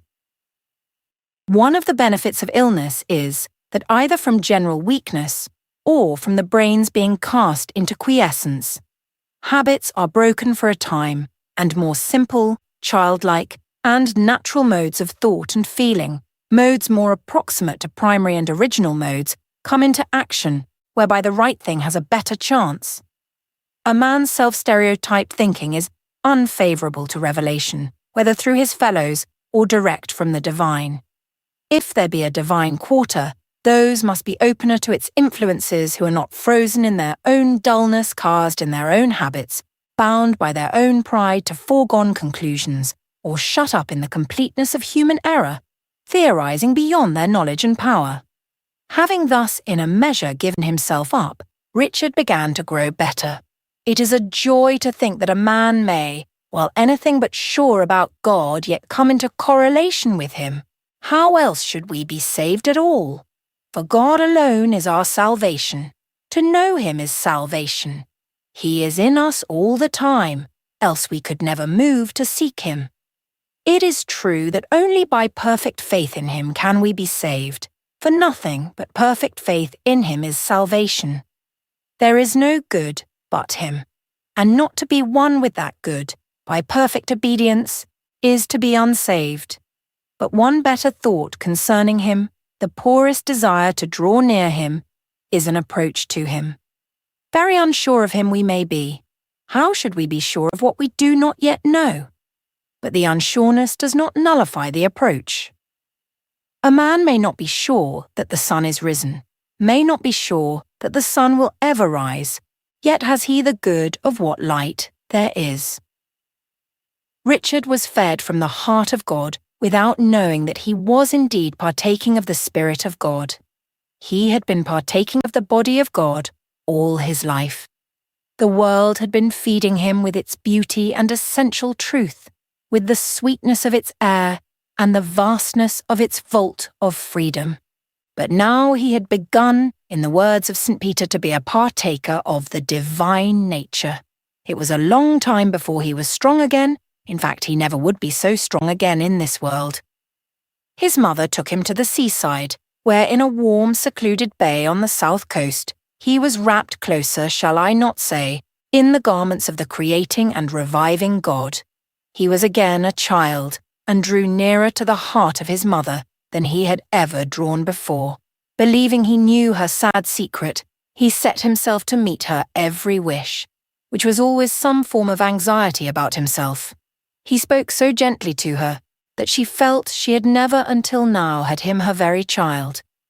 How little men think, alas, of the duty that lies in tone, but Richard was started on a voyage of self-discovery.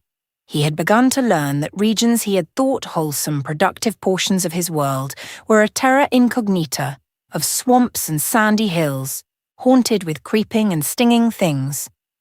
When a man finds he is not what he thought, that he has been talking fine things, and but imagining he belonged to their world, he is on the way to discover that he is not up to his duty in the smallest thing.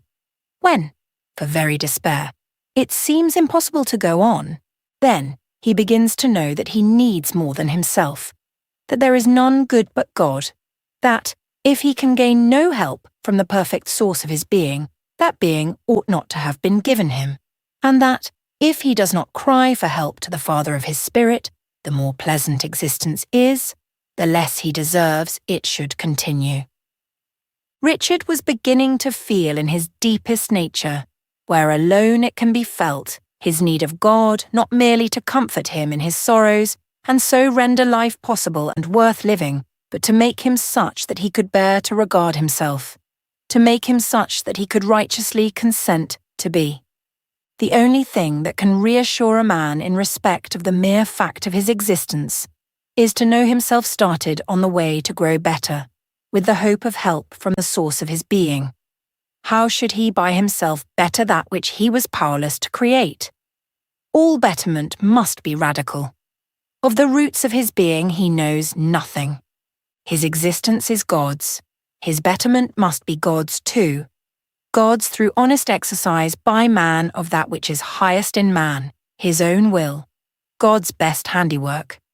By actively willing the will of God and doing what of it lies to his doing, the man takes the share offered him in his own making, in his own becoming. In willing actively and operatively to be that which he was made in order to be, he becomes creative, so far as a man may. In this kind also he becomes like his Father in heaven.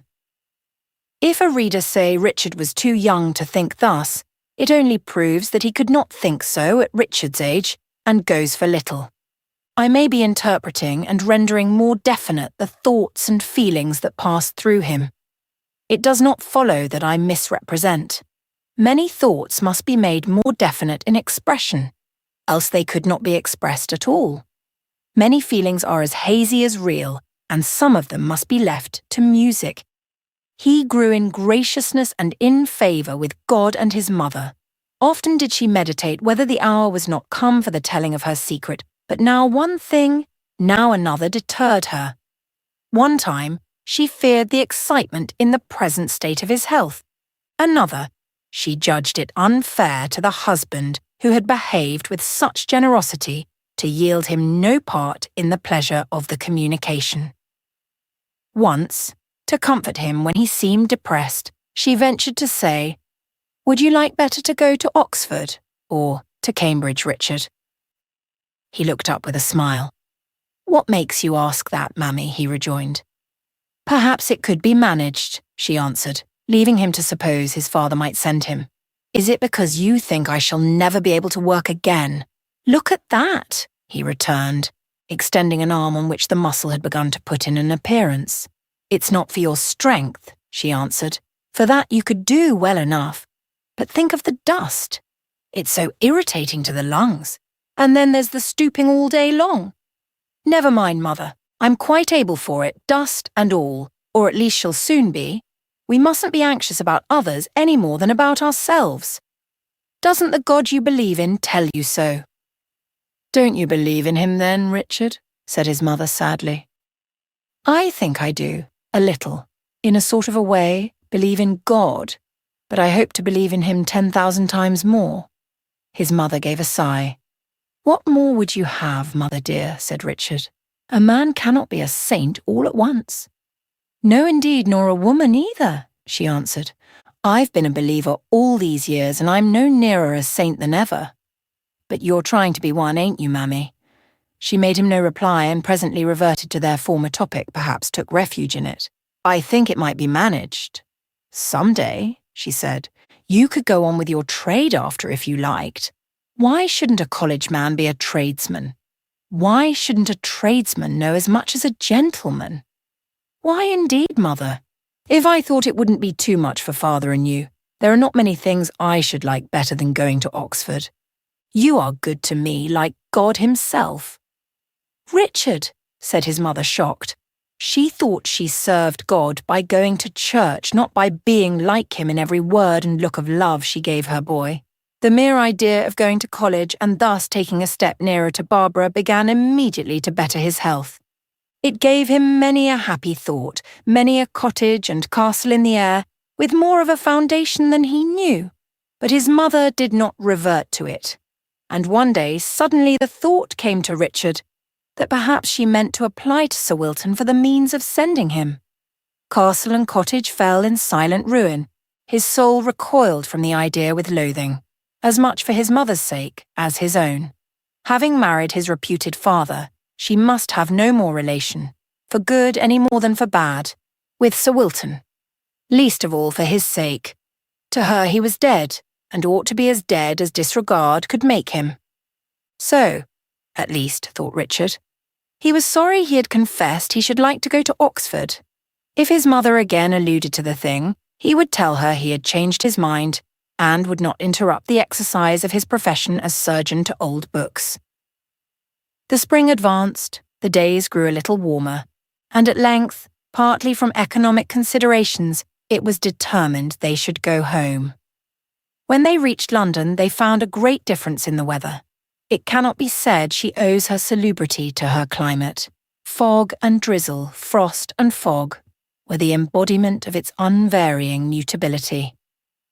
At once Richard was worse and dared not think, for his mother's sake, and the labour she had spent upon him, of going to the next popular concert, if indeed those delights had not ceased for the season. But he ought to try, for he could do that in the middle of the day, at least to get news of Arthur Manson. He dreaded hearing that he was no more in this world. The cold wintry weather, and the return to poor and spare nourishment caused by Richard's illness, must have been hard upon him. It was a continual sorrow to Richard that he had not been able to get him his new clothes before he was taken ill. So the first morning he felt it possible, he took his way to the city. There he learned that the company had dispensed with Arthur's services because his attendance had become so irregular. "You see, sir," said the porter, "the governors, they don't think no more of a man than they do of a horse. So long as he can hold the shafts up and lean agin the collar, he's money. When he can't no longer, he's dirt." Sad at heart, Richard set out for Clerkenwell. He was ill-able for the journey, but Arthur was dying. He would brave the mother for the sake of the son. He got into an omnibus which took him a good part of the way and walked the rest. When at length he looked up at the dreary house, he saw the blinds of the windows drawn down. A pang of fear went through his heart, and an infilial murmur awoke in his brain. Why was he, on whom those poor lives almost depended, made feeble as themselves and incapable of helping them? After all his hoping and trusting, could there be a God in the earth and things go like that? The look of things seemed the truth of things. The seen denied the unseen. Cold and hunger and desertion, ugly mocking failure, heartless comfort, and hopeless misery made up the law of life. Moody and wretched he went up the stair to the darkened floor. When he knocked at the front room, that in which Alice slept with her mother, it was opened by Alice, looking more small and forlorn than he had yet seen her, with hollower cheeks and larger eyes, and a smile to make an angel weep. "Richard," she cried, with a voice in which the very gladness sounded like pain. A pink flush rose in her poor wasted cheeks, and she lay still in his arms, as if she had gone to live there. He could not, for pity, speak one word. "How ill you look," she murmured. "I knew you must be ill. I thought you might be dead. Oh, God is good to leave you to us." Then bursting into tears, "How wicked of me," she sobbed, "to feel anything like gladness with my mother lying there, and me not able to do anything for her, and not knowing what's become of her, or how things are going with her. We shall never see her again." "Don't say that, Alice. Never say never about anything except it be bad. You can't be sure, you know. You can't be sure of anything that's not in your very mouth, and then, sometimes, you can't swallow it. But how's Arthur?" "He'll know all about it soon," she answered with a touch of bitterness. "If he had been left me, we should have got along somehow. He would have lain in bed, and I would have worked beside him. How I could have worked for him, but he's past hope now, he'll never get up again." "Oh God," cried Richard in his heart, where an agony of will wrestled with doubt, "if thou art, thou wilt hear me, and take pity on her, and on us all.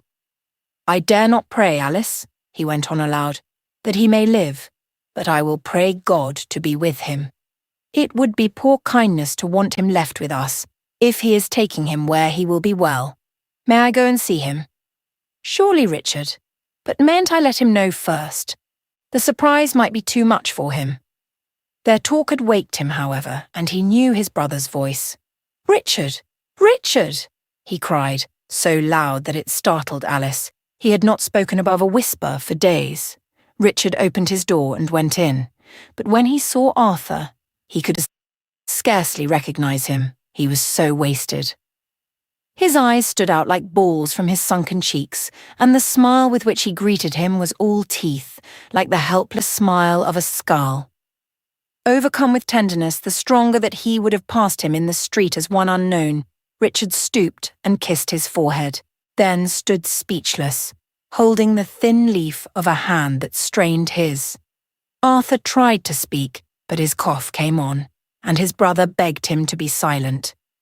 "I will go into the next room with Alice," he said, "and come to you again. I shall see you often now, I hope. I've been ill, or I should have been here 50 times. In the next room lay the motionless form of the unmotherly mother. A certain something of human grace had returned to her countenance. Richard did not like looking at her. He felt that, not loving her, he had no right to let his eyes rest on her. But she had been sinned against like his own mother. He must not fail her with what sympathy she might claim. "Don't think hard things of her," said Alice, as if she knew what he was thinking. She had not the strength of some people. I believe myself she could not help it. She had been used to everything she wanted. "I pity her heartily," answered Richard. She threw her arms round his neck and clung to him as if she would never more let him go. "But what am I to do?" she said, releasing him. "If I stay at home to nurse Arthur, we must both die of hunger. If I go away, there is nobody to do anything for him." "I wish I could stay with him," returned Richard, "but I've been so long ill that I have no money, and I don't know when I shall have any. I have just 1 shilling in my possession. Take it, dear." "I can't take your last shilling, Richard." "There's no fear of me," he said. "I shall have everything I want. It makes me ashamed to think of it. You must just creep on for a while as best you can while I think what to do. Only there's the funeral." Alice gave a cry choked by a sob. "There is no help," she said in a voice of despair. "The parish is all that is left us." "It don't matter much," rejoined Richard. "For my part, I don't care a paring what becomes of my old clothes when I've done with them. You needn't think, whether she be anywhere or nowhere, that she cares how her body gets put under the earth. Don't trouble about it, Alice. It really is nothing. I would come to the funeral, but I don't see how I can. I don't know now what I shall say to my mother. Tell Arthur I hope to see him again soon. I must not stop now. I won't forget you, Alice. Not for an hour, I think. Beg someone in the house to go into him now and then while you are away. I shall soon do something to cheer him up a bit. Good night, dear." With a heavy heart, Richard went. It was all he could do to get home before dark, having to walk all the way. His mother was much distressed to see him so exhausted, but he managed not to tell her what he had been about. He had some tea and went to bed, and there remained all the next day. And while he was in bed, it came to him clear and plain what he must do. It was certain that for a long time he could do nothing for Arthur and Alice out of his own pocket.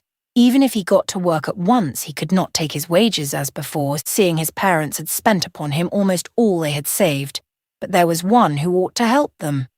Specially in such sore need had they a right to the saving help of their own father.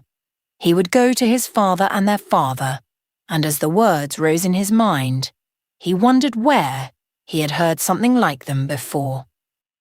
The next day he begged his father and mother to let him spend a week or 2 with his grandfather. The day after, well wrapped from the cold, he took his place in a slow train, and at the station was heartily welcomed by his grandfather, who had come with his pony cart to take him home. Settled in the room once occupied by Alice, he felt like a usurper, a robber of the helpless. He had left her in misery and wretchedness, and was in the heart of the comfort that had once been hers. He had to tell himself that it was foolish, that he was there for her sake. He took his grandfather at once into his confidence, begging him not to let his mother know. And Simon, who had in former days experienced something of the hardness of his true-hearted daughter, entered into the thing with a brooding kind of smile. He saw no reason why Richard should not make the attempt, but shook his head at the prospect of success. Doubtless the baronet thought he had done all that could be required of him.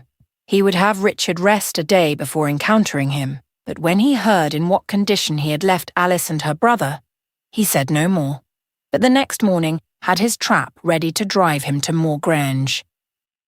Richard's heart beat fast as he entered the lodge gate and walked up to the front door. After a moment's bewilderment, the servant who answered his ring recognised him and expressed concern that he looked so ill. When he asked to see Sir Wilton, the man, thinking he came to resume the work so suddenly abandoned, said he was in the library, having his morning cigar. "Then I'll just step in," said Richard, and the footman gave way as to a member of the household. Sir Wilton, now an elderly and broken man, sat in the same chair, and in the same attitude, as when Richard, a newborn and ugly child, had, in the arms of his aunt, his first interview with him, nearly 21 years before. The relation between them had not developed a hair's breadth since that moment, and Richard, partly from the state of his health, could not, with all the courage he could gather, help quailing a little before the expected encounter. But he remained outwardly quiet and seemingly cool. The sun was not shining into the room, and it was rather dark. Sir Wilton sat with his back to the one large bay window, and Richard received its light on his face as he entered. He stood an instant, hesitating. His father did not speak, but sat looking straight at him, staring indeed as at something portentous, much as when first he saw the ugly apparition of his infant heir.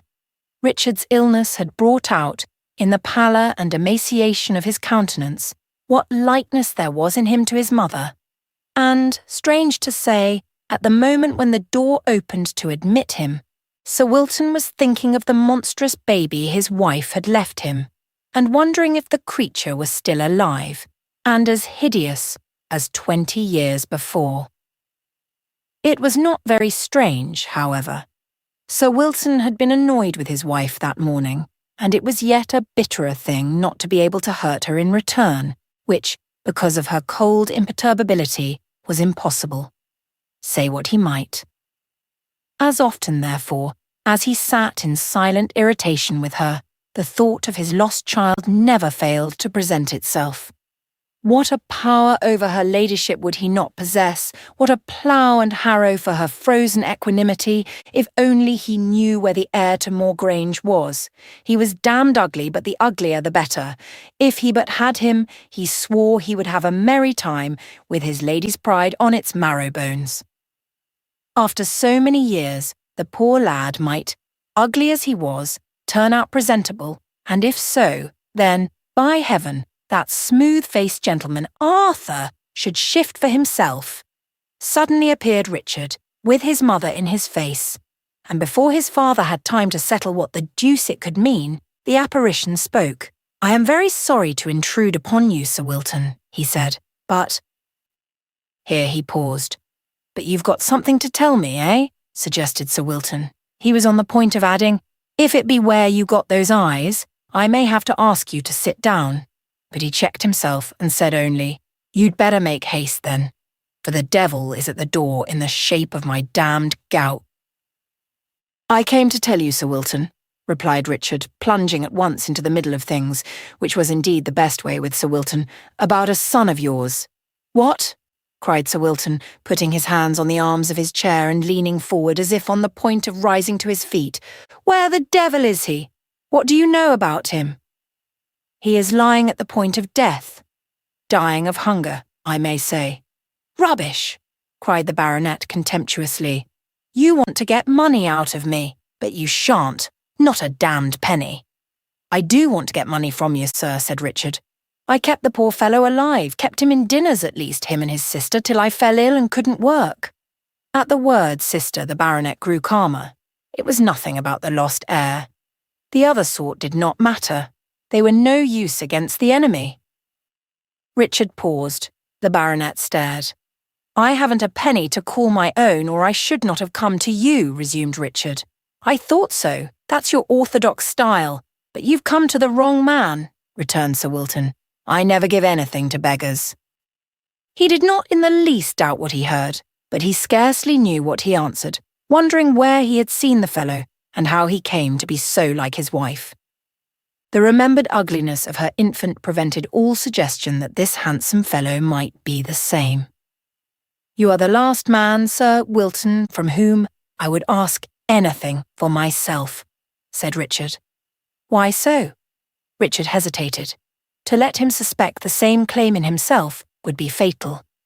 I swear to you, Sir Wilton, he said, by all that men count sacred, I come only to tell you that Arthur and Alice Manson, your son and daughter, are in dire want. Your son may be dead. He looked like it 3 days ago and had no one to attend to him. His sister had to leave him to earn their next day's food. Their mother lay a corpse in the other of their 2 rooms. Oh, she's gone, is she? That alters the case. But what became of all the money I gave her? It was more than her body was worth. Soul she never had any. She lost it somehow, and her son and daughter starved themselves to keep her in plenty so that by the time she died they were all but dead themselves. A pair of fools. A good son and daughter, sir. Attached to the young woman, eh? Asked the baronet, looking hard at him. Very much, but hardly more than to her brother, answered Richard. God knows if I had but my strength, he cried, almost in despair, and suddenly, shooting out his long, thin arms, with his 2 hands, wasted white, at the ends of them. I would work myself to the bone for them, and not ask you for a penny. I provided for their mother. Why didn't they look after the money? I'm not accountable for them. Ain't you accountable for giving the poor things a mother like that, sir? By Jove, you have me there. She was a bad lot. A damned liar. Young fellow, I don't know who you are, but I like your pluck. There ain't many I'd let stand talking at me like that. I'll give you something for the poor creatures. That is, mind you, if you've told me the truth about their mother. You're sure she's dead? Not a penny shall they have if she's alive. I saw her dead, sir, with my own eyes. You're sure she wasn't shamming? She couldn't have shammed anything so peaceful. The baronet laughed. Believe me, sir, said Richard, she's dead, and by this time buried by the parish. God bless my soul, well, it's none of my fault. She ate and drank her own children, said Richard with a groan, for his strength was failing him. He sank into a chair. I will give you a cheque, said Sir Wilton, rising and going to a writing table in the window. I will give you £20 for them in the meantime, and then we'll see. That is, he added, turning to Richard, if you swear by God that you have told me nothing but the truth. I swear, said Richard solemnly, by all my hopes in God, the Saviour of men, that I have not wittingly uttered a word that is untrue or incorrect. That's enough. I'll give you the cheque. He turned again to the table, sat down, searched for his keys, unlocked and drew out a drawer, took from it a cheque-book, and settled himself to write with deliberation, thinking all the time. When he had done, have the goodness to come and fetch your money, he said tartly. With pleasure, answered Richard, and went up to the table. Sir Wilton turned on his seat and looked him in the face, full in the eyes. Richard steadily encountered his gaze. What is your name? Said Sir Wilton at length. I must make the cheque payable to you. Richard Tuke, sir, answered Richard. What are you? A bookbinder. I was here all the summer, sir, repairing your library. Oh, bless my soul, yes, that's what it was. I thought I had seen you somewhere. Why didn't you tell me so at first? It had nothing to do with my coming now, and I did not imagine it of any interest to you, sir. It would have saved me the trouble of trying to remember where I had seen you. Then suddenly a light flashed across his face. By heaven, he muttered, I understand it now. They saw it. That look on his face. By Jove. But no, she never saw her. She must have heard something about him then. They didn't treat you well, I believe, he said. Turned you away at a moment's notice. I hope they took that into consideration when they paid you. I made no complaint, sir. I never asked why I was dismissed. But they made it up to you, didn't they? I don't submit to ill usage, sir. That's right. I'm glad you made them pay for it. To take money for ill usage is to submit to it, it seems to me, said Richard. By Jove, there are not many would call money ill usage. Well, it wasn't right, and I'll have nothing to do with it. Here, he went on, wheeling round to the table and drawing his cheque-book toward him. I will give you another cheque for yourself. I beg your pardon, sir, said Richard, but I can take nothing for myself. Don't you see, sir? As soon as I was gone, you would think I had, after all, come for my own sake. I won't, I promise you. I think you a very honest fellow. Then, sir, please continue to think me so, and don't offer me money. Lest you should be tempted to take it. No, lest I should annoy you by the use I made of it. Tut, tut. I don't care what you do with it. You can't annoy me. He wrote a second cheque, blotted it, then finished the other and held out both to Richard. I can't give you so much as the other poor beggars. You haven't the same claim upon me, he said.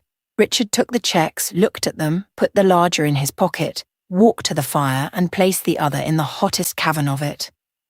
By Jove, cried the baronet, and again stared at him. He had seen his mother do precisely the same thing, with the same action to the very turn of her hand, and with the same choice of the central gulf of fire. Richard turned to Sir Wilton, and would have thanked him again on behalf of Alice and Arthur, but something got up in his throat, and, with a grateful look and a bend of the head, he made for the door, speechless.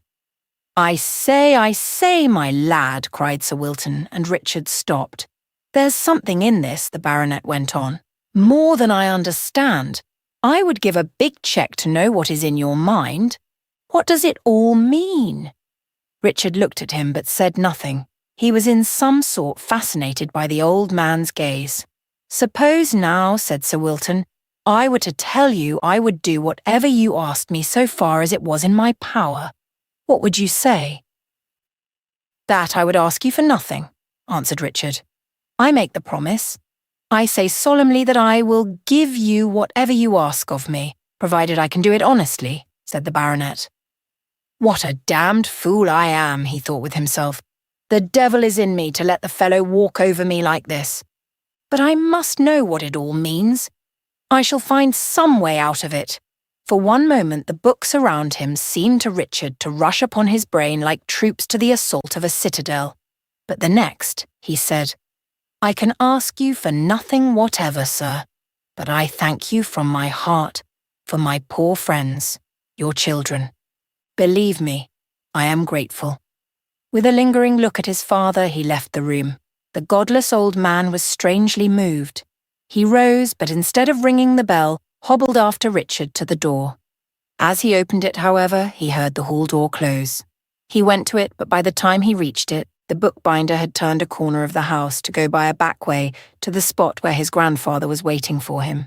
He found him in his cart, immovably expectant, his pony eating the grass at the edge of the road.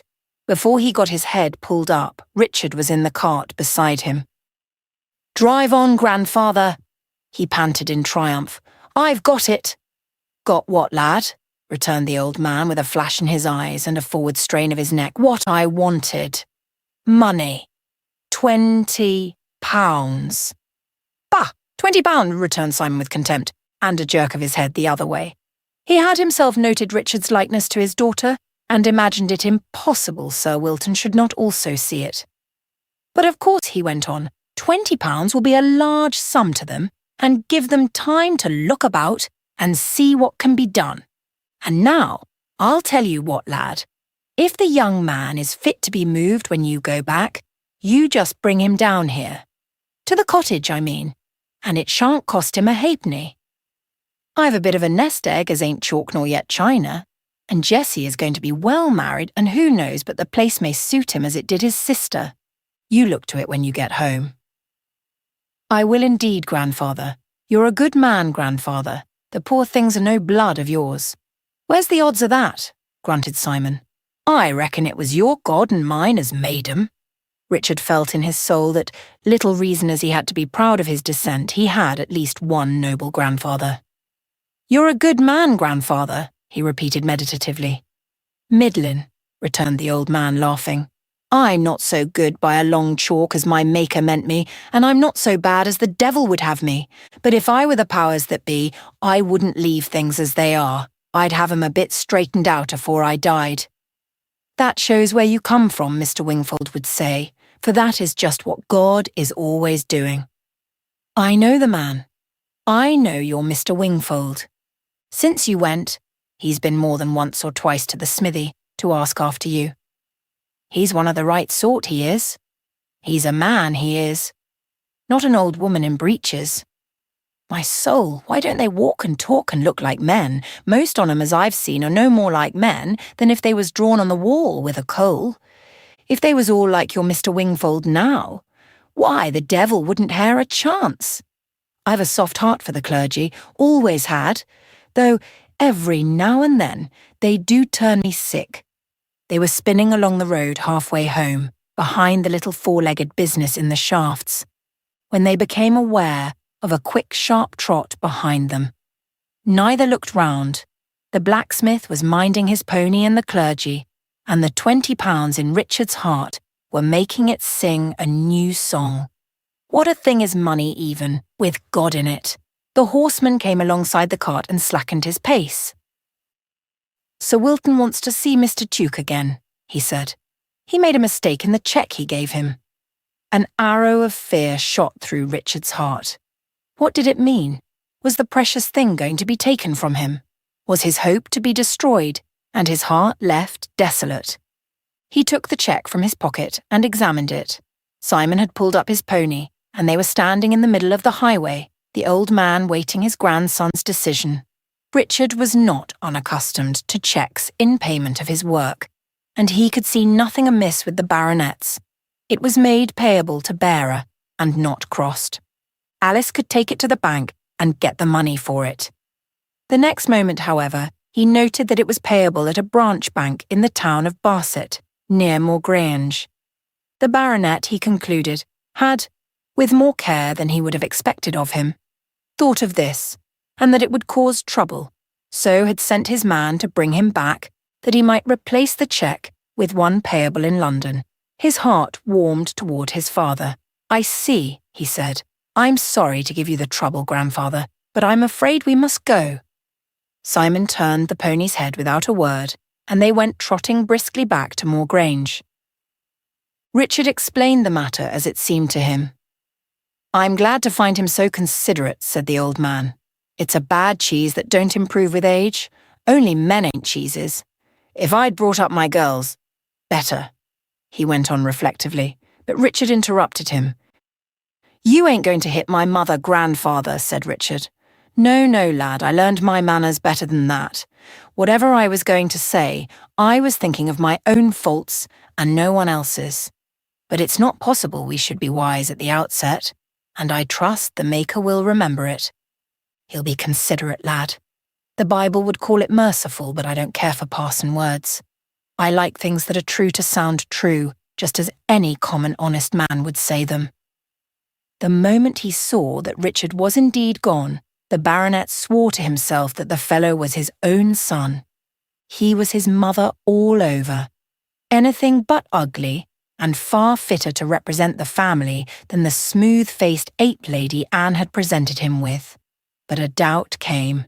His late wife had a sister somewhere, and a son of hers might have stolen a likeness to his lady aunt. The tradesman fellow knew of the connection, and pretended to himself not to think much of it. "What are we coming to, by Jove?" muttered the baronet.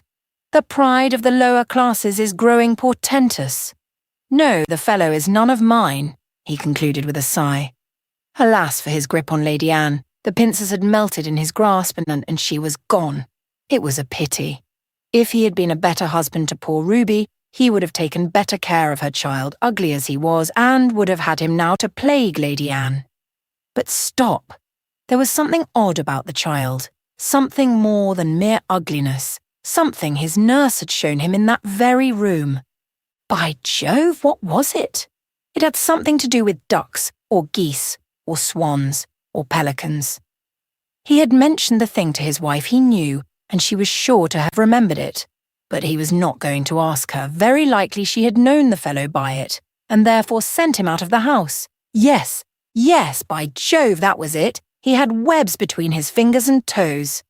He might have got rid of them, no doubt, but he must see his hands. All this passed swiftly through Sir Wilton's mind. He rang the library bell furiously and sent a groom after the bookbinder. They drove in at the gate but stopped a little way from the house. Richard ran to the great door, found it open, and went straight to the library. There sat the baronet, as at first. "I bethought me," said Sir Wilton the moment he entered, "that I had given you a cheque on the branch at Barset, when it would probably suit you better to have one on headquarters in London." "It was very kind of you to think of it, sir," answered Richard. "Kind? I don't know about that. I'm not often accused of that weakness," returned Sir Wilton, rising with a grin, in which, however, there was more of humour than ill nature. He went to the table in the window, sat down, unlocked a drawer, took out a cheque-book, and began to write a cheque. "What did you say was your name?" he asked. "These cheques are all made to order, and I should prefer your drawing the money." Richard gave him again the name he had always been known by. "Tuke, what a beast of a name," said the baronet. "How do you spell it?" Richard's face flushed, but he would not willingly show anger with one who had granted the prayer of his sorest need. He spelled the name to him as unconcernedly as he could, but the baronet had a keen ear. "Oh, you needn't be crusty," he said. "I meant no harm. One has fancies about names, you know." "What did they call your mother before she was married?" Richard hesitated. He did not want Sir Wilton to know who he was. He felt that, the relation between them known by both, he must behave to his father in a way he would not like. But he must, nevertheless, speak the truth. Wherever he had not spoken the truth, he had repented and been ashamed, and had now come to see that to tell a lie was to step out of the march of the ages, led by the great will. "Her name, sir, was Armour," he said. "Hey!" cried the baronet with a start, yet he had all but expected it. "Yes, sir, Jane Armour." "Jane," said his father with an accent of scorn. "Not a bit of it. Jane," he repeated, and muttered to himself, what motive could there be for misinforming the boy as to the Christian name of his mother? For the moment he saw the youth again, the spell was upon him afresh, and he felt all but certain he was his own. Richard stood perplexed.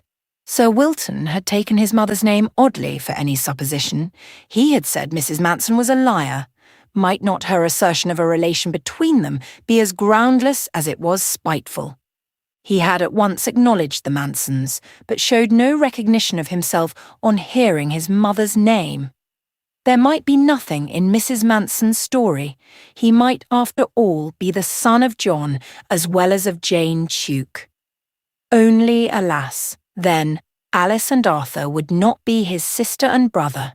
They would be God's children all the same, and though, and he God's child, they would still be his brother and sister, to love and to keep. "Here, put your name on the back there," said the baronet, having blotted the cheque. "I have made it payable to your order, and without your name it is worth nothing." "It will be safer to endorse it at the bank, sir," returned Richard. "I see you know what you're about," grinned Sir Wilton, saying to himself, however, "the rascal will be too many for me. But," he continued, "I see too you don't know how to sign your own name. I had better alter it to Bearer, with my initials. Damn it, your paltry cheque has given me more trouble than if it had been for 10,000. Sit down there, will you, and write your name on that sheet of paper." Richard knew the story of Talleyrand, how, giving his autograph to a lady, he wrote it at the top left-hand corner of the sheet, so that she could write above or before it neither an order for money nor a promise of marriage. Yielding to an absurd impulse, he did the same. The baronet burst into loud laughter, which, however, ceased abruptly. He had not gained his end. "What comical duck fists you've got!" he cried, risking the throw. I once knew a man whose fingers and toes too were tied together that way. He swam like a duck. My feet are more than way than my hands, replied Richard. Only some of my fingers have got the web between them. My mother made me promise to put up with the monstrosity till I came of age. She seemed to think some luck lay in it. Your mother, murmured the baronet, and kept eyeing him. By Jove, he said aloud, your mother? Who is your mother? As I told you, sir, my mother's name is Jane Tuke. Born Eararmer? Yes, sir. By heaven, said the baronet to himself, I see it all now. That terrible nurse was one of the family, and carried him away because she didn't like the look of my lady. Don't I wish I had had half her insight? Perhaps she was cousin to Robina, perhaps her own sister. Simon the villain will know all about it. He sat silent for a moment. Now tell me, you young rascal, he said, why didn't you put in a claim for yourself instead of those confounded Mansons? Why should I, sir? I didn't want anything. I have all I desire, except a little more strength to work, and that is coming. The baronet kept gazing at him with the strangest look on his wicked, handsome old face. There is something you should have asked me for, he said at length in a gentler tone. What is that, sir? Your rights. You have a claim upon me before anyone else in the whole world. I like you too, he went on in yet gentler tone with a touch of mockery in it. Apparently he still hesitated to commit himself. I must do something for you. His son could contain himself no longer. I would ask nothing, I would take nothing, he said as calmly as he could, though his voice trembled and his heart throbbed with the beginnings of love. From a man who had wronged my mother. Damn the rascal, I never wronged his mother. Who said I wronged your mother, you scoundrel? I'll take my oath she never did. Answer me directly who told you so. His voice had risen to a roar of anger. His son could do the dead no wrong by speaking the truth. Mrs. Manson told me, he began, but was not allowed to finish the sentence. Damned liar she always was, cried the baronet, with such a fierceness in his growl as made Richard call to mind a certain bear in the zoological gardens. Then it was she that had you stolen. The beast ought to have died on the gallows, not in her bed. Ah, she was the one to plot, the snake. In this whole curse of a world, she was the meanest devil I ever came across, and I've known more than a few. I know nothing about her, sir, except as the mother of Arthur, my schoolfellow. She seemed to hate me. She said I belonged to you and had no right to be better off than her children. How did she know you? I can't tell, sir. You are like your mother, but the snake never can have set eyes on her. Give me that cheque. Her fry shan't have a farthing. Let them rot alive with their dead dam. He held out his hand. The second cheque lay on the table, and Richard had the former still in his possession. He did not move, nor did Sir Wilton urge his demand. Did I not tell you? He resumed. Did I not say she was a liar? I never did your mother a wrong, nor you neither, though. I did swear at you a bit. You were so damned ugly, I don't blame you. You couldn't help it. Lord, what a display the woman made of your fingers and toes, as if the webs was something to be proud of, and atoned for the face. Can you swim? Fairly well, sir, answered Richard carelessly. Your mother swam like a naiad, was it? Or nereid? I forget. Damn it. I don't know the difference in their swimming. Nor any other difference, I dare say. I know the one was a nymph of the sea, the other of a river. Oh, you know Greek, then. I wish I did, sir. I was not long enough at school. I had to learn a trade and be independent. By Jove, I wish I knew a trade and was independent. But you shall learn Greek, my boy. There will be some good in teaching you. I never learned anything. But how the deuce do you know about naiads and nereids and all that bosh if you don't know Greek? I know my Keats, sir. I had to plough with his heifer, though. Use my Lempriere, I mean. Good heavens, said the baronet, who knew as little of Keats as any lap. I wish I had been content to take you with all your ugliness and bring you up myself instead of marrying Lot's widow. Richard fancied he preferred the bringing up he had had, but he said nothing. Indeed, he could make nothing of the whole business. How was it that, if Sir Wilton had done his mother no wrong, his mother was the wife of John Tuke? He was bewildered. "You wouldn't like to learn Greek, then?" said his father. "Yes, sir, indeed I should." "Why don't you say so, then? I never saw such a block. I say you shall learn Greek. Why do you stand there looking like a dead oyster?" "I beg your pardon, sir. May I have the other cheque?" "What other cheque?" "The cheque there for my brother and sister, sir," answered Richard, pointing to it where the baronet had laid it, on the other side of him. "Brother and sister. The Mansons, sir," persisted Richard. "Oh, give them the cheque and be damned to them. But remember they're no brother and sister of yours, and must never be alluded to as such or as persons you have any knowledge of. When you've given them that," he pointed to the cheque which still lay beside him, "you drop their acquaintance." "That I cannot do, sir." "There's a good beginning now, but I might have expected it. You tell me to my face you won't do what I order you." "I can't, sir, it wouldn't be right." "Fiddlesticks! Wouldn't be right. What's that to you? It's my business. You've got to do what I tell you. I must go by my conscience, sir." "Oh, damn your conscience. Will you promise or will you not? You're to have nothing to say to those young persons." "I will not promise." "Not if I promise to look after them?" "No, sir." His father was silent for a moment, regarding him, not all in anger. "Well, you're a good plucked one, I allow. But you're the greatest fool, the dullest young ass out notwithstanding. You won't suit me, though you are web-footed. Why, damn it, boy, don't you understand yet that I'm your father?" "Mrs. Manson told me so, sir." "Oh, rot, Mrs. Manson. She told you a damned lie. She told you I wronged your mother. I tell you I married her. What a blockhead you are. Look there with your miserable tradesman's eyes. All those books will be yours one day. To put in the fire, if you like, or mend at from morning to night just as you choose, you fool. Ain't you my son, heir to Moor Grange, and whatever I may choose to give you besides?" Richard's heart gave a bound as if it would leap to heaven. It was not the land, it was not the money, it was not the books, it was not even Barbara. It was Arthur and Alice that made it bound. But the voice of his father went on.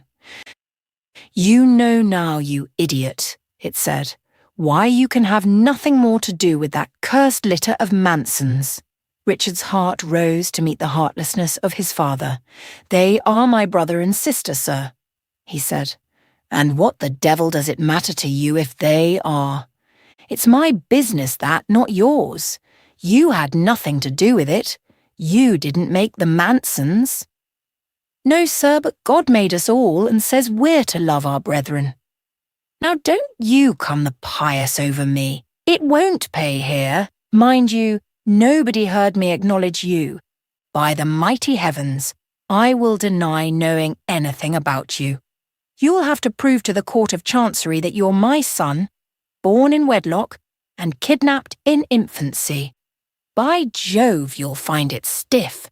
Who'll advance you the money to carry it there? You can't do it without money. Nobody. The property's not entailed. And who cares whether it be Sir Richard or Sir Arthur? What's the title without the property? But don't imagine I should mind telling a lie to keep the two together. I'm not a nice man. I don't mind lying. I'm a bad man. That I know better than you or anyone else. And you'll find it uncomfortable to differ and deal with me both at once." "I will not deny my own flesh and blood," said Richard. "Then I will deny mine, and you may go rot with them." "I will work for them and myself," said Richard. Sir Wilton glared at him. Richard made a stride to the table. The baronet caught up the cheque. Richard darted forward to seize it. Was his truth to his friends to be the death of them?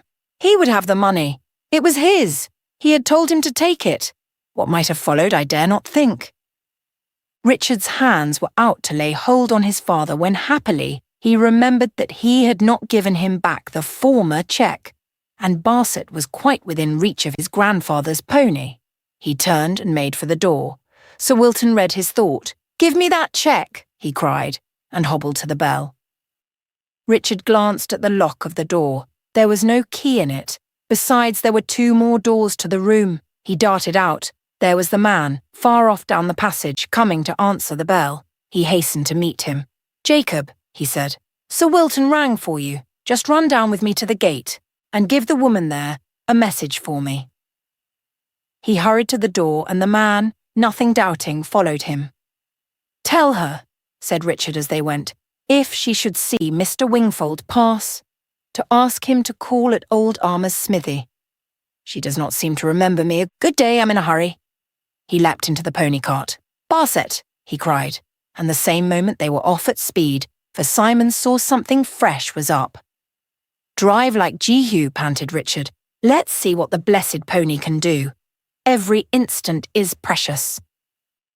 Never asking the cause of his haste, old Simon did drive like Jehu, and never had the pony gone with a better will.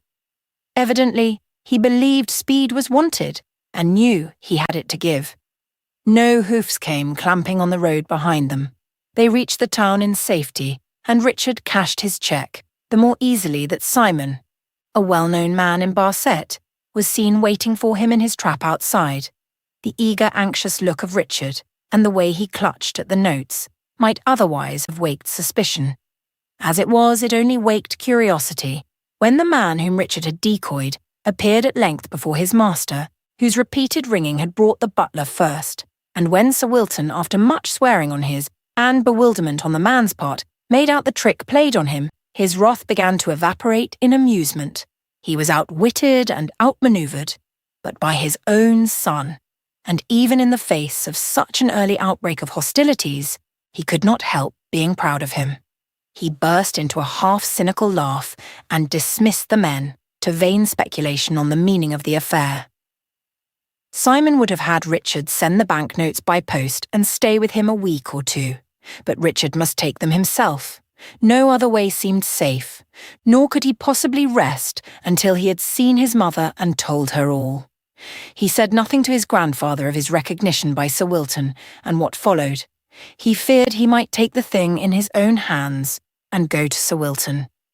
Questioning his grandfather, he learned that Barbara was at home, but that he had seen her only once. She had one day appeared suddenly at the smithy door, with Miss Brown all in a foam.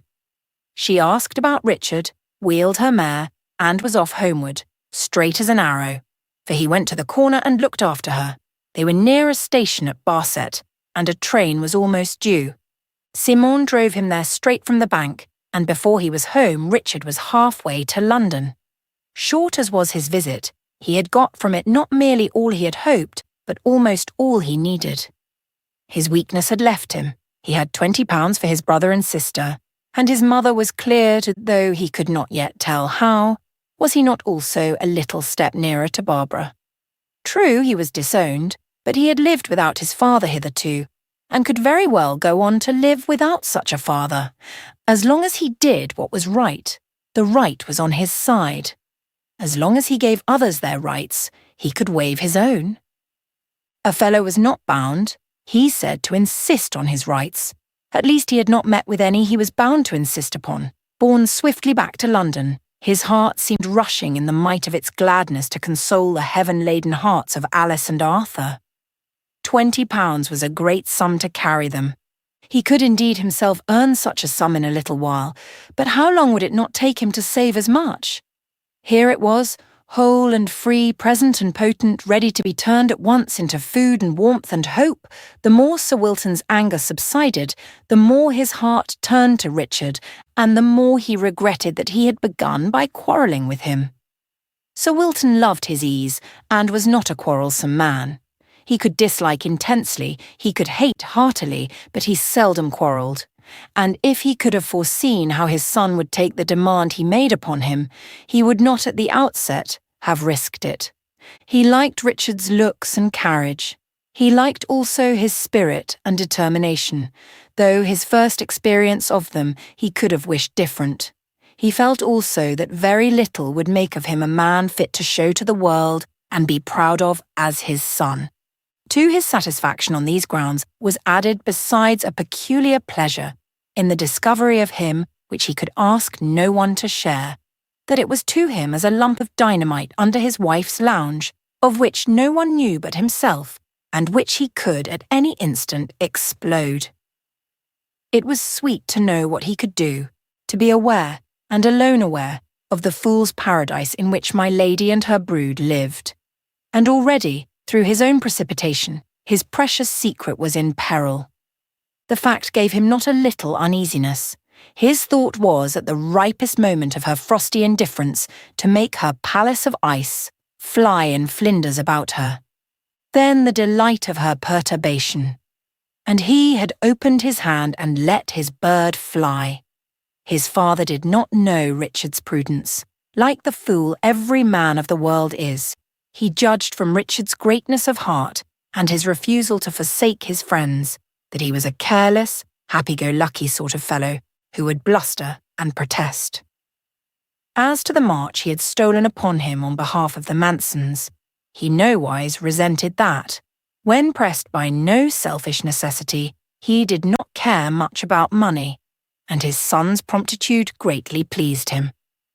"The fellow shall go to college," he said to himself, "and I won't give my lady even a hint before I have him the finest gentleman and the best scholar in the county. He shall be both. I will teach him billiards myself. By Jove, it is more of a pleasure than at my years I had a right to expect. To think of an old sinner like me being blessed with such a victory over his worst enemy. It is more than I could deserve if I lived to the age of Mephistopheles. I shouldn't like to live so long. There's so little worth remembering. I wish forgetting things wiped them out. There are things I hardly know whether I did or only wanted to do. Damn it! It may be all over Barset by this time that the heir to Sir Wilton's property has turned up." He rang the bell and ordered his carriage. "I must see the old fellow, the rascal's grandfather," he kept on to himself. "I haven't exchanged a word with him for years. And now I think of it, I take poor Rubina's father for a very decent sort of fellow. If he had but once hinted what he was, every soul in the parish would have known it. I must find out whether he's in my secret. I can't prove it yet, but perhaps he can." Simon Armour was not astonished to see the Lestrange carriage stop at the smithy. He thought Sir Wilton had come about the cheque. He went out and stood in hairy arms and leather apron at the carriage door. "Well, Armour, how are you?" said the baronet. "Well and hearty, sir, I thank you," answered Simon. "I want a word with you," said Sir Wilton. "Shall I tell the coachman to drive round to the cottage, sir?" "No, I'll get out and walk there with you." Simon opened the carriage door and the baronet got out. "That grandson of yours," he began the moment they were in Simon's little parlour. Simon started. "The old wretch knows," he said to himself. "Has been too much for me," continued Sir Wilton. "He got a cheque out of me, whether I would or not." "And got the money for it, sir," answered the smith. "He seemed to think the money better than the cheque." "I don't blame him, by Jove, there's decision in the fellow. They say his father's a bookbinder in London." "Yes, sir. You know better. I don't want humbug, Armour, I'm not fond of it. You told me people said his father was a bookbinder, and I said, yes, sir. You know as well as I do it's a damned lie.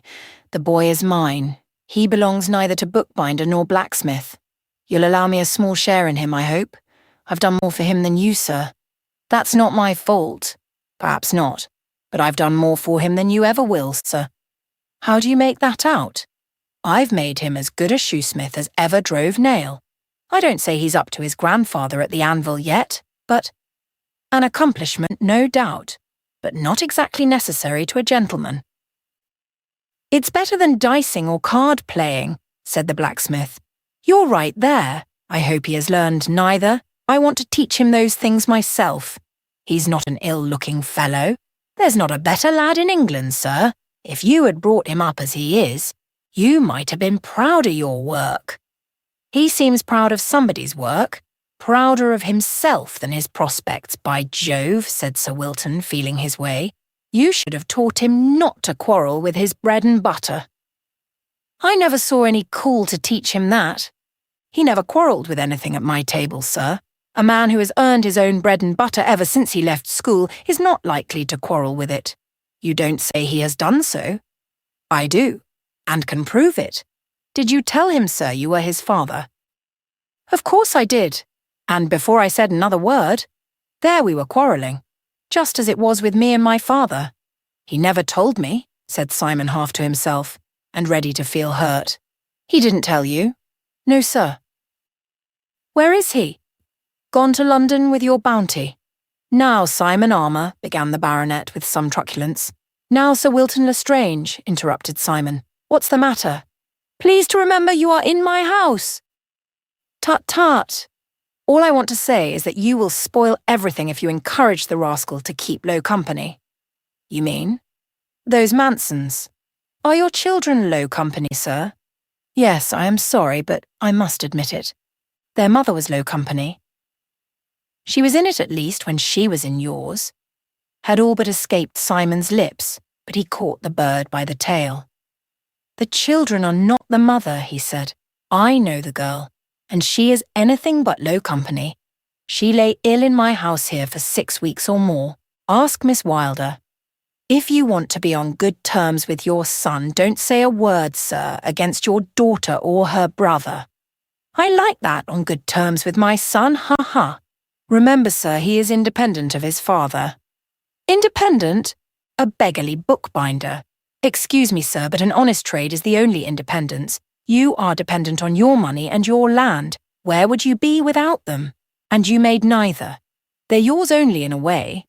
We, my grandson and I, have means of our own, said the blacksmith, and held out his 2 brawny hands. The thing that is beggarly, he resumed, is to take all and give nothing. If your ancestors got the land by any good they did, you did not get it by any good, you did. And having got it, what have you done in return? By Jove, I didn't know you were such a radical, returned the baronet, laughing. It is such as you, sir, that make what you call radicals. If the landlords had used what was given them to good ends, there would be no radicals, or not many, in the country. The landlords that look to their land and those that are on it earn their bread as hardly as the man that ploughs it. But when you call it yours, and do nothing for it, I am radical enough to think no wrong would be done if you were deprived of it. What? Are you taking to the highway at your age? No, sir. I have a trade I like better, and have no call to lighten you of anything, however ill you may use it. But there are those that think they have a right and a call to take the land from landlords like you, and I would no more leave my work to prevent them than I would to help them. Well, well, I didn't come to talk politics. I came to ask a favour of you. What I can do for you, sir, I shall be glad to do. It is merely this, that you will for the present say nothing about the heir having turned up. I could have laid my hand on him any moment this 20 years, and I can tell you where to find the parish book with his baptism in it. That I've not spoken proves I can hold my tongue, but I will give no pledge. When the time comes, I will speak. Are you aware I could have you severely punished for concealing the thing? Fire away, I'll take my chance, but I would advise you not to allow the thing come into court. Words might be spoken that would hurt. I know nothing myself, but there is one that could and would speak. Better let sleeping dogs lie. Oh, damn it, I don't want to wake 'em. Most old stories are best forgotten. But what do you think? Will the boy, what's his name? My father's, sir. Richard. Will Richard, then, as you have taken upon you to call him, his mother gave him the name. What I want to know is whether you think he will go and spread the thing, or leave it to we to publish when I please. Did you tell him to hold his tongue? No, he didn't give me time. That's a pity. He would have done whatever you asked him. Oh, would he? He would, so long as it was a right thing. And who was to judge of that? Why, the man who had to do it or leave it, of course. But if he didn't tell me, he's not likely to go blazing it abroad. You said he would go to his mother first. His mother is nowhere. So say some. So say not I. Never mind that. Who is it he calls his mother? The woman that brought him up, and a good mother she's been to him. But who is she? You haven't told me who she is, cried the baronet, beginning to grow impatient, and impatience and anger were never far apart with him. No, sir, I haven't told you, and I don't mean to tell you till I see fit. And when, pray, will that be? When I have your promise in writing that you will give her no trouble about what is past and gone.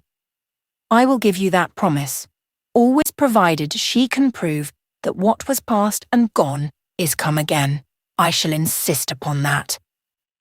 Most properly, sir, you shall not have to wait for it. And now, if you will take me to the post office, I will send a telegram to Richard, warning him to hold his tongue. Good. Come. They walked to the carriage, and Simon, displacing the footman, got up beside the coachman. He was careful, however, to be set down before they got within sight of the post office. The message he sent was, I know all, and will write. Say nothing but to your mother. When Richard reached London, he went straight to Clerkenwell. There he found Arthur, in bed and unattended, but covered up warm. Except one number of the Family Herald, he had nothing to read. The room was tidy but very dreary. Richard asked him why he did not move into the front room. Arthur did not explain, but Richard understood that the mother had left so many phantasms behind her that he preferred his own dark chamber. When Richard told him what he had done and the success he had had, he thanked him with such a shining face that Richard saw in it the birth of saving hope. And now, Arthur, he said, you must get better as fast as you can, and the first minute you are able to be moved, we'll ship you off to my grandfather's where Alice was. Away from Alice? Yes, but you must remember there will be so much more for her to eat, and so much more money to get things comfortable with by the time you come back. Besides, you will grow well faster, and then perhaps we shall find some fitter work for you than that hideous clerking. The flush of joy on Arthur's cheek was a divine reward to Richard for what he had done and suffered and sacrificed for the sake of his brother. He made a fire, and having set on the kettle, went to buy some things that he might have a nice supper ready for Alice when she came home. Next, he found 2 clean towels and covered the little table, forgetting all his troubles in the gladness of ministration and the new life that hope gives. If only we believed in God, how we should hope. And what would not hope do to reveal the new heavens and the new earth? That is, to show us the real, true, and gracious aspect of those heavens and that earth in which we now live so sadly and are not at home, because we do not see them as they are, do not recognize in them the beginning of the inheritance we long for. When Alice came in, she heard Arthur cough and hurried up, but before she reached the top of the second stair, she heard a laugh which, though feeble, was of such merry enjoyment that it filled her with wonder and gladness. Had the fairy godmother appeared at last? What could have come to make Arthur laugh like that? She opened the door, and all was explained. There sat the one joy of their life, their brother Richard, looking much like himself again. What a healer, what a strength-giver is joy! Will not holy joy at last drive out every disease in the world? Will it not be the elixir of life and drive out death? She sprang upon him and burst out weeping. Come and have supper, he said. I've been out to buy it and haven't much time to help you eat it. My father and mother don't know where I am. Then he told her what he had been about. It was with a happy heart he made his way home, for he left happy hearts behind him. He wondered that his mother was not surprised to see him, wondered too why she looked so troubled. What does this telegram mean? She asked. I don't know, Mother, he replied. Won't you give me a kiss first? She threw her arms about him. You won't give up saying mother to me, will you? She pleaded, fighting with her emotion. It will be a bad day for me when I do, he answered. My mother you are, and shall be. But I don't understand it. The telegram let him know that Sir Wilton and his grandfather had been in communication, and gave him hope that things might be accommodated between him and his father. You've got your real father now, Richard, said his mother, but she saw an expression on his face that made her add, You must respect your father, Richard, now you know him for your father. I can't respect him, Mother. He is not a good man. I can only love him. You have no right to find fault with him. He was not to blame that I carried you away when your mother died. I was terrified at your stepmother. I don't wonder at that, Mother. Now I begin to understand it all. But, Mother, if my father had been a good man, I don't believe you would have carried me away from him. Very likely not, my boy, though he did make me that angry by calling you ugly. And I don't believe I should have taken you at all if that woman hadn't sent me away for no reason but to have a nurse of her choosing. How could I leave my sister's child in the power of such a woman? Day and night, Richard, was I haunted with the sight of her cold face hanging over you. I was certain the devil might have his way with her when he chose. There was no love in her to prevent him. In my dreams I saw her giving you poison, or with a penknife in her hand, and her eyes shining like ice. I could not bear it. I should have gone mad to leave you there. I knew I was committing a crime in the eyes of the law, but I felt a stronger law compelling me, and I said to myself, I will be hanged for my child, rather than my child should be murdered. I will not leave him with that woman. So I took you, Richard. Thank you, Mother, 1,000 times. I am sure it was right and every way best for me. Oh, how much I owe you and my uncle. I must call you Mother still, but I'm afraid I shall have to call my father Uncle. It won't hurt him, Richard. He has been a good uncle to you, but I don't think he would have taught you the things he did, if you had been his very own child. He has done me no harm, Mother, nothing but good, said Richard. And so you are my own mother's sister. Yes, and a good mother she would have been to you. You must not think of her as a grim old woman like me. She was but 26 when you were born and she died. She was the most beautiful woman I ever saw, Richard. Never another woman's hand has touched your body but hers and mine, Richard. He took her hand and kissed it. Jane Tuke had never had her hand kissed before, and would have drawn it away. The lady within was ashamed of her rough gloves, not knowing they had won her ladyhood. In the real world, there are no ladies but true women. Also, they only are beautiful. All their show what they are, and the others are all more or less deformed. Oh, what lovely ladies will walk into the next world out of the rough cocoon of their hard-wrought bodies, not because they have been working women, but because they have been true women.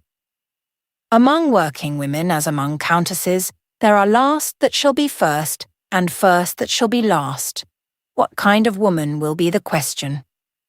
Alas for those, whether high or low or in the middle, whose business in life has been to be ladies.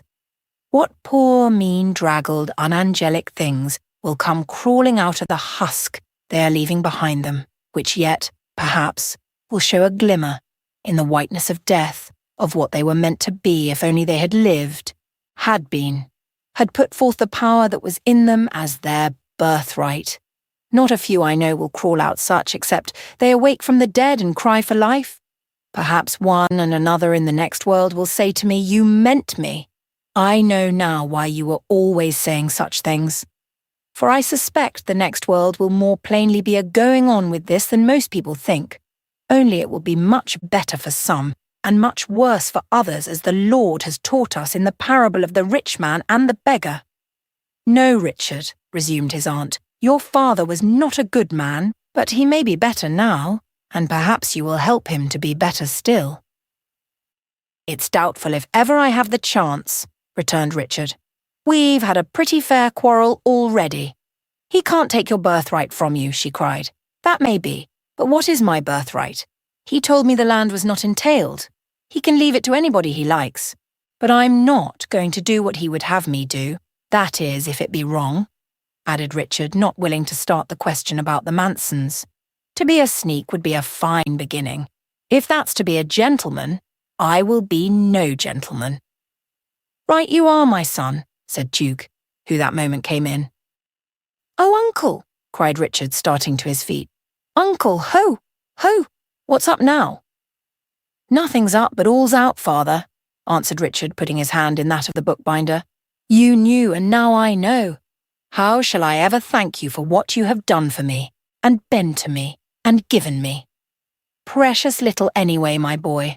I wish it had been a great deal more. Shall I tell you what you have done for me?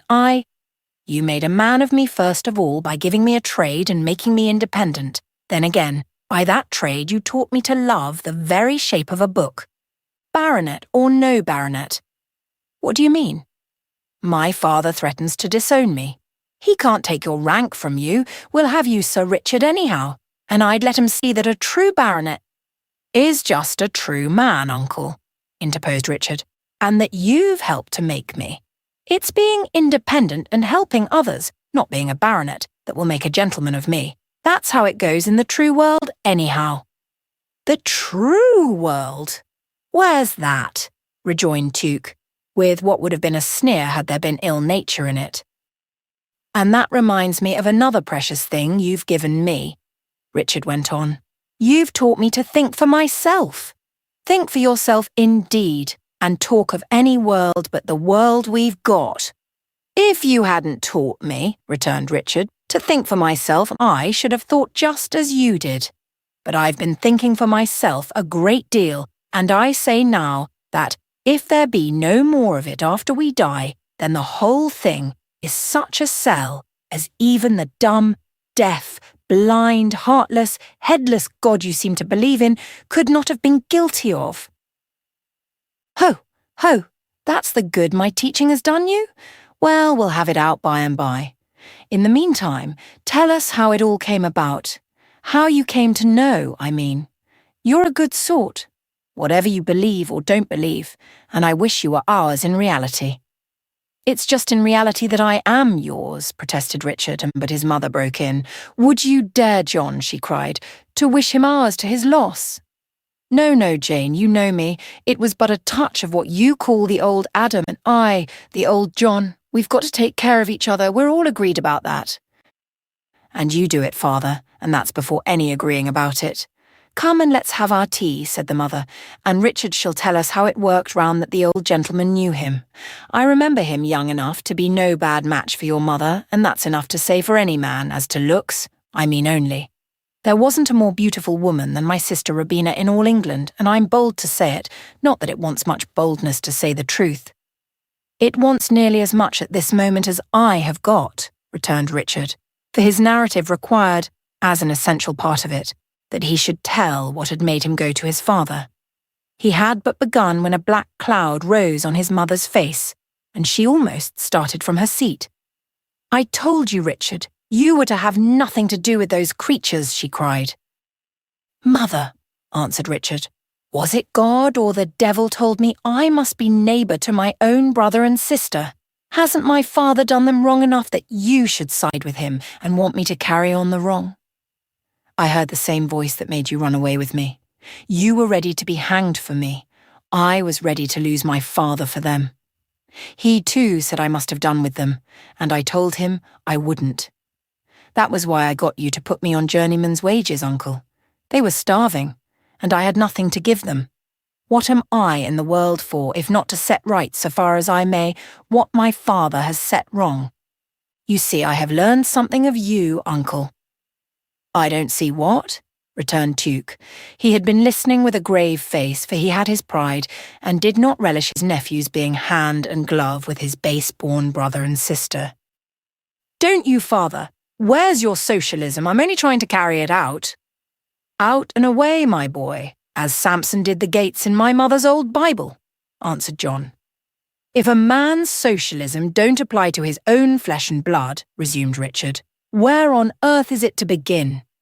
Must you hate your own flesh and go to Russia or China for somebody to be fair to?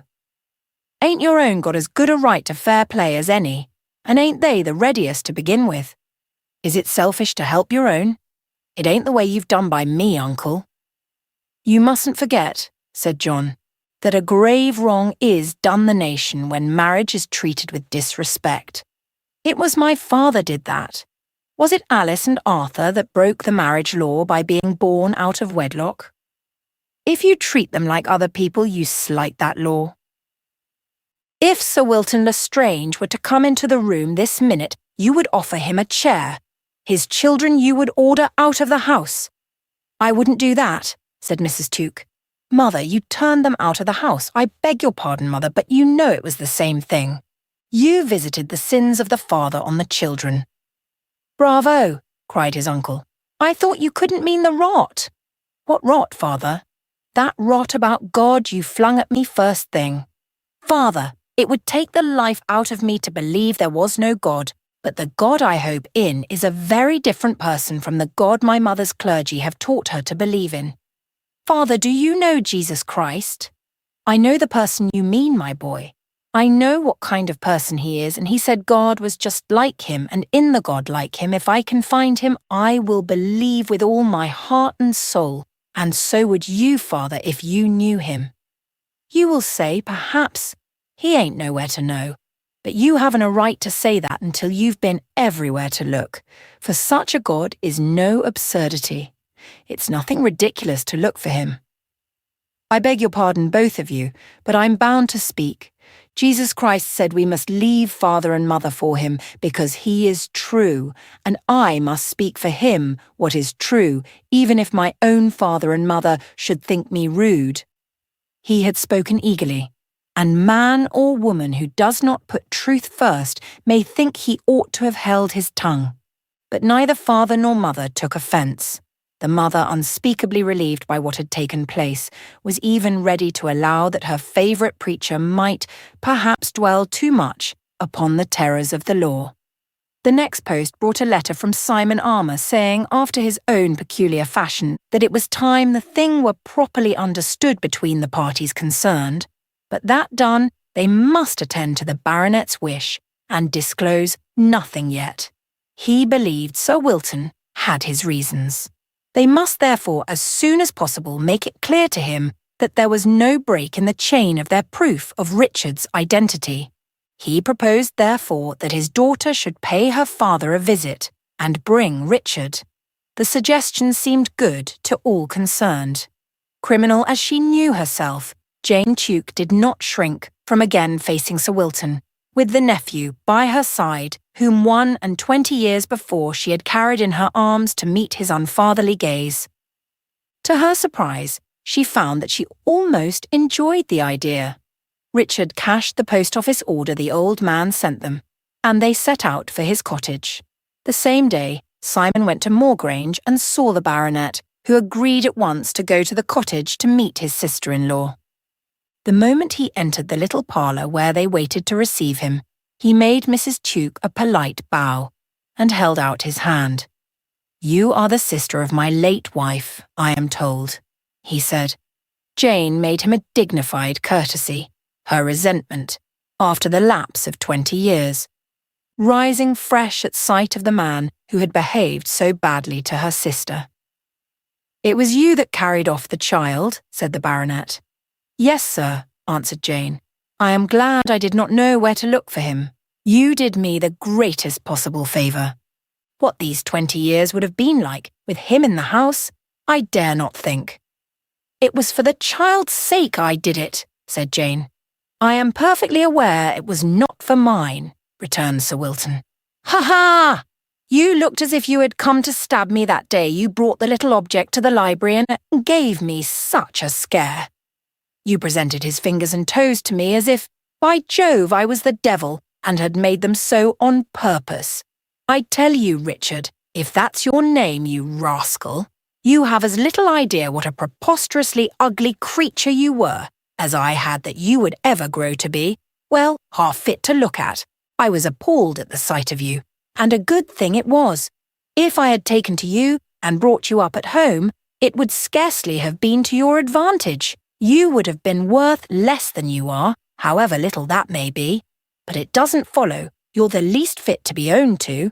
You're a tradesman, every inch of you, no more like a gentleman than, well, not half so like a gentleman as your grandfather there.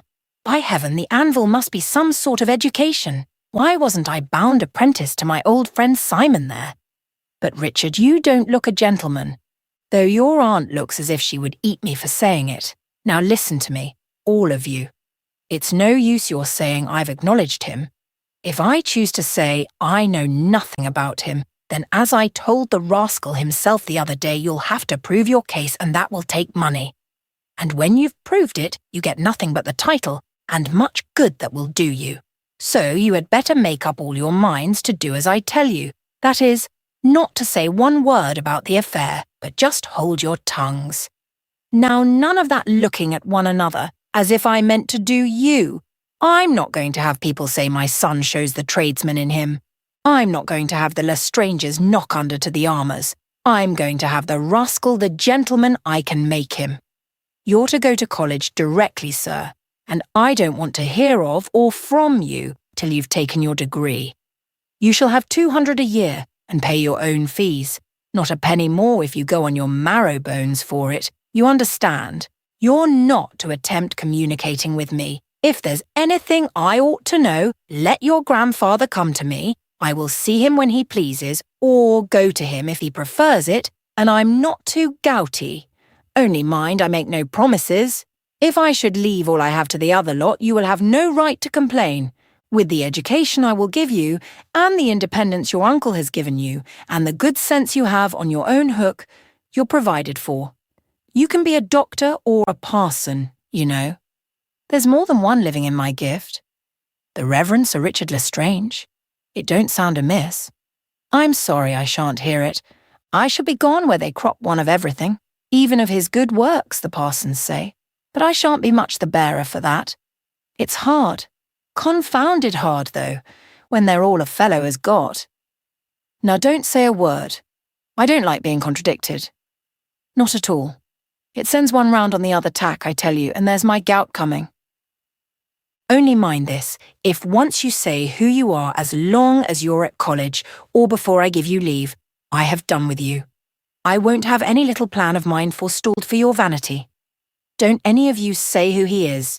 It will be better for him. Much. If it be but hinted who he is, he'll be courted and flattered, and then he'll be stuck up and take to spending money. But as sure as hell, if he goes beyond his allowance, well, I'll pay it, but it shall be his last day at Oxford. He shall go at once into the Navy, or the Excise, by George. This expression of the baronet's will, if not quite to the satisfaction of everyone concerned, was altogether delightful to Richard. "May I say one word, sir?" he asked. "Yes, if it's not arguing. I've not read a page of Latin since I left school, and I never knew any Greek. I forgot that predicament. You must have a tutor to prepare you, but you shall go to Oxford with him. I will not have you loafing about here. You may remain with your grandfather till I find one, but you're not to come near Moor Grange." "I may go to London with my mother, may I not?" said Richard.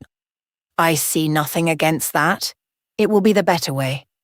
"If you please, Sir Wilton," said Mrs. Tuke, "I left evidence at Moor Grange of what I should have to say." "What sort of evidence?" "Things that belong to the child and myself." "Where?" "Hid in the nursery. My lady had everything moved, and the room fresh papered after you left. I remember that distinctly." "Did she say nothing about finding anything?" "Nothing. Of course she wouldn't. I left a box of my own with— You'll never see it again. The things the child always wore when he went out were under the wardrobe. Oblige me by saying nothing about them. I am perfectly satisfied and believe every word you say. I believe Richard there, the child of your sister Robina and myself, and it shall not be my fault if he don't have his rights. At the same time, I promise nothing and will manage things as I see best." "At your pleasure, sir," answered Mrs. Tuke. "Should you mind, sir, if I went to see Mr. Wingfold before I go?" asked Richard. "Who's he?" "The clergyman of the next parish, sir." "I don't know him. Don't want to know him. What have you got to do with him? He was kind to me when I was down here before." "I don't care you should have much to do with the clergy. You said, sir, I might go into the church. That's another thing quite. You would have the thing in your own hands then." Richard was silent. There was no point to argue. The moment Sir Wilton was gone, Simon turned to his grandson. "It was a pity you asked him about Mr. Wingfold. The only thing is you mustn't let out his secret. As to seeing Mr. Wingfold, or Miss Wylder either, just do as you please. No, grandfather.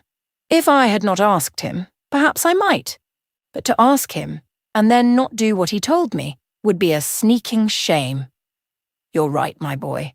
Hold on that way, and you'll never be ashamed, or make your people ashamed either.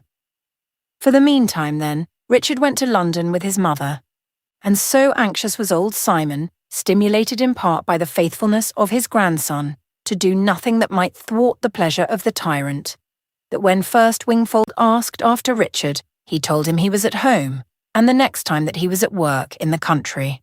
Richard went on helping his uncle, and going often to see his brother and sister. When Arthur was able for the journey, both he and Alice went with him. At the station they were met by Simon, with an old post-chaise he had to mend up. Having seen Arthur comfortably settled, his brother and sister went back to London together, Alice to go into a single room and betake herself once more to her work, but with new courage and hope. Richard to the bookbinding till his father should have found a tutor for him. The Tukes were slowly becoming used, if not reconciled, to his care of the Mansons. His mother, indignant for her deceased sister, stood out the stiffest. The bookbinder could not fail to see that the youth was but putting in practice the socialistic theories he had himself sought to teach him. True, the thing came straight from the heart of Richard, and went much farther than his uncle's theories, but his uncle counted it the result of his own training, and woke at last to the fact that his theories were better than he had himself known. With the help of the head of the college to which Sir Wilton had resolved to send his son, a tutor was at length found. Happily for Richard, one of the right sort. They went together to Oxford and set to work at once.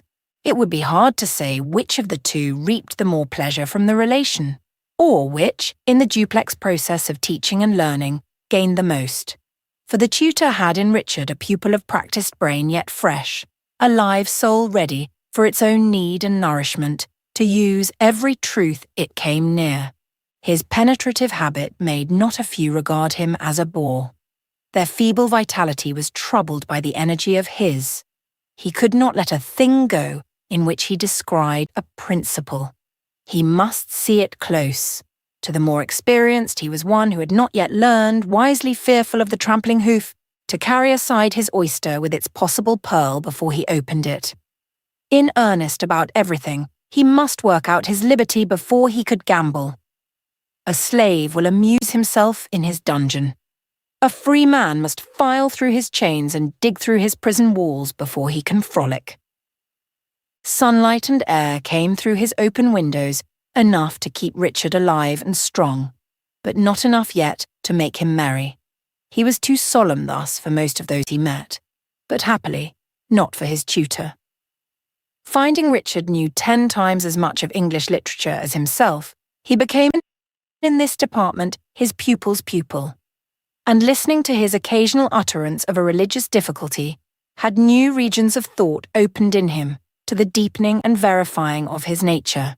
The result for the tutor was that he sought ordination, in the hope of giving to others what had at length become real to himself.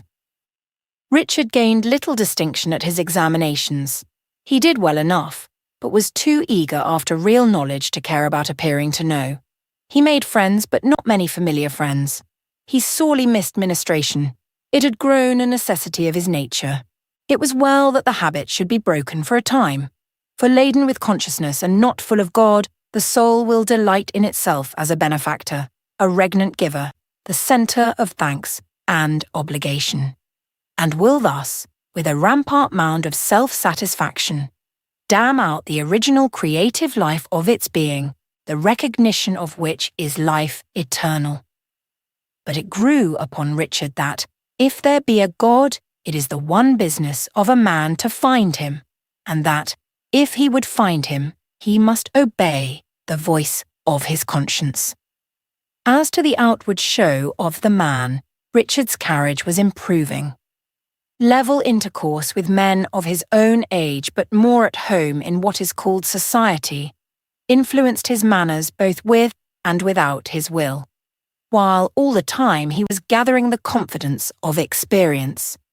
His rowing and the daily run to and from the boats, with other exercises prescribed by his tutor, strengthened the shoulders whose early stoop had threatened to return with much reading. He was fast growing more than presentable. With the men of his year, his character more than his faculty had influence.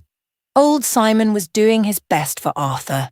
He would not hear of his going back to London, or attempting anything in the way of work beyond a little in the garden. He was indeed nowise fit for more. The blacksmith himself was making progress. The best parts of him were growing fast. Age was turning the strength into channels and mill streams which before wild foaming had flooded the meadows. Barbara's brother, her father's twin, was fast following her mother's to that somewhere each of us must learn for himself no one can learn from another. While they were in London, he was in the Isle of Wight with his tutor. His mother and sister had several times gone to see him, but he did not show much pleasure in their attentions, and was certainly happier with his tutor than with anyone else. Disease, however, was making straight the path of love. Now they were all at home at Wylder Hall, and Death was on his way to join them. Love, however, was watching, ready to wrest from him his sting, without which he is no more death, but sleep. As the poor fellow grew weaker, his tutor became less able to console him, and he could not look to his mother for the tenderness he had seen her lavish on his brother. But the love of his sister had always leaned toward him, ready, on the least opening of the door of his heart, to show itself in the chink. And at last, the opportunity of being to him and doing for him what she could, arrived. One day on the lawn, he tripped and fell. The strong little Barbara took him in her arms and carried him to his room. When two drops of water touch, the mere contact is not of long duration. The hearts of the sister and the dying brother rushed into each other. After this, they were seldom apart. A new life had waked in the very heart of death and grew and spread through the being of the boy. His eye became brighter, not with fever only, but with love and content and hope, for Barbara made him feel that nothing could part them, that they had been born into the world for the hour when they should find one another, as now they had found one another, to have one another, to all eternity. It was an end of their being. He would come creeping up to her as she worked or read, and sit on a stool at her feet, asking for nothing, wishing for nothing, content to be near her. But then, Barbara's book or work was soon banished. He was bigger than she, but the muscles of the little maiden were as springs of steel, informed with the tenderest, strongest heart in all the county, and presently he would find himself lifted to her lap, his head on her shoulder, the sweetest voice in all the world, whispering loveliest secrets in his willing ear, and her face bent over him with the stoop of heaven over the patient, weary earth. In her arms his poor wasting body forgot its restlessness. The fever that irritated every nerve, burning away the dust of the world, seemed to pause and let him grow a little cool, and the sleep that sometimes came to him there was sweet as death. The face that had so long looked peevish wore now a waiting look. In heaven, every one sheltered the other, and the arms of God were round them all. One day the mother peeped in and saw them seated thus. Motherhood, strong in her though hitherto, as regarded the boy, poisoned by her strife with her husband, moved, and woke at the sight of her natural place occupied by her daughter. "Let me take him, poor fellow," she said, delighted that her mother should do something for him. Barbara rose with him in her arms. The mother sat down and Barbara laid him in her lap. But the mother felt him lie listless and dead. No arm came creeping feebly up to encircle her neck. One of her babies died unborn, and she knew the moment the strange, sad feeling of the time came back to her now. She felt through all her sensitive maternal body that her child did not care for her. Grown through her late illness, at once weaker and tenderer, she burst into silent weeping. He looked up. The convulsion of her pain had roused him from a half-sleep. A tear dropped on his face. "Don't rain, Mamma, I will be good," he said, and held his mouth to be kissed. He was much too old for such baby speech, but as he grew weaker he had grown younger, and it seemed now as if, in his utter helplessness, he would go back to the bosom of his mother. She clasped him to her, and from that moment she and Barbara shared him between them. So for a while, Barbara had not the same room to think about Richard, but when she did think of him, it was always in the same loving, trusting, hoping way.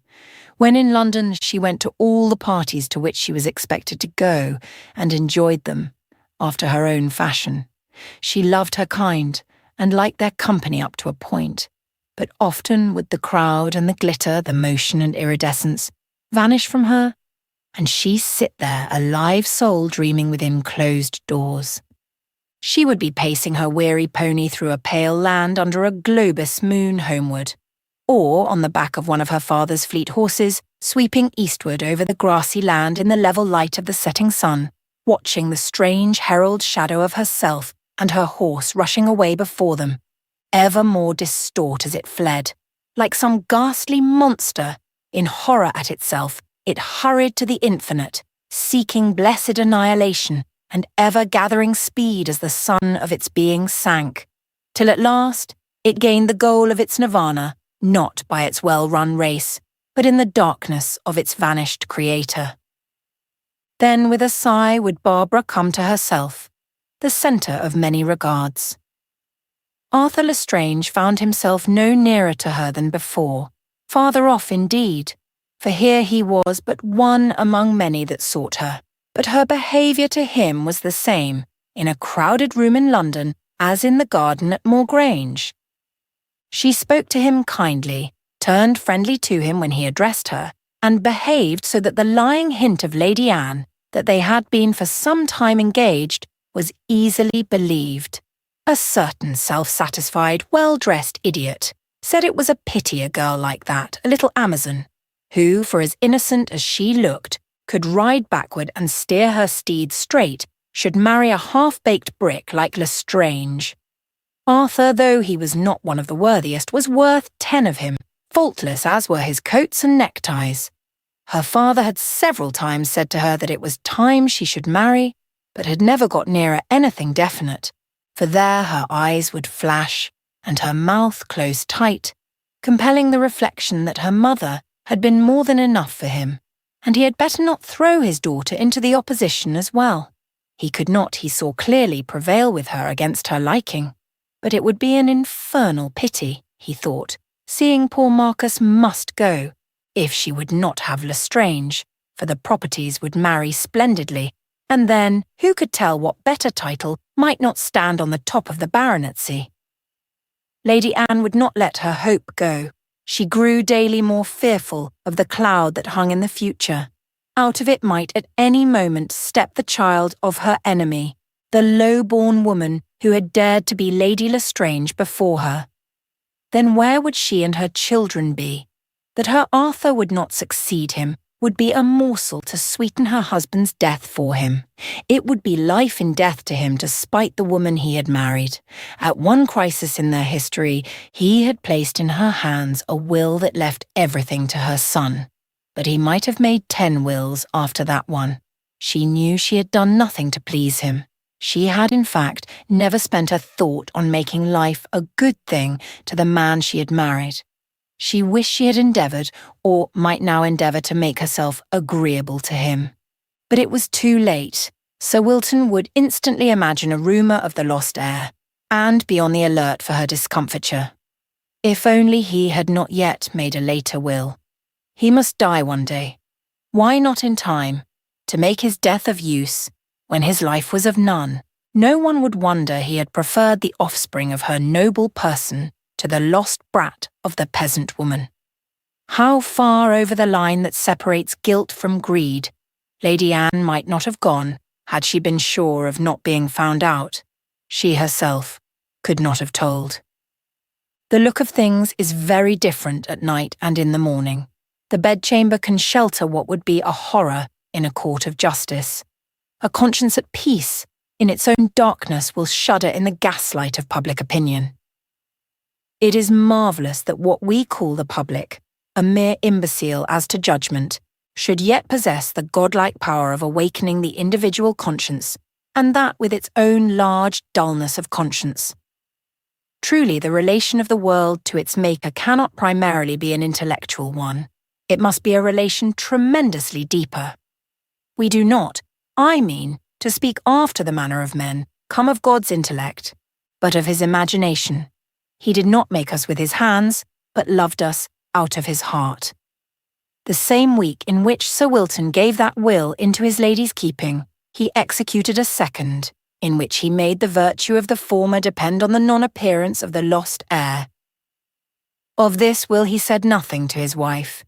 Even from the grave he would hold a shadowy, yet not impotent rod over her and her family. Lady Anne suspected something of the sort, and spent every moment safe from his possible appearance, in searching for some such hidden torpedo. But there was one thing of which Sir Wilton took better care than of his honour, and that was his bunch of keys. After the return of the Lestranges and the Wylders to their country homes, Lady Anne, having prevailed on Mrs. Wylder to pay her a visit, initiated an attempt to gain her connivance in her project for the alliance of the houses. For this purpose she opened upon her with the same artillery she had employed against her husband. Mrs. Wylder sat for some time quietly listening, but looking so like her daughter that Lady Anne saw the mother's and not the father's was the alliance to seek. Thereupon she plucked the tompion out of the best gun in her battery, as she thought, and began to hint a fear that Miss Wylder had taken a fancy to a person unworthy of her. Girls who have not been much in society, she said, are not unfrequently the sport of strange infatuations. I have myself known an earl's daughter marry a baker. I do not, of course, imagine your daughter guilty of the slightest impropriety. Scarcely had the word left her lips when a fury stood before her, towered above her, eyes flashing and mouth set, as if on the point of tearing her to pieces. Say the word and my Bab in the same breath again, and I'll throttle you, you vile woman, cried Mrs. Wylder, and hung there like a thundercloud lightning continuously. Lady Anne was not of a breed familiar with fear, but, for the first time in her life, except in the presence of her mother, a far more formidable person than herself, she did feel afraid. Of what, she would have found it hard to say, for to acknowledge the possibility of personal violence would be almost as undignified as to threaten it. I did not mean to offend you, she said, growing a little paler but at the same time more rigid. What sort of mother do you take me for? Offended indeed. Would you be all honey, I should like to know, if I had the assurance to say such a thing of one of your girls? I spoke as to a mother who knew what girls are like. You don't know what my girl Bab is like, cried Mrs. Wylder with something that much resembled an imprecation. The word she used would shock thousands of mothers not comparable to her in motherhood. If propriety were righteousness, the kingdom of heaven would be already populous. Lady Anne was offended, and seriously. Was alliance with such a woman permissible or sufferable? But she was silent. For once in her life she did not know the proper thing to say. Was the woman mad, or only a savage? Mrs. Wylder's eloquence required opposition. She turned away and with a backward glance of blazing wrath left the room and the house. Home like the devil, she said to the footman as he closed the door of the carriage, and she disappeared in a whirlwind. From the library Sir Wilton saw her stormy exit and departure. By Jove, he said to himself, that woman must be one of the right sort. She's what my Ruby might have been by this time if she'd been spared. 100 to 1, my lady was insolent to her. Said something cool about her madcap girl, probably. She's the right sort, by Jove, that little Bab. If only my Richard now leathery fellow would glue on to her. There's nothing left in this cursed world of the devil and all his angels that I should like half so well. I'll put him up to it, I will. Arthur and she indeed. As if a plate of porridge like Arthur would draw a fire flash like Bab. I'd give the whole litter of 'em and throw in the dam to call that plucky little Robin my girl. I'd give my soul to have such a girl." It did not occur to him that his soul for Barbara would scarcely be fair barter. "Dick's well enough," he went on, "but he's a man, and you've got to quarrel with him. I'm tired of quarrelling." The instant she reached home, Mrs. Wylder sent for her daughter and demanded, fury still blazing in her eyes, what she had been doing to give that beast of a Lady Anne a right to talk. "Tell me first how she talked, Mamma," returned Barbara, used to her mother's ways and nowise annoyed at being so addressed. "I can't have been doing anything very bad, for she's been doing what she can to get me and keep me." "She has, and you never told me. I didn't think it worth telling you. She's been setting Papa on to me too." "Oh, I see. And you wouldn't set him and me on each other. Dutiful child. You reckoned you'd had enough of that. But I'll have no buying and selling of my goods behind my back. If you speak one more civil word to that young jackanapes Lestrange, you shall hear it again on both your ears." "I will not speak an uncivil word to him, Mamma. He has never given me occasion, but I shan't break my heart if I never see him again. If you like, I won't once go near the place. Theodore is the only one I care about, and she's as dull as she is good." What did the kangaroo mean by saying you were sweet on somebody not worthy of you? "I know what she meant, Mother, but the man is worthy of a far better woman than me, and I hope he'll get her some day."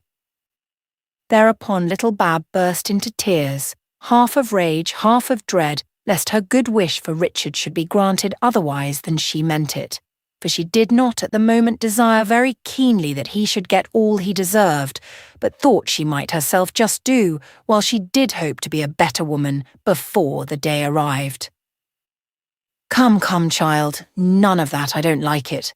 I don't want to cry on the top of my rage. What is the man? Who is he? What does the woman know about him?" At once Barbara began, and told her mother the whole story of Richard and herself. The mother listened. Old days and the memory of a lover, not high in the social scale, whom she had to give up to marry Mr. Wylder, came back upon her, and her heart went with her daughter's before she knew what it was about. Her daughter's love and her own seemed to mingle in one dusky shine, as if the daughter had inherited the mother's experience. The heart of the mother would not have her child like herself gather but weed flowers of sorrow among the roses in the garden of love. She had learned this much, that the things the world prizes are of little good to still the hearts of women. But when Barbara told her how Lady Anne would have it, that this same Richard the bookbinder was a natural son of Sir Wilton, she started to her feet, crying, "Then the natural bookbinder shall have her, and my lady's fool may go to the devil. You shall have my money, Bab, anyhow." "But, Mammy dear," said Barbara, "what will Papa say?" "Poof!" returned her mother. "I've known him too long to care what he says." "I don't like offending him," returned Barbara. "Don't mention him again, child, or I'll turn him loose on your bookbinder. Am I to put my own ewe lamb to the same torture I had to suffer by marrying him? God forbid I, when you're happy with your husband, perhaps you'll think of me sometimes and say, 'My mother did it. She wasn't a good woman, but she loved her Bab.'" A passionate embrace followed. Barbara left the room with a happy heart and went, not to her own to brood on her love, but to her brother's, whose feeble voice she heard calling her. Upon him her gladness overflowed. The same evening Barbara rode to the smithy, in the hope of hearing some news of Richard from his grandfather. The old man was busy at the anvil when he heard Miss Brown's hoofs on the road. He dropped his hammer, flung the tongs on the forge, and leaving the iron to cool on the anvil, went to meet her. "How do you do, grandfather?" said Barbara with unconscious use of the appellation. Simon was well pleased to be called grandfather, but too politic and too well bred to show his pleasure. "As well as hard work can help me too. How are you yourself, my pretty?" returned Simon. "As well as nothing to do except nursing poor Mark will let me," she answered. "Please, can you tell me anything about Richard yet?" "Can you keep a secret, honey?" rejoined Simon. "I ain't sure as I'm keeping strict within the law, But if I didn't think you fit, I shouldn't say a word. Don't tell me, if it be anything I ought to tell if I knew it. If you can show me you ought to tell anyone, I will release you from your promise. But perhaps you feel you ought to tell everything to your mother. No, not other people's secrets, but I think I won't have it. I don't like secrets. I'm frightened at them. Then I'll tell you at my own risk, for you're the right sort to trust promise or no promise. I only hope you will not tell without letting me know first, because then I might have to do something else by way of… What do they call it when you take poison, and then take something to keep it from hurting you? Richard's gone to college. Bab slid from Miss Brown's back, flung her arms with the bridle on one of them, round the blacksmith's neck, and, heedless of Miss Brown's fright, jumped up and kissed the old man for the good news. Miss, your clean face, cried the blacksmith. Oh, Richard, you will be happy now, she said, her voice trembling with buried tears. But will he ever shoe Miss Brown again, grandfather? Many's the time, I trust, answered Simon. He'll be proud to do it. If not, he never was worth a smile from your sweet mouth. He'll be a great man some day, she laughed, with a little quiver of the sweet mouth.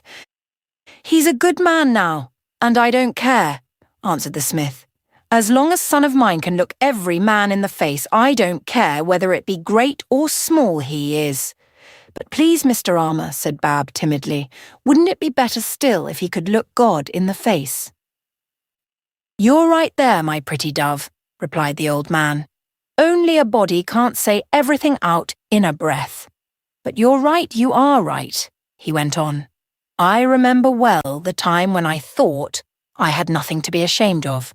But the time came when I was ashamed of many things, and I'd done nothing worse in the meantime either. When a man first gets a peep inside himself, he sees things he didn't look to see, and they stagger him a bit. Some horses have their hooves so shrunk and cockled they take the queerest shoes to set them straight, and them shoes is the troubles of this life, I take it. Now mind, I ain't told you what college he's gone to, nor whether it be at Oxford or at Cambridge or away in Scotland or Germany, and you don't know. And if you don't feel bound to mention the name of the place, I'd be obliged to you not to. But I will let him know that I've told you what sort of a place he's at, because he couldn't tell you himself, being he's bound to hold his tongue. Barbara went home happy. His grandfather recognised the bond between them. As to Richard, she had no fear of his forgetting her. With more energy still, she went about her duties, and they seemed to grow as she did them. As the end of Mark's sickness approached, he became more and more dependent upon her, and only his mother could take her place with him. He loved his father dearly, but his father never stayed more than a moment or two in the sick chamber. Mark at length went away to find his twin, and his mother and Barbara wept, but not all in sorrow. One morning, the week after Mark's death, Mr. Wylder desired Barbara to go with him to his study, where indeed about as much study went on as in a squirrel's nest. And there, after solemn prologue as to its having been right and natural while she was but a girl with a brother that she should be allowed a great deal of freedom, stated that now, circumstances being changed, such freedom could no longer be given her. She was now sole heiress, and must do as an heir would have had to do, namely, consult the interests of the family. In those interests, he continued, it was necessary he should strengthen as much as possible his influence in the county. It was time also that, for her own sake, she should marry, and better husband or fitter son-in-law than Mr. Lestrange could not be desired. He was both well-behaved and good-looking, and when Moorgrange was one with Wylder, would have by far the finest estate in the county. Filial obligation is a point upon which those parents lay the heaviest stress who have done the least to develop the relation between them and their children. The first duty is from the parent to the child. This unfulfilled, the duty of the child remains untaught. I am sorry to go against you, Papa, said Barbara, but I cannot marry Mr. Lestrange. Stuff and nonsense, why not? Because I do not love him. Fiddlesticks! I did not love your mother when I married her. You don't dislike him, I know. Now, don't tell me you do, for I shall not believe you. He is always very kind to me, and I am sorry he should want what is not mine to give him. Not yours to give him.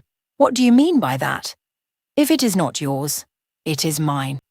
Have you not learned yet that when I make up my mind to a thing, that thing is done, and where I have a right, I am not one to waive it? Where husband and wife are not one, it is impossible for the daughter to be one with both, or perhaps with either. And the constant and foolish bickering, to which Barbara had been a witness throughout her childhood, had tended rather to poison than nourish respect. Whether Barbara failed to yield as much as Mr. Wylder had a right to claim, I leave to the judgment of my reader, reserving my own, and remarking only that, if his judgment be founded on principles differing from mine, our judgments cannot agree.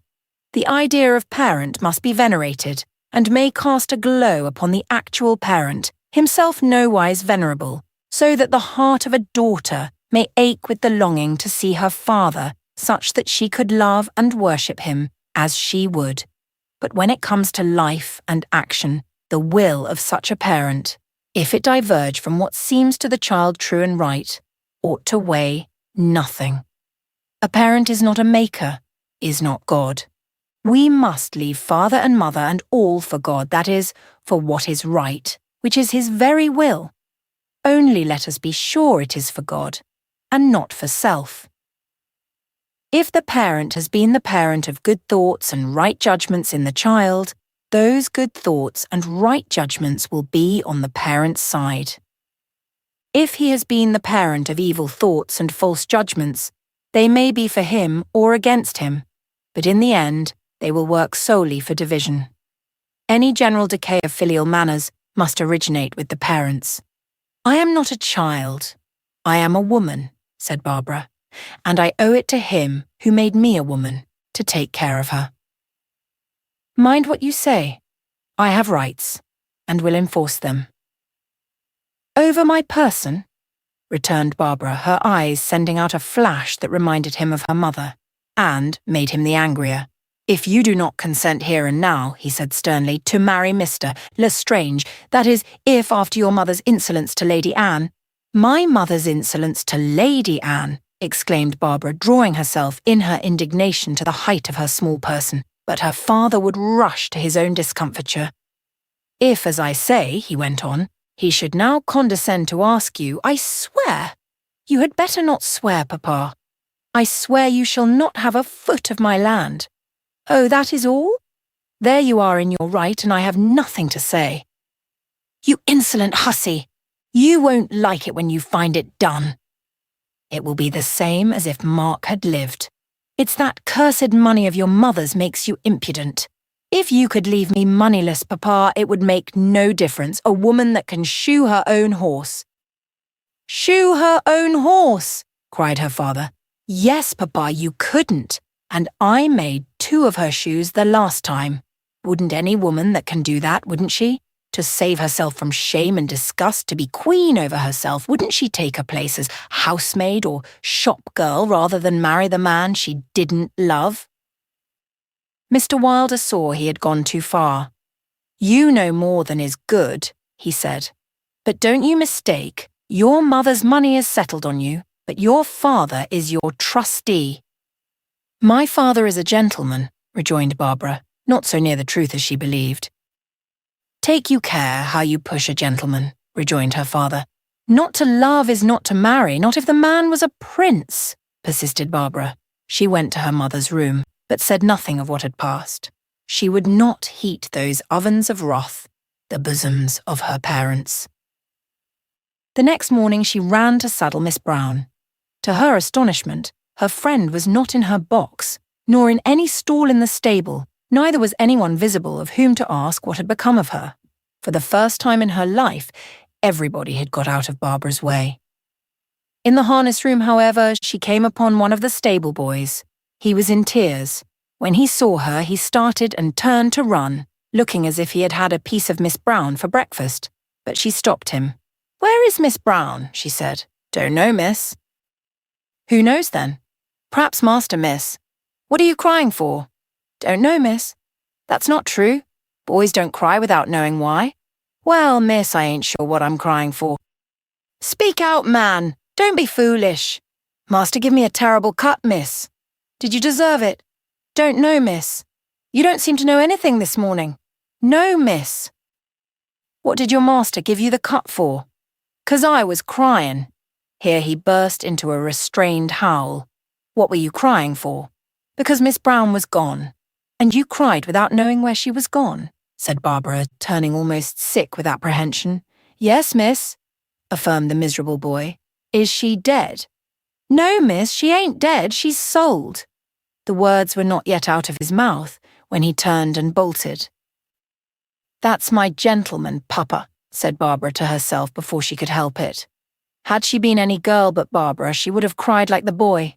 Not once from that moment did she allude to Miss Brown in the hearing of father or servant. One day, her mother asked her why she never rode, and she told her. The wrath of the mother was like that of a tigress.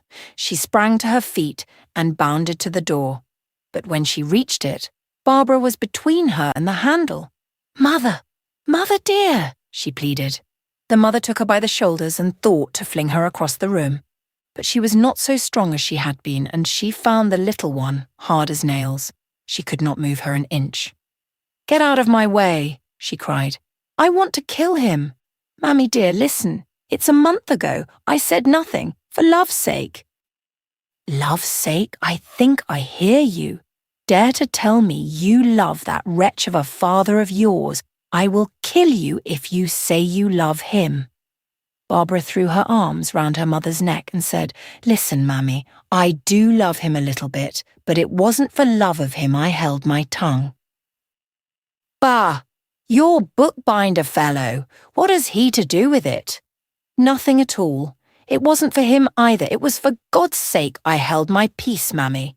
If all his children quarrelled like you and Dad, what a house he would have." "It was for God's sake I said nothing. And you know, Mammy, you've made it up with God, and you mustn't go and be naughty again." The mother stood silent and still. It seemed for an instant as if the old fever had come back, for she shivered. She turned and went to her chair, sat down, and again was still. A minute after, her forehead flushed like a flame turned white, then flushed and paled again several times. Then she gave a great sigh, and the conflict was over. She smiled, and from that moment she also never said a word about Miss Brown. But in the silence of her thought, Barbara suffered for what might not be the fate of Miss Brown. No one but a genuine lover of animals would believe how she suffered. In her mind's eye, she kept seeing her turn her head with sharp-curved neck in her stall, or shoot it over the door of her box, looking and longing for her mistress, and wondering why she did not come to pat her, or feed her, or saddle her for the joyous gallop across grass and green hedge. And the heart of her mistress was sore for her. But at length one day in church they read the psalm in which come the words, "Thou, Lord, shalt save both man and beast." And they went to her soul. She reflected that if Miss Brown was in trouble, it might be for the saving of Miss Brown. She had herself got enough good from trouble to hope for that, for she heartily believed the animals partakers in the redemption of Jesus Christ, and she fancied perhaps they knew more about it than we think. The poor things are so silent. Anyhow, she saw that the reasonable thing was to let God look after his own, and if Miss Brown was not his, how could she be? But the mother was sending all over the country to find who had Miss Brown, and she had not inquired long before she learned that she was in the stables at Moor Grange. There she knew she would be well treated, and therefore told Barbara the result of her inquiries. Barbara went yet oftener to Mr. and Mrs. Wingfold. By this time, through Simon Armour, they knew something about Richard, but none of them all felt at liberty to talk about him. Barbara had now a better guide in her reading than Richard. True reader as he had been, Wingfold's acquaintance both with literature and its history, and that is, its relation to the development of the people, was as much beyond the younger man's as it ought to be. What in Barbara Richard had begun well, Wingfold was carrying on better. With his help, she was now studying to no little advantage more than one subject connected with the main interest common to her and Richard, and she thought constantly of what Richard would say and how she would answer him. Hence, naturally, she had the more questions to put to her tutor. Now Wingfold had passed through all Richard's phases, and through some that were only now beginning to show in him. Therefore he was well prepared to help her, although there was this difference between the early moral conditions of the two men, that Wingfold had been prejudiced in favour of much that he found it impossible to hold, whereas Richard had been prejudiced against much that ought to be cast away. Richard suffered not a little at times from his enforced silence. What might not happen because he must not speak? But hearing nothing discouraging from his grandfather, he comforted himself in hope. He knew that in him he had a strong ally, and that Barbara loved the hot-hearted blacksmith, recognising in him a more genuine breeding, as well as a far greater capacity than in either Sir Wilton or her father. He toiled on doing his duty and receiving in himself the reward of the same, with further reward ever at the door. For there is no juster law than the word, to him that hath shall be given. "Why do I never see you on Miss Brown?" asked Wingfold one day of Barbara. "For a reason I think I ought not to tell you." "Then don't tell me," returned the parson. But by a mixture of instinctive induction and involuntary intuition, he saw into the peace of domestic tyranny and did what he could to make up for it, by taking her every now and then a long walk or drive with his wife and their little boy. He gave her strong, hopeful things to read, and in the search after such was driven to remark how little of the hopeful there is in the English, or in any other language. The song of hope is indeed written in men's hearts, but few sing it. Yet it is of all songs the sorest needed of struggling men.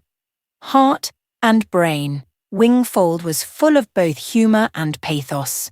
In their walks and drives, many a serious subject would give occasion to the former, and many a merry one to the latter. Sometimes he would take a nursery rhyme for his theme, and expatiate upon it so that at one instant Barbara would burst into the gayest laughter, and the next have to restrain her tears. Rarely would Wingfold enter a sick chamber, especially that of a cottage, with a long face and a sermon in his soul. Almost always he walked lightly in with a cheerful look, and not seldom an odd story on his tongue, well pleased when he could make the sufferer laugh, better pleased sometimes when he had made him sorry. He did not find those that laughed the readiest the hardest to make sorry. He moved his people by infecting their hearts with the feeling in his own. Having now for many years cared only for the will of God, he was full of joy.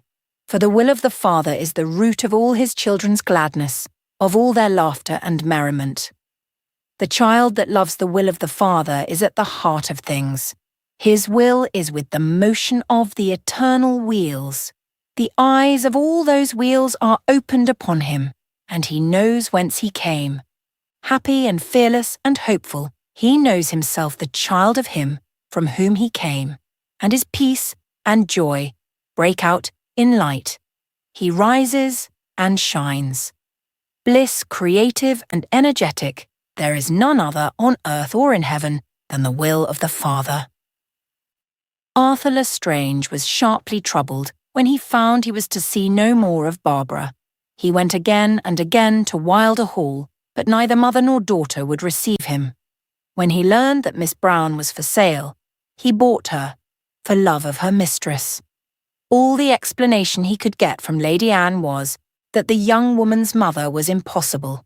She was more than half a savage.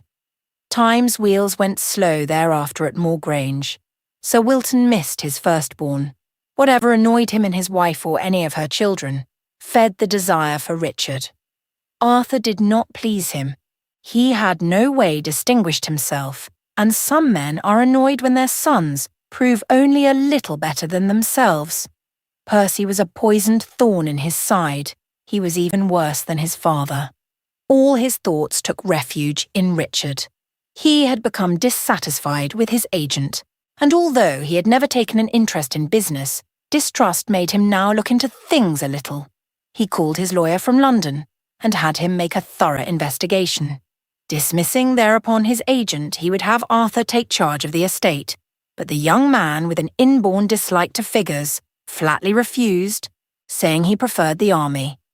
Sir Wilton did not like the army. He had been in it himself and had left it in a hurry. No one ever knew why. The only comfort in the house occupied the soul of Lady Anne. It was that she heard nothing of the bookbinder fellow. She had grown so torpid that while danger was not flattening his nose against the window pane, she was at peace. For the rest, a lawyer of her own had the will in his keeping, and she had come upon no trace of another.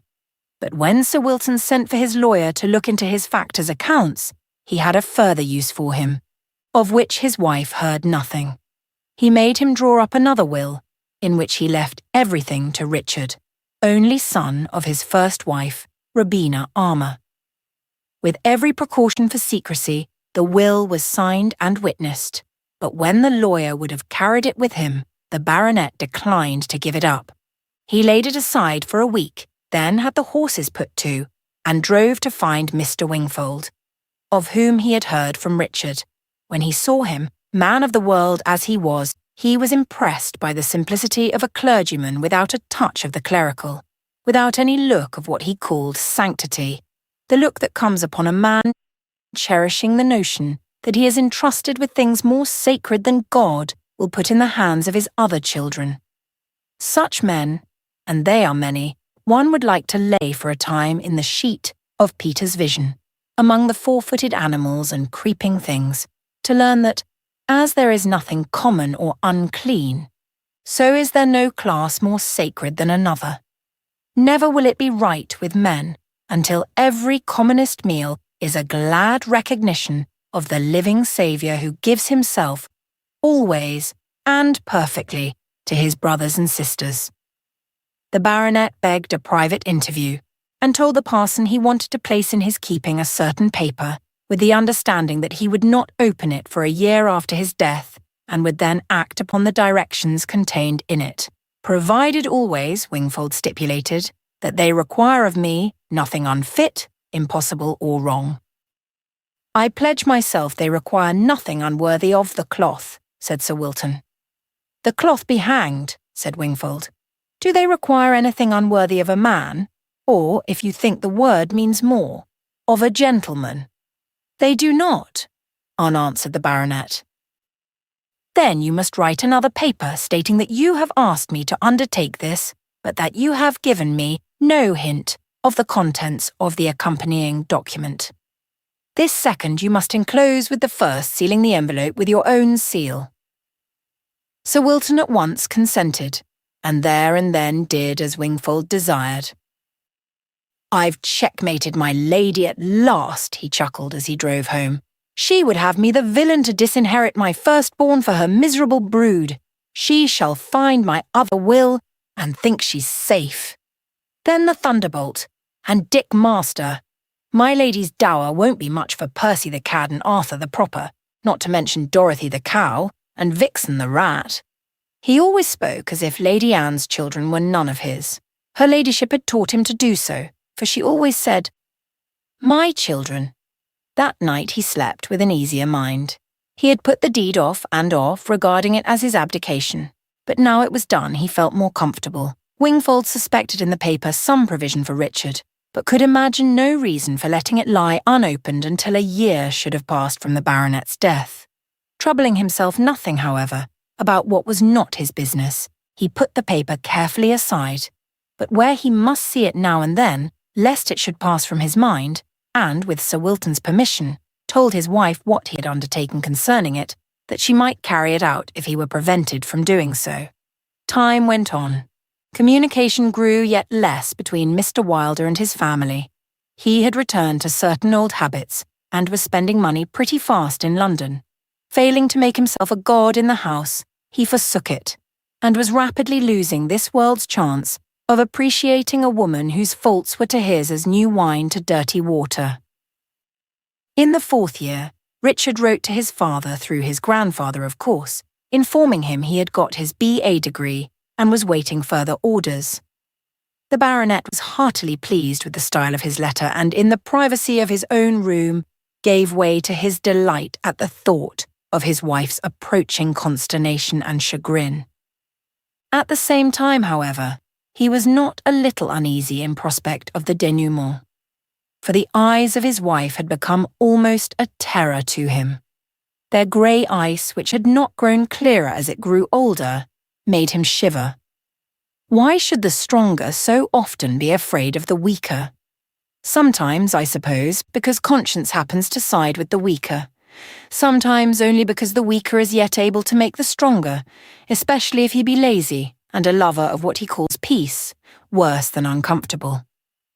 The baronet dared not present his son to his wife except in the presence of at least one stranger. He wrote to Richard, appointing a day for his appearance at Moor Grange.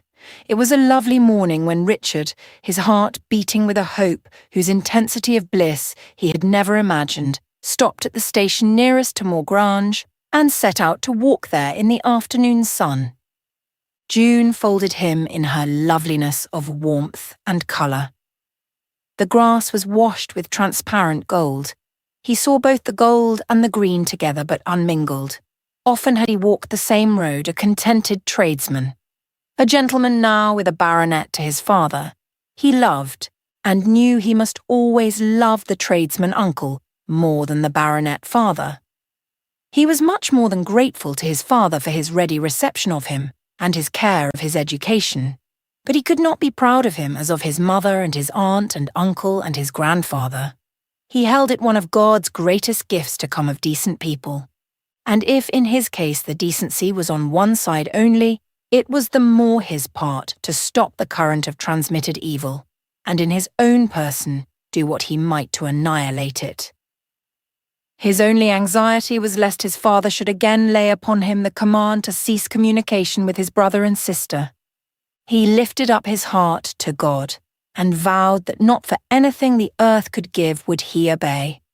The socialism he had learned from his uncle had undergone a baptism to something infinitely higher. He prayed God to keep him clean of heart and able to hold by his duty. He promised God it was a way he had when he would bind himself to do right, that he would not forsake his own, would not break the ties of blood for any law, custom, prejudice, or pride of man. The vow made his heart strong and light. But he felt there was little merit in the act, seeing he could live without his father's favour. He saw how much harder it would be for a poor, tradeless man like Arthur Lestrange to make such a resolve. In the face of such a threat from his father, what could he do? Where find courage to resist? Resist he must, or be a slave, but hard indeed it would be. Every father, thought Richard, who loved his children, ought to make them independent of himself.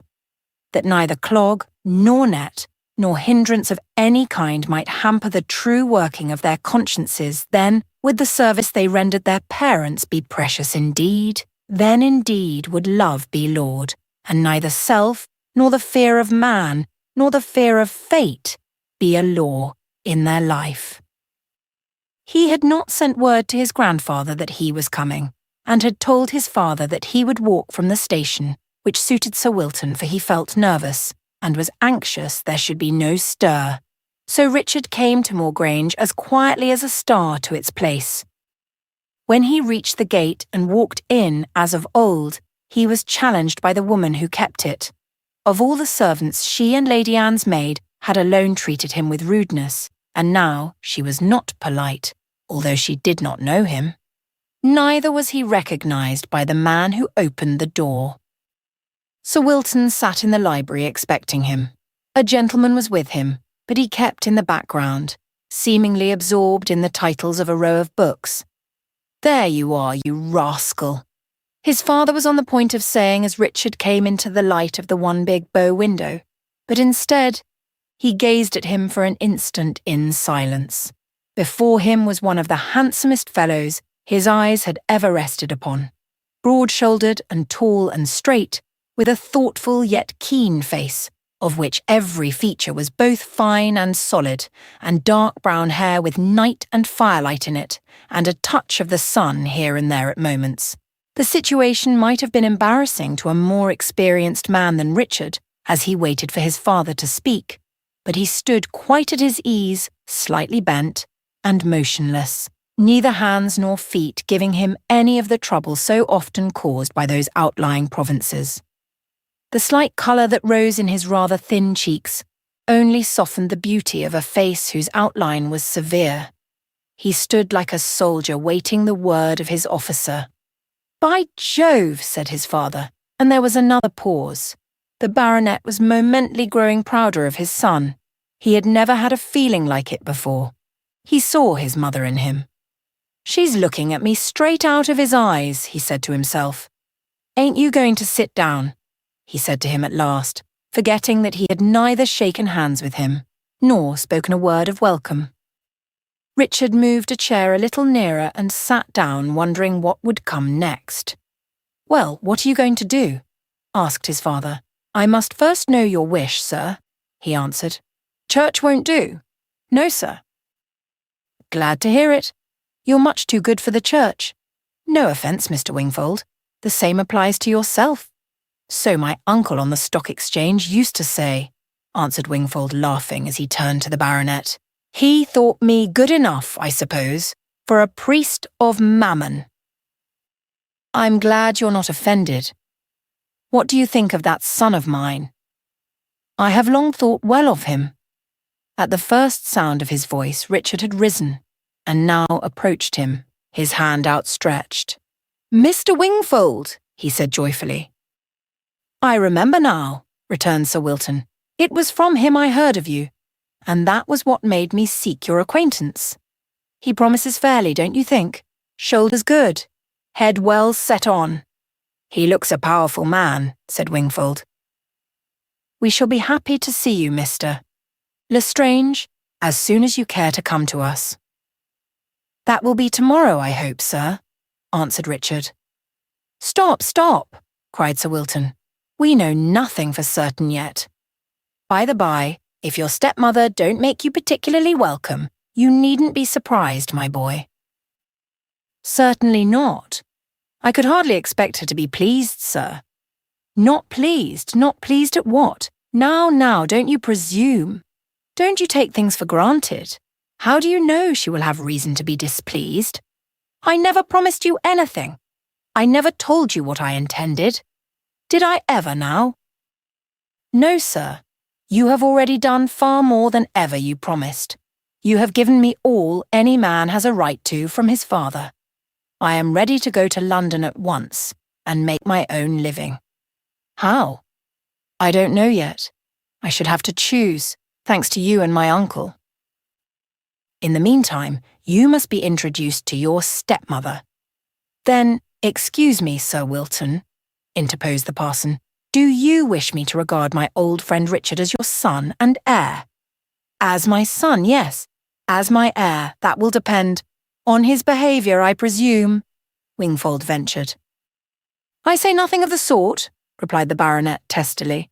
"Would you have me doubt whether he will carry himself like a gentleman? The thing depends on my pleasure. There are others besides him." He rose to ring the bell. Richard started up to forestall his intent. "Now, Richard," said his father, turning sharp upon him, "don't be officious. Nothing shows want of breeding more than to do a thing for a man in his own house. It is a cursed liberty." "I will try to remember, sir," answered Richard. "Do, we shall get on the better." He was seized, as by the claw of a crab with a sharp twinge of the gout. He caught at the back of a chair, hobbled with its help to the table, and so to his seat. Richard restrained himself and stood rigid. The baronet turned a half-humorous, half-reproachful look on him. "That's right," he said. "Never be officious. I wish my father had taught me as I am teaching you. Ever had the gout, Mr. Wingfold?" "Never, Sir Wilton." "Then you ought every Sunday to say, 'Thank God that I have no gout.'" "But if we thanked God for all the ills we don't have, there would be no time to thank him for any of the blessings we do have." "What blessings?" So many I don't know where to begin to answer you. Ah, yes, you're a clergyman. I forgot. It's your business to thank God. For my part, being a layman, I don't know anything in particular I've got to thank him for. If I thought a layman had less to thank God for than a clergyman, I should begin to doubt whether either had anything to thank him for. Why, Sir Wilton, I find everything a blessing. I thank God I am a poor man. I thank him for every good book I fall in with. I thank him when a child smiles to me. I thank him when the sun rises or the wind blows on me. Every day I am so happy, or at least so peaceful, or at the worst so hopeful that my very consciousness is a thanksgiving. Do you thank him for your wife, Mr. Wingfold? Every day of my existence. The baronet stared at him a moment, then turned to his son. Richard, he said, you had better make up your mind to go into the church. You hear, Mr. Wingfold? I shouldn't like it myself. I should have to be at my prayers all day. Ah, Sir Wilton, it doesn't take time to thank God, it only takes eternity. Sir Wilton stared. He did not understand. Ring the bell, will you? He said. The fellow seems to have gone to sleep. Richard obeyed, and not a word was spoken until the man appeared. Wilkins, said his master, go to my lady and say I beg the favour of her presence in the library for a moment. The man went. No antipathy to cats, I hope, he added, turning to Richard. None, sir, answered Richard gravely. That's good. Then you won't lie taken aback. In a few minutes, she seldom made her husband wait, Lady Anne sailed into the room, the servant closing the door so deftly behind her that it seemed without moving to have given passage to an angelic presence. The two younger men rose. Mr. Wingfold, you know, my lady, said her husband. I have not the pleasure, answered Lady Anne, with a slight motion of the hard bud at the top of her long stalk. Ah, I thought you did. The Reverend Mr. Wingfold. Lady Anne. My wife, Mr. Wingfold. The other gentleman, Lady Anne. He paused. Lady Anne turned her eyes slowly on Richard. Wingfold saw a slight, just perceptible start and a settling of the jaws. The other gentleman, resumed the baronet. You do not know, but you will soon be the best of friends. I beg your pardon, Sir Wilton, I do know him. I hope, she went on, turning to Richard, you will keep steadily to your work. The sooner the books are finished, the better. Richard smiled, but what he was on the point of saying his father prevented. You mistake, my lady. I thought you did not know him, said the baronet. That gentleman is my son, and will one day be Sir Richard.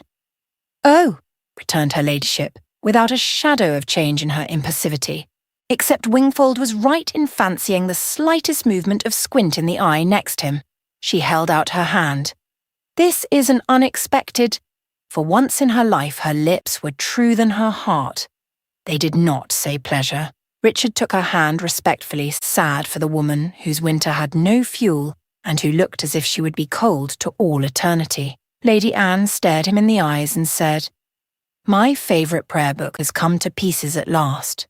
Perhaps you would bind it for me. I shall be delighted, answered Richard. Thank you, she said, bowed to Wingfold, and left the room. Sir Wilton sat like an offended turkey-cock, staring after her. By Jove, he seemed to say to himself. There, that's over, he cried, coming to himself. Ring the bell, Richard, and let us have lunch. Richard, no gentleman could have behaved better. I am proud of you. It's blood that does it, he murmured to himself, as if he had himself compounded both his own blood and his boy's in the still room of creation. He took all the credit of Richard's savoir-faire as he counted it. He did not know that the same thing made Wingfold happy and Richard a gentleman. Richard had had a higher breeding than was known to Sir Wilton. At the Court of Courts, whence the manners of some other courts would be swept as dust from the floors, the baronet would hardly gain admittance. Lady Anne went up the stair slowly and perpendicularly, a dull pain at her heart. The cause was not so much that her son was the second son, as that the son of the blacksmith's daughter was, she took care to say at first sight, a finer gentleman than her Arthur. Rank and position, she vaguely reflected, must not look for justice from the jealous heavens. They always sided with the poor. Just see the party spirit of the Psalms. The rich and noble were hardly dealt with. Nowadays even the church was with the radicals. The baronet was merry over his luncheon. The servants wondered at first, but before the soup was removed they wondered no more. The young man at the table, in whom not one of them had recognised the bookbinder, was the lost heir to Moor Grange. He was worth finding, they agreed, one who would hold his own. The house would be merrier now, thank heaven. They liked Mr. Arthur well enough, but here was his master. The meal was over, and the baronet always slept after lunch. "You'll stay to dinner, won't you, Mr. Wingfold?" he said, rising. "Richard, ring the bell. Better send for Mrs. Locke at once, and arrange with her where you will sleep."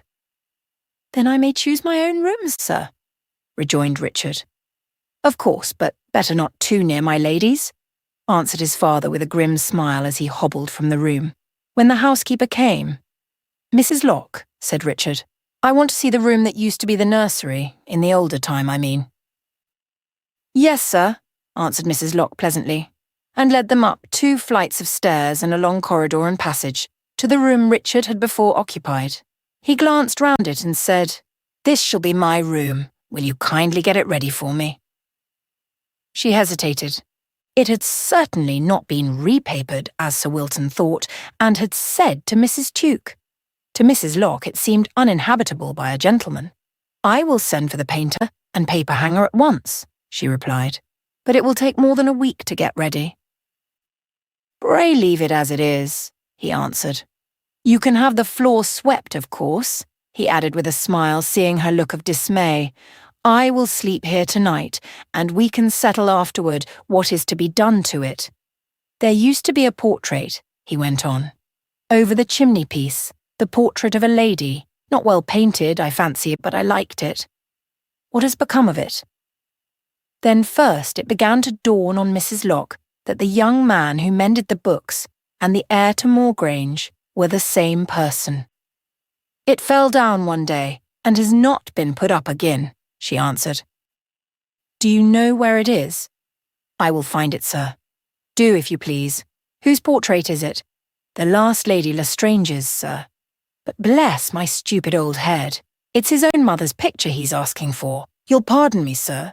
The thing's more bewildering than you'd think. I'll go and get it at once." "Thank you. Mr. Wingfold and I will wait till you bring it." "There ain't anywhere for you to sit, sir," lamented the old lady. "If I'd only known. I'm sure, sir, I wish you joy." "Thank you, Mrs. Locke. We'll sit here on the mattress." Richard had not forgotten how the eyes of the picture used to draw his, and he had often since wondered whether it could be the portrait of his mother. In a few minutes Mrs. Locke reappeared, carrying the portrait which had never been put in a frame, and knotting the cord, Richard hung it again on the old nail. It showed a well-formed face, but was very flat and wooden. The eyes, however, were comparatively well painted, and it seemed to Richard that he could read both sorrow and disappointment in them, with a yearning after something she could not have. They went out for a ramble in the park, and there Richard told his friend as much as he knew of his story, describing as well as he understood them the changes that had passed upon him in the matter of religion, and making no secret of what he owed to the expostulations and spiritual resistances of Barbara.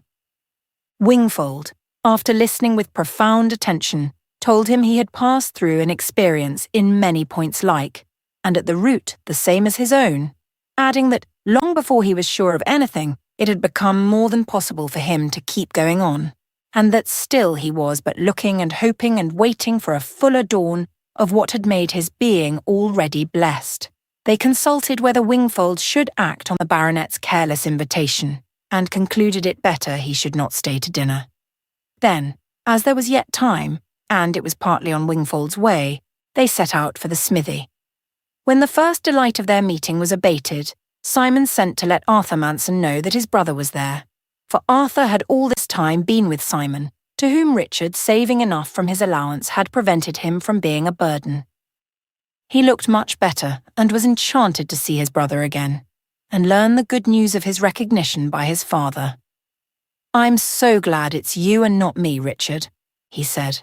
"It makes me feel quite safe and happy. We shall have nothing now but fair play all round the rest of our lives. How happy Alice will be." "Is Alice still in the old place? I haven't heard of her for some time," said Richard. "Don't you know?" exclaimed Arthur. "She's been at the parsonage for months and months. Mrs. Wingfold went and fetched her away to work for her and be near me. She's as happy now as the day is long. She says if everybody was as good as her master and mistress, there would be no misery left in the world." "I don't doubt it," answered Richard. "But I've just parted with Mr. Wingfold, and he didn't say a word about her." "When anything has to be done, Mr. Wingfold never forgets it," said Arthur. "But I should just like to hear all the things Mr. Wingfold did and forgot in a month." "Arthur's getting on," thought Richard, but he had to learn how much Wingfold had done for him. First of all, he had set himself by talking to him and lending him books to find out his bent, or at least something he was capable of. But for months he could not wake him enough to know anything of what was in him. The poor fellow was weary almost to death. At last, however, he got him to observe a little. Then he began to set him certain tasks, and, as he was an invalid, the first was what he called the task of 12 o'clock, which was, for a quarter of an hour from every noon during a month, to write down what he then saw going on in the world. The first day he had nothing to show, he had seen nothing. "What were the clouds doing?" Mr. Wingfold asked. "What were the horses in the fields doing? What were the birds you saw doing? What were the ducks and hens doing? Put down whatever you see any creature about." The next evening he went to him again and asked him for his paper. Arthur handed him a folded sheet. "Now," said Mr. Wingfold, "I am not going to look at this for the present. I am going to lay it in one of my drawers, and you must write another for me tomorrow. If you are able, bring it over to me. If not, lay it by, and do not look at it but write another, and another, one every day, and give them all to me the next time I come, which will be soon. We shall go on that way for a month, and then we shall see something." At the end of the month, Mr. Wingfold took all the papers and fastened them together in their proper order. Then they read them together and did indeed see something. The growth of Arthur's observation both in extent and quality, also the growth of his faculty for narrating what he saw, were remarkable both to himself and his instructor. The number of things and circumstances he was able to see by the end of the month, compared with the number he had seen in the beginning of it, was wonderful. While the mode of his record had changed from that of a child to that, almost, of a man. Mr. Wingfold next, as by that time the weather was quite warm, set him the task of 6 o'clock in the evening, when the things that presented themselves to his notice would be very different. After a fortnight, he changed again the hour of his observation, and went on changing it, so that at length the youth who had, twice every day, walked along Cheapside, almost without seeing that one face differed from another, knew most of the birds and many of the insects, and could in general tell what they were about, while the domestic animals were his familiar friends. He delighted in the grass and the wild flowers, the sky and the clouds and the stars, and knew, after a real vital fashion, the world in which he lived. He entered into the life that was going on about him, and so in the house of God became one of the family. He had 10 times his former consciousness. His life was 10 times the size it was before. As was natural, his health had improved marvellously. There is nothing like interest in life to quicken the vital forces, the secret of which is that they are left freer to work. Richard was rejoiced with the change in him, and reckoned of what he might learn from Arthur in the long days before them, while he in turn would tell him many things he would now be prepared to hear. The soul that had seemed rapidly sinking into the joyless dark was now burning clear as a torch of heaven. As the dinner hour drew night, Richard went to the drawing-room, scrupulously dressed. Lady Anne gave him the coldest of polite recognitions. Theodora was full of a gladness hard to keep within the bounds which fear of her mother counselled. Victoria was scornful. and as impudent as she dared be in the presence of her father. Miss Maliver was utterly wooden, and behaved as if she had never seen him before. Arthur was polite and superior.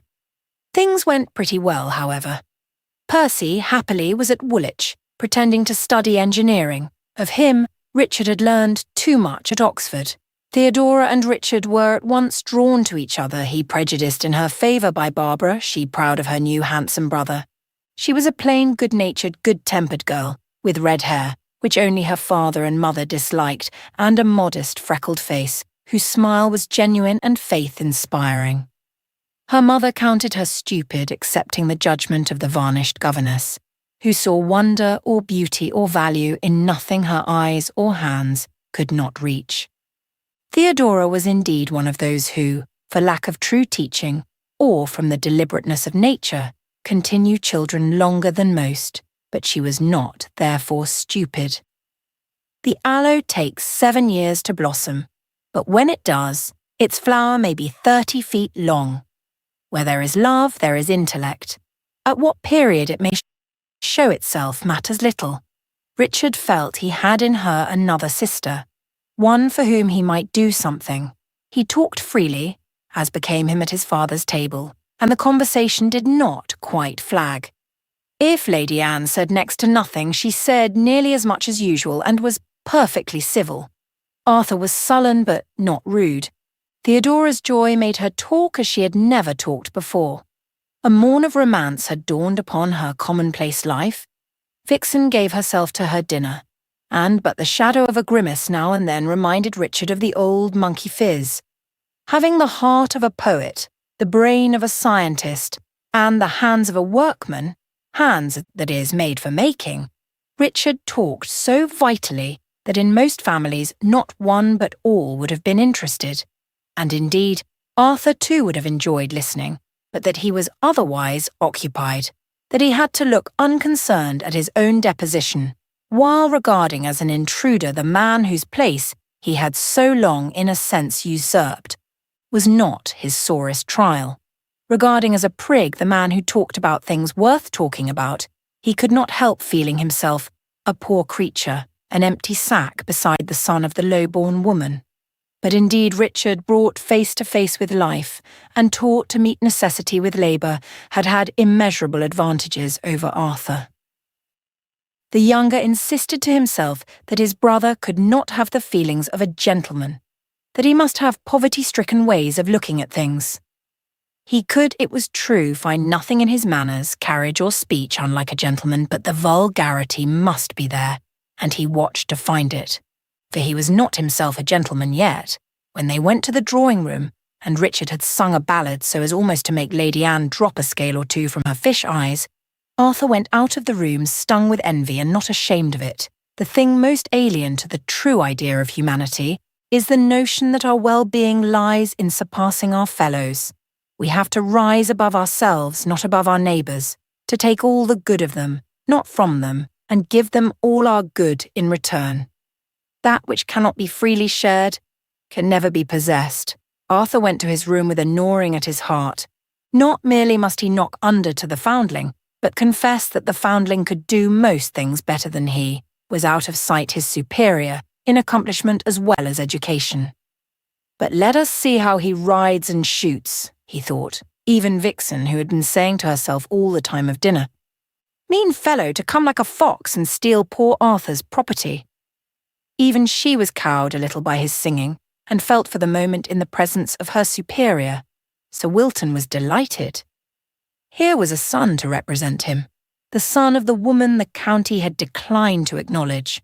What was Lady Anne's plebeian litter beside this high-bred, modest, self-possessed fellow? He was worthy of his father, by Jove. He went early to bed, and Richard was not sorry. He too retired early, leaving the rest to talk him over. How they did it I do not care to put on record. Theodora said little, for her heart had come awake with a new and lovely sense of gladness and hope. If he would but fall in love with Barbara Wylder, she thought, or rather if Barbara would but fall in love with him, for nobody can help falling in love with her, how happy I should be.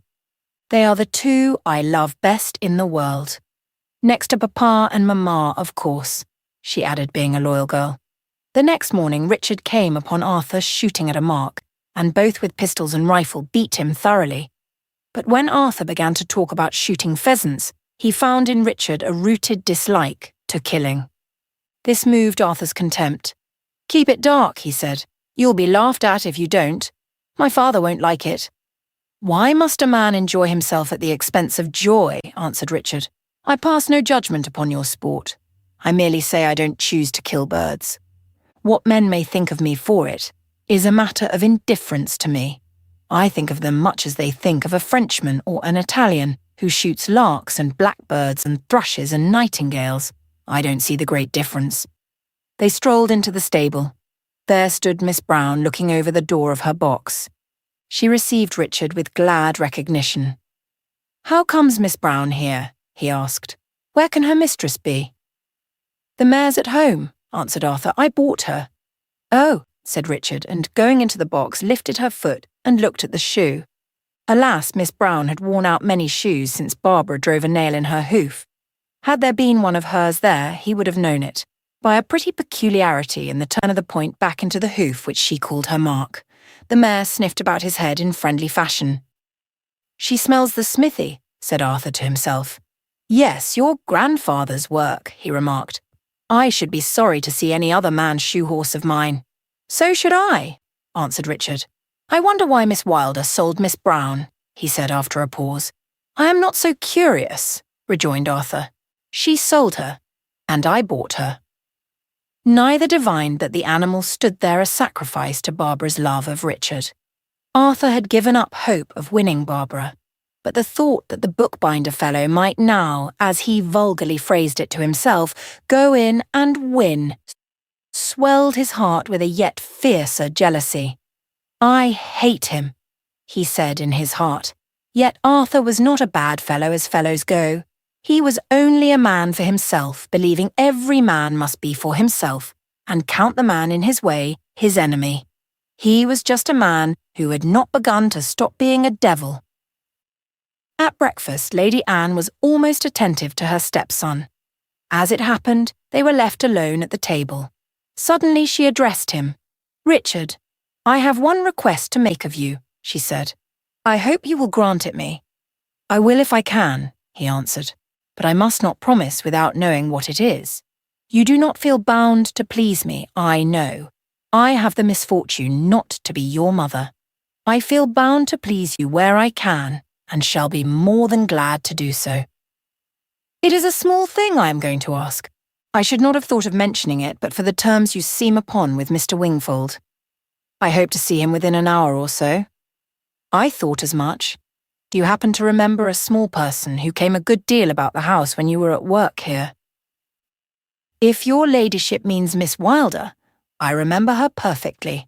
It is necessary to let you know, and then I shall leave the matter to your good sense, that Mrs. Wylder, and indeed the girl herself at various times, has behaved to me with such rudeness that you cannot in ordinary decency have acquaintance with them. I mention it in case Mr. Wingfold should want to take you to see them. They are parishioners of his." "I am sorry I must disappoint you," said Richard. Lady Anne rose with a grey glitter in her eyes.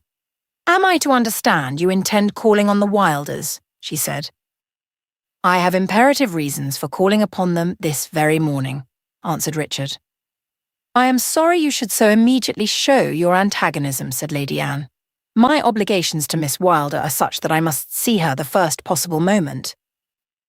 "Have you asked your father's permission?" "I have not," answered Richard, and left the room hurriedly.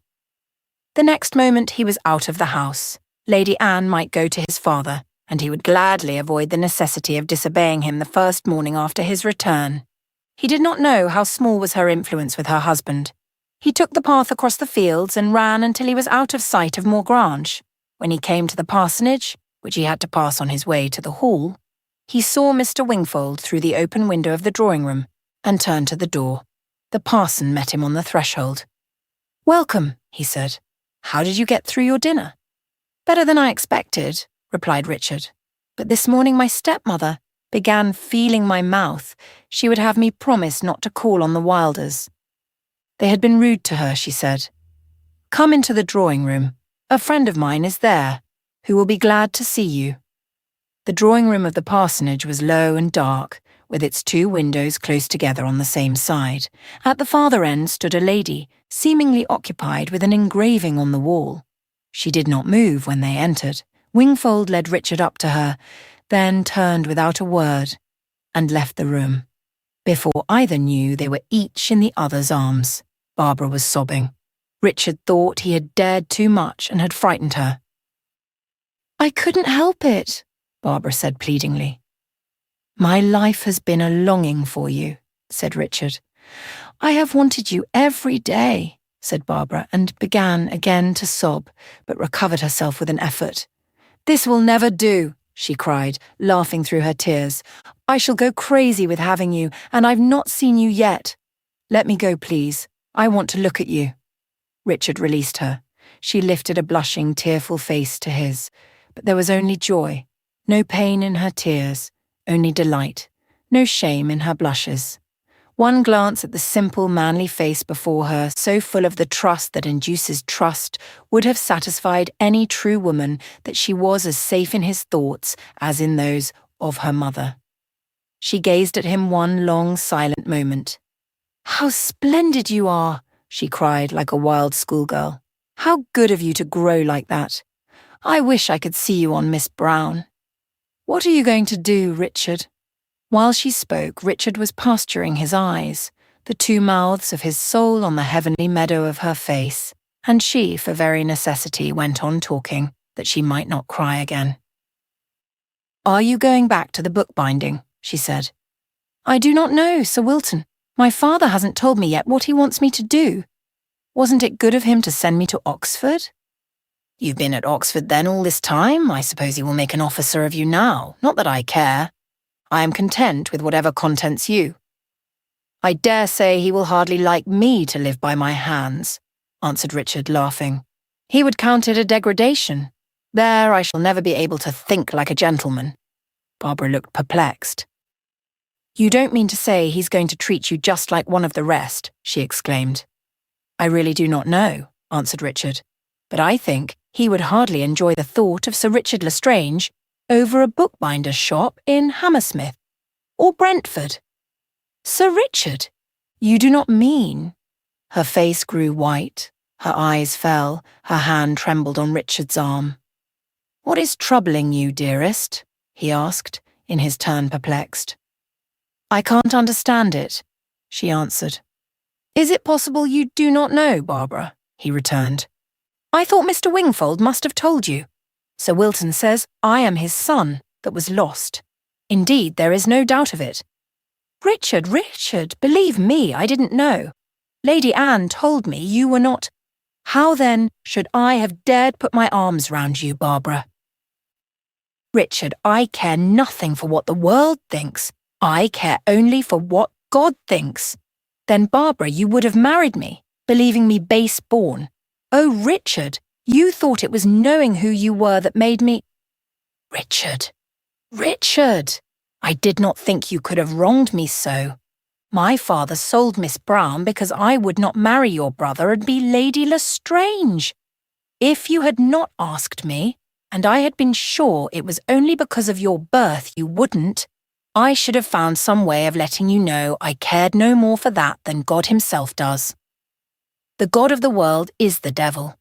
He has many names, but he's all the same devil, as Mr. Wingfold says. I wonder why he never told me. I'm glad he didn't. If he had, I shouldn't be here now. I am very glad too, Barbara, but it wouldn't have made so much difference. I was only here on my way to you. But suppose it had been as you thought. It was one thing what you would do, and another what I would ask you to do. What I would have done was what you should have believed I would do. You must just pardon me, Barbara. Well, as I thought I knew you, I did not know you enough." "You do now?" "I do." There came a silence. "How long have you known this about yourself, Richard?" said Barbara. "More than 4 years. And you never told me. My father wished it kept a secret for a time." "Did Mr. Wingfold know?" Not till yesterday. Why didn't he tell me yesterday, then? I think he wouldn't have told you if he had known all the time. Why? For the same reason that made him leave us together so suddenly, that you might not be hampered by knowing it, that we might understand each other before you knew. I see it all now. It was just like him. Oh, he is a friend, cried Barbara. He knows what one is, and so knows what one is thinking. A silent embrace followed, and then Barbara said, You must come and see my mother. Hadn't you better tell her first, suggested Richard. She knows what you didn't know, what I've been thinking all the time, rejoined Barbara with a rosy look of confidence into his eyes. She can never have been willing you should marry a tradesman, and one, besides, who— She knew I would, and that I should have money, else she might not have been willing. I don't say she likes the idea, but she is determined I shall have the man I love, if he will have me, she added shyly. Did you tell her you cared for me? He could not say loved yet. He felt an earthy pebble beside a celestial sapphire. Of course I did, when Papa wanted me to have Arthur. Not till then. There was no occasion. I could not tell what your thoughts were, but my own were enough for that. Mrs. Wylder was taken with Richard the moment she saw him, and when she heard his story she was overjoyed and would scarcely listen to a word about the uncertainty of his prospects, that her Bab should marry the man she loved, and that the alliance should be what the world counted respectable, was enough for her. When Richard told his father what he had done, saying they had fallen in love with each other, while yet ignorant of his parentage, a glow of more than satisfaction warmed Sir Wilton's consciousness. It was lovely. Lady Anne was being fooled on all sides. Richard has been making good use of his morning, he said at dinner. He has already proposed to Miss Wylder and been accepted. Richard is a man of action, a practical fellow. Lady Anne did perhaps turn a shade paler, but she smiled. It was not such a blow as it might have been, for she, too, had given up hope of securing her for Arthur. But it was not pleasant to her that the grandchild of the blacksmith should have Barbara's money. Theodora was puzzled. For a few weeks things went smoothly enough. Not a jar occurred in the feeble harmony. Not a questionable cloud appeared above the horizon. The home weather seemed to have grown settled. Lady Anne was not unfriendly. Richard, having provided himself with tools for the purpose, bound her prayer book in violet velvet, with her arms cut out in gold on the cover, and she had not seemed altogether ungrateful. Arthur showed no active hostility, made indeed some little fight with himself to behave as a brother ought to, a brother he would rather not have found. Far from inseparable, they were yet to be seen together about the place. Vixen had not once made a face to his face. I will not say she had made none at his back. Theodora and he were fast friends. Miss Maliver, now a sort of upper slave to Lady Anne, cringed to him. Arthur readily sold him Miss Brown, and every day she carried him to Barbara.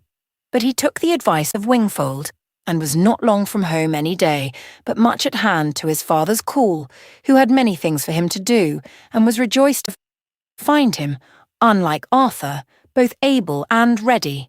He would even send him where a domestic might have done as well. But Richard went with hearty goodwill. It gladdened him to be of service to the old man. Then a rumour reached his father's ears, carried to Lady Anne by her elderly maid, that Richard had been seen in low company, and he was not long in suspecting the truth of the matter. Not once before since Richard's return had Sir Wilton given the Mansons a thought, never doubting his son's residence at Oxford must have cured him of a merely accidental inclination to such low company, and made evident to him that recognition of such relationship as his to them was an unheard-of impropriety, a sin against social order, a class treachery. Almost every day Richard went to Wylder Hall, he had a few minutes with Alice at the parsonage. Neither Barbara nor her lawless, great-hearted mother would have been pleased to have it otherwise. Barbara treated Alice as a sister, and so did Helen Wingfold, who held that such service as hers must be recompensed with love and the money thrown in. Their kindness with her new peace of heart and plenty of food and fresh air had made her strong and almost beautiful. It was Richard's custom to ride over in the morning, but one day it was more convenient for him to go in the evening, and that same evening it happened that Arthur Manson had gone to see his sister. When Richard, on his way back from the hall, found him at the parsonage, he proposed to see him home. Miss Brown was a good walker, and if Arthur did not choose to ride all the way, they would ride and walk alternately. Arthur was delighted, and they set out in the dusk on foot, Alice going a little way with them. Richard led Miss Brown, and Alice clung joyously to his arm, but for Richard, she would not have known that human being ever was or could be so happy. The western sky was a smoky red, the stars were coming out, the wind was mild and seemed to fill her soul with life from the fountain of life, from God himself. For Alice had been learning from Barbara, not to think things, but to feel realities, the reality of real things, to see truths themselves. Often, when Mrs. Wingfold could spare her, Barbara would take her out for a walk. Then sometimes as they walked she would quite forget her presence, and through that very forgetting Alice learned much. When first she saw Barbara lost in silent joy and could see nothing to make her look glad, she wondered a moment, then swiftly concluded she must be thinking of God. When she saw her spread out her arms as if to embrace the wind that flowed to meet them, then too she wondered, but presently began to feel what a thing the wind was, how full of something strange and sweet. She began to learn that nothing is dead, that there cannot be a physical abstraction, that nothing exists for the sake of the laws of its phenomena. She did not put it so to herself, I need hardly say, but she was, in a word, learning to feel that the world was alive. Of the three, she was the merriest that night as they went together along the quiet road. A little way out of the village, Richard set her on the mare and walked by her side, leading Miss Brown. Such was the tolerably sufficient foundation for the report that he was seen rollicking with a common-looking lad and a servant girl on the high road in the immediate vicinity of Wylder Hall. "He is his father's son," reflected Lady Anne. "He's a chip of the old block," said Sir Wilton to himself. But he did not approve of the openness of the thing. To let such doings be seen was low. Presently fell an ugly light on the affair.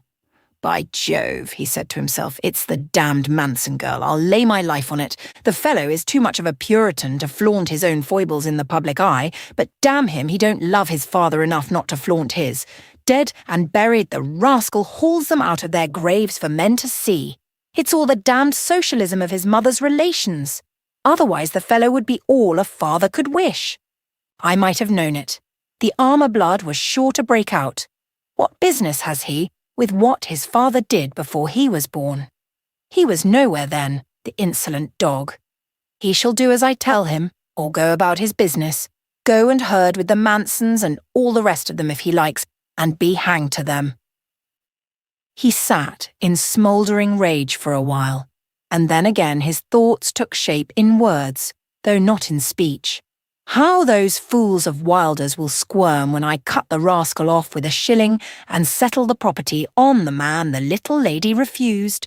But Dick will never be such a fool. He cannot reconcile his Puritanism with such brazen-faced conduct. I shall never make a gentleman of him. He will revert to the original type. It had disappeared in his mother. What's bred in the damned bone will never out of the damned flesh." Richard was at the moment walking with Mr. Wingfold in the rectory garden. They were speaking of what the Lord meant when he said a man must leave all for him. As soon as he entered his father's room, he saw that something had gone wrong with him. "What is it, father?" he said. "Richard, sit down," said Sir Wilton. "I must have a word with you. What young man and woman were you walking with 2 nights ago, not far from Wylder Hall?" "My brother and sister, sir. The Mansons." "My God, I thought as much," cried the baronet, and started to his feet, but sat down again. The fetter of his gout pulled him back. "Hold up your right hand," he went on, Sir Wilton was a magistrate, "and swear by God that you will never more in your life speak one word to either of those persons or leave my house at once." "Father," said Richard, his voice trembling a little, "I cannot obey you. To deny my friends and relations, even at your command, would be to forsake my master. It would be to break the bonds that bind men, God's children, together. Hold your cursed jargon. Bonds indeed. Is there no bond between you and your father? Believe me, father, I am very sorry, but I cannot help it. I dare not obey you. You have been very kind to me, and I thank you from my heart. Shut up, you young hypocrite. You have tongue enough for 3. Come, I will give you 1 chance more. Drop those persons you call your brother and sister, or I drop you." "You must drop me then, father," said Richard with a sigh. "Will you do as I tell you?" "No, sir, I dare not." "Then leave the house." Richard rose. "Goodbye, sir," he said. "Get out of the house." "May I not take my tools, sir?" "What tools, damn you?" "I got some to bind Lady Anne's prayer book." "She's taken him in. By Jove, she's done him, the fool. She's been keeping him up to it to enrage me and get rid of him," said the baronet to himself. "What do you want them for?" he asked, a little calmer. "To work at my trade. If you turn me out, I must go back to that. Damn your soul. It never was and never will be anything but a tradesman's. Damn my soul, if I wouldn't rather make young Manson my heir than you. No, by Jove, you shall not have your damned tools. Leave the house. You cannot claim a chair leg in it." Richard bowed and went, got his hat and stick, and walked from the house with about 30 shillings in his pocket. His heart was like a lump of lead, but he was nowise dismayed. He was in no perplexity how to live. Happy the man who knows his hands the gift of God that providers for his body. I would in especial that teachers of righteousness were able with St. Paul to live by their hands. Outside the lodge gate, he paused, and stood in the middle of the road thinking. Thus far he had seen his way, but no farther. To which hand must he turn? Should he go to his grandfather or to Barbara? He set out plodding across the fields for Wylder Hall. There was no Miss Brown for him now. Miss Wylder, they told him, was in the garden. She sat in a summer-house, reading a story. When she heard his step, she knew, from the very sound of it, that he was discomposed. Never was such a creature for interpreting the signs of the unseen. Her senses were as discriminating as those of wild animals that have not only to find life, but to avoid death by the keenness of their wits. She came out and met him in the dim green air under a wide-spreading yew. "What is the matter, Richard?" she said, looking in his face with anxiety. "What has gone wrong?" "My father has turned me out." "Turned you out?" "Yes. I must swear never to speak another word to Alice or Arthur, or go about my business." I went. "Of course you did," cried Barbara, lifting her dainty chin an inch higher. Then, after a little pause, in which she looked with loving pride straight into his eyes, for was he not a man after her own brave big heart, she resumed, "Well, it is no worse for you than before, and ever so much better for me. What are you going to do, Richard? There are so many things you could turn to now." "Yes, but only one I can do well. I might get fellows to coach, but I should have to wait too long, and then I should have to teach what I thought worth neither the time nor the pay. I prefer to live by my hands and earn leisure for something else." "I like that," said Barbara. "Will it take you long to get into the way of your old work?" "I don't think it will," answered Richard, "and I believe I shall do better at it now. I was looking at some of it yesterday morning, and was surprised I should have been pleased with it. In my self-growing, I have grown to demand better work. Better both in idea and execution." "It is horrid to have you go," said Barbara. "But I will think you up to God every day, and dream about you every night, and read about you every book. I will write to you, and you will write to me, and... She was on the point of crying, but would not. "And then the old smell of the leather and the paste will be so nice." She broke into a merry laugh, and the crisis was over. They walked together to the smithy. Fierce was the wrath of the blacksmith, But for the presence of Barbara, he would have called his son-in-law ugly names. His anger soon subsided, however, and he laughed at himself for spending indignation on such a man. "I might have known him by this time," he said.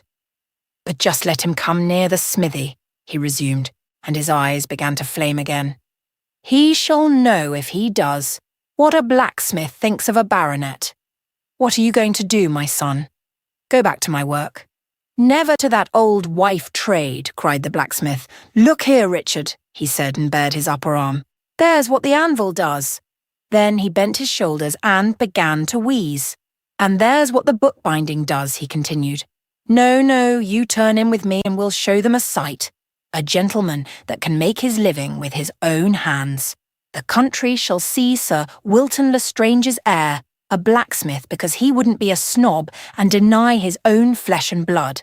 I saw your son today, Sir Wilton, at the anvil with his grandfather. What a fine fellow he do be.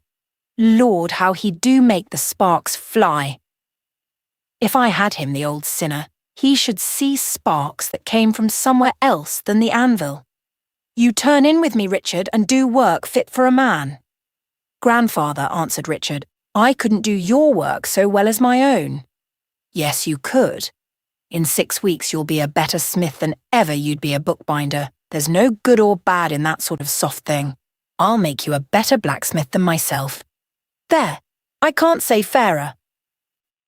"But don't you think it better not to irritate my father more than I must? I oughtn't to torment him. As long as I was here, he would fancy me braving him.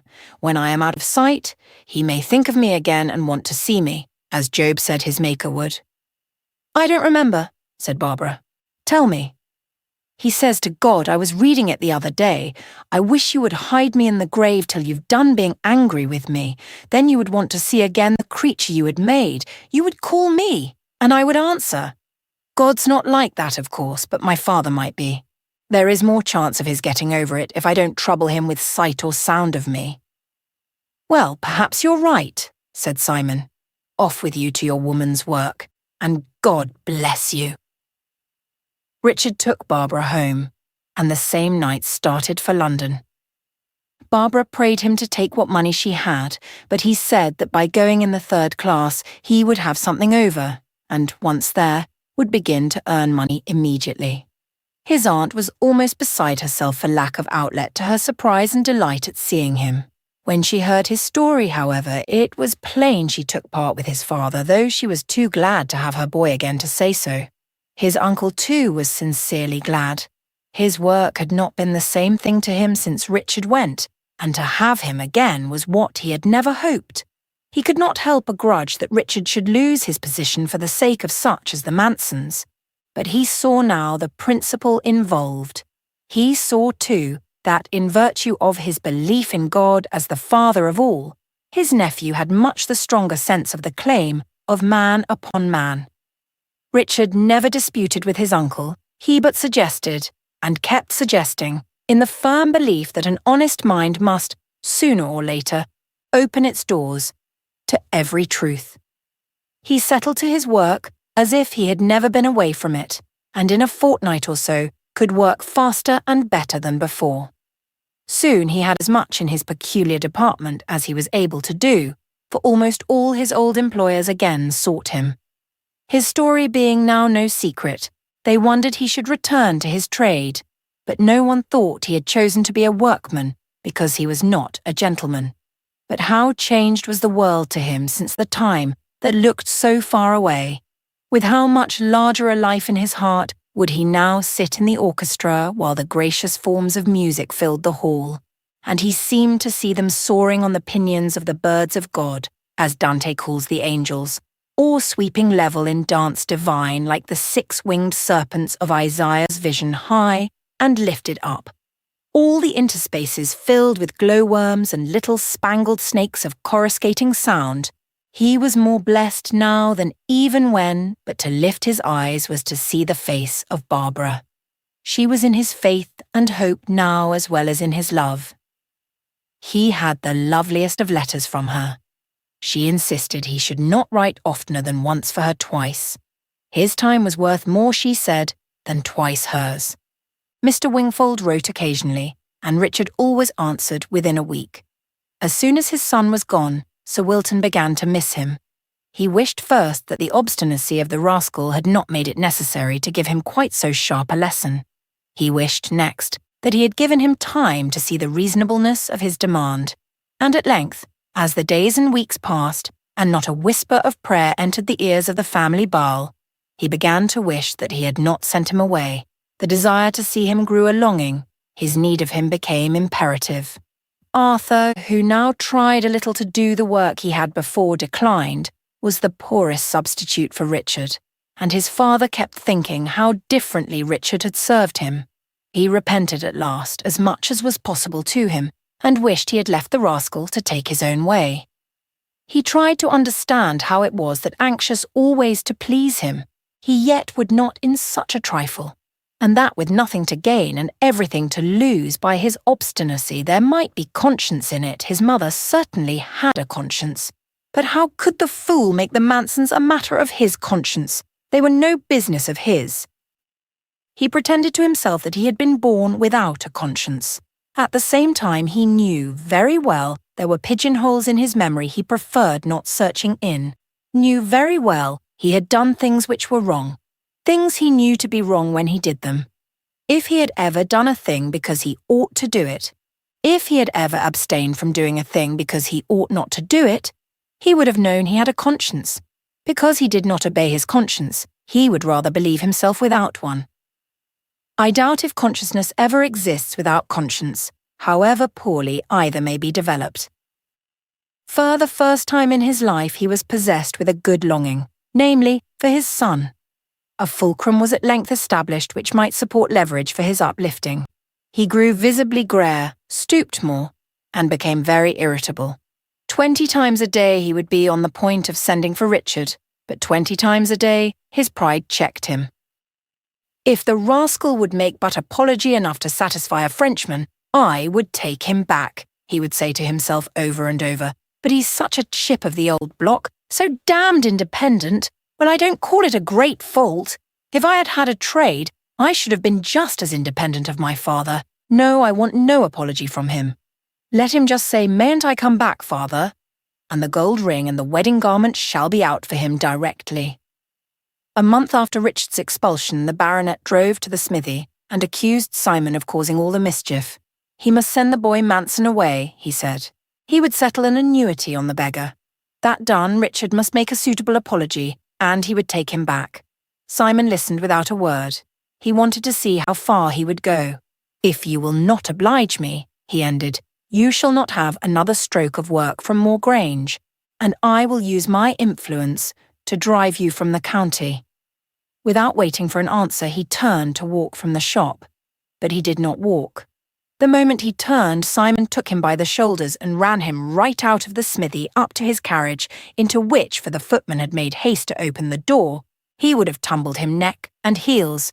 But that, gout and all, Sir Wilton managed to spring on the step and get in without falling. In a rage by no means unnatural, he called to the coachman to send his lash about the ruffian's ears. Simon burst into a guffaw, which so startled the horses that the footman had to run to their heads. In his haste to do so, he failed to shut the door properly. It opened and banged, swinging this way and that as the horses now reared, now backed, now pulled, and the baronet, cursing and swearing, was tossed about in his carriage like a dried-up kernel in a nut. Simon at length, with tears of merriment running down his red cheeks, managed in a succession of gymnastics to close the door. "Home, Peterkin!" he shouted, and turning away strode back to his forge, whence immediately sprang upon the air the merriest tune ever played by anvil and hammer, with a horseshoe between them, the sparks flying about the musician like a nimbus of embodied notes. It seemed to soothe the horses, for they started immediately without further racket. Before the next month was over, the baronet was again in the smithy. In a better mood this time. He made no reference to his former ignominious dismissal. Wanted only to know if Simon had heard from his grandson. The old man answered that he had. He was well, happy, and busy. Sir Wilton gave a grunt. "Why didn't he stay and help you?" I begged him to do so, answered Simon, for he is almost as good at the anvil, and quite as good at the shoring as myself. But he said it would annoy his father to have him so near, and he wouldn't do it. His boy's goodwill made the baronet fidget and swear to hide his compunction, but his evil angel got the upper hand. The rascal knew, he cried, that nothing would annoy me so much as have him go back to his mire like the washed sow. Perceiving Simon looked dangerous, he turned with a hasty good morning and made for his carriage, casting more than one uneasy glance over his shoulder. But the blacksmith let him depart in peace. It was about a year after Richard's return to his trade, when one morning the doctor at Barset was roused by a groom, his horse all speckled with foam, who, as soon as he had given his message, galloped to the post office and telegraphed for a well-known London physician. A little later Richard received a telegram. Father paralysed, will meet first train, Wingfold. With sad heart he obeyed the summons and found Wingfold at the station. I have just come from the house, he said. He is still insensible. They tell me he came to himself once, just a little, and murmured Richard, but has not spoken since.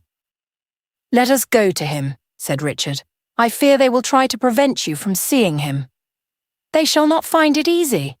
I have a trap outside. Come along. They reached Moor Grange and stopped at the lodge. Richard walked up to the door. How is my father? He asked. Much the same, sir, I believe. Is it true that he wanted to see me? I don't know, sir. Is he in his own room? Yes, sir, but I beg your pardon, sir, said the man. I have my lady's orders to admit no one. While he spoke, Richard passed him and went straight to his father's room, which was on the ground floor. He opened the door softly and entered. His father lay on the bed, with the Barset surgeon and the London doctor standing over him. The latter looked round, saw him, and came to him. I gave orders that no one should be admitted, he said in a low, stern tone. I understand my father wished to see me, answered Richard. He cannot see you. He may come to himself any moment. He will never come to himself, returned the doctor. Then why keep me out? Said Richard. The eyes of the dying man opened, and Richard received his last look. Sir Wilton gave one sigh, and death was past. Whether life was come, God only, and those who watched on the other side knew. Lady Anne came in. The good baronet is gone, said the physician. She turned away. Her eyes glided over Richard as if she had never before seen him. He went up to the bed, and she walked from the room. When Richard came out, he found Wingfold where he had left him, and got into the pony carriage beside him. The parson drove off. His tale is told, said Richard in a choking voice. He did not speak, and I cannot tell whether he knew me, but I had his last look, and that is something. I would have been a good son to him if he had let me. At least I would have tried to be. He sat silent, thinking what he might have done for him. Perhaps he would not have died if he had been with him, he thought. It is best, said Wingfold. We cannot say anything would be best, but we must say everything is best. I think I understand you, said Richard. But oh, how I would have loved him if he would have let me. And how you will love him, said Wingfold, for he will love you. They are getting him ready to let you now. I think he is loving you in the darkness. He had begun to love you long before he went, but he was the slave of the nature he had enfeebled and corrupted. I hope endlessly for him, though God only knows how long it may take even after the change is begun to bring men like him back to their true selves. But surely, Richard, he cried, bethinking himself and pulling up his ponies, your right place is at Moor Grange, at least so long as what is left of your father is lying in the house. Yes, no doubt I did think whether I ought not to assert myself, and remain until my father's will was read, but I concluded it better to avoid the possibility of anything unpleasant. I cannot of course yield my right to be chief mourner. I think my father would not wish me to do so. I am sure he would not. Then, till the funeral you will stay with us, concluded the parson as he drove on. No, I thank you, answered Richard. I must be at my grandfather's. I will go there when I have seen Barbara. On the day of the funeral, no one disputed Richard's right to the place he took, and when it was over, he joined the company assembled to hear the late baronet's will. It was dated 10 years before, and gave the 2 estates of Moorgrange and Cinqmere to his son, Arthur Lestrange. There was in it no allusion to the possible existence of a son by his first wife. Richard rose. The lawyer rose also. "I am sorry, Sir Richard," he said, "that we can find no later will. There ought to have been some provision for the support of the title." "My father died suddenly," answered Richard, "and did not know of my existence until about 5 years ago. All I can say is I am very sorry." "Do not let it trouble you," returned Richard. "It matters little to me. I am independent." "I am very glad to hear it. I had imagined it otherwise. A man with a good trade and a good education must be independent." "Ah, I understand. But your brother will, as a matter of course." "I shall talk to him about it. The estate is quite equal to it." "The estate shall not be burdened with me," said Richard with a smile. "I am the only one of the family able to do as he pleases." "But the title, Sir Richard, the title must look after itself. If I thought it in the smallest degree dependent on money for its dignity, I would throw it in the dirt. If it means anything, it means more than money, and can stand without it. If it be an honour, please God, I shall keep it honourable. Whether I shall set it over my shop remains to be considered. Good morning." As he left the room, a servant met him with the message that Lady Anne wished to see him in the library. Cold as ever, but not colder than always, she poked her long white hand at him. "This is awkward for you, Richard," she said, "but more awkward still for Arthur. Moorgrange is at your service until you find some employment befitting your position. You must not forget what is due to the family. It is a great pity you offended your father." Richard was silent. "He left it therefore in my hands to do as I thought fit. Sir Wilton did not die the rich man people imagined him, but I am ready to place £1,000 at your disposal." "I should be sorry to make the little he has left you so much less," answered Richard. "As you please," returned her ladyship. "I should like to have just a word with my sister Theodora," said Richard. "I doubt if she will see you.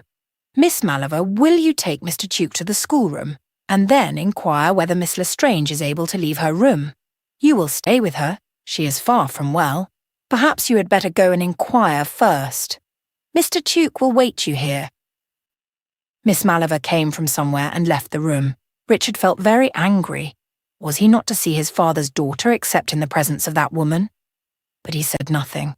"There is just one thing," resumed her ladyship, "upon which, if only out of respect to the feelings of my late husband, I feel bound to insist.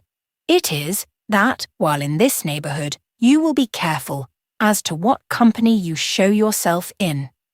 You will not, I trust, pretend ignorance of my meaning and cause me the pain of having to be more explicit."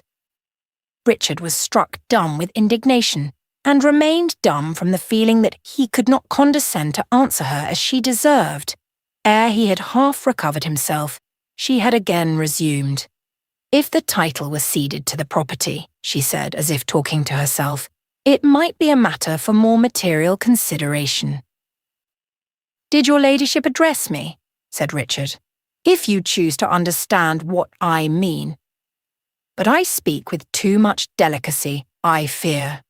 Compensation it could be only by courtesy. Suppose I referred to the Court of Chancery my grave doubts of your story.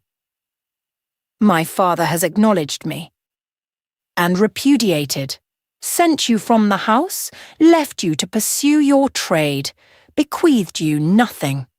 Everybody knows your father, my late husband I mean, would risk anything for my annoyance, though, thank God, he dared not attempt to push injury beyond the grave.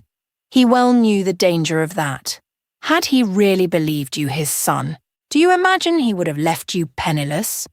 Would he not have been rejoiced to put you over Mr. Lestrange's head, if only to wring the heart of his mother? The proofs that satisfied him remain.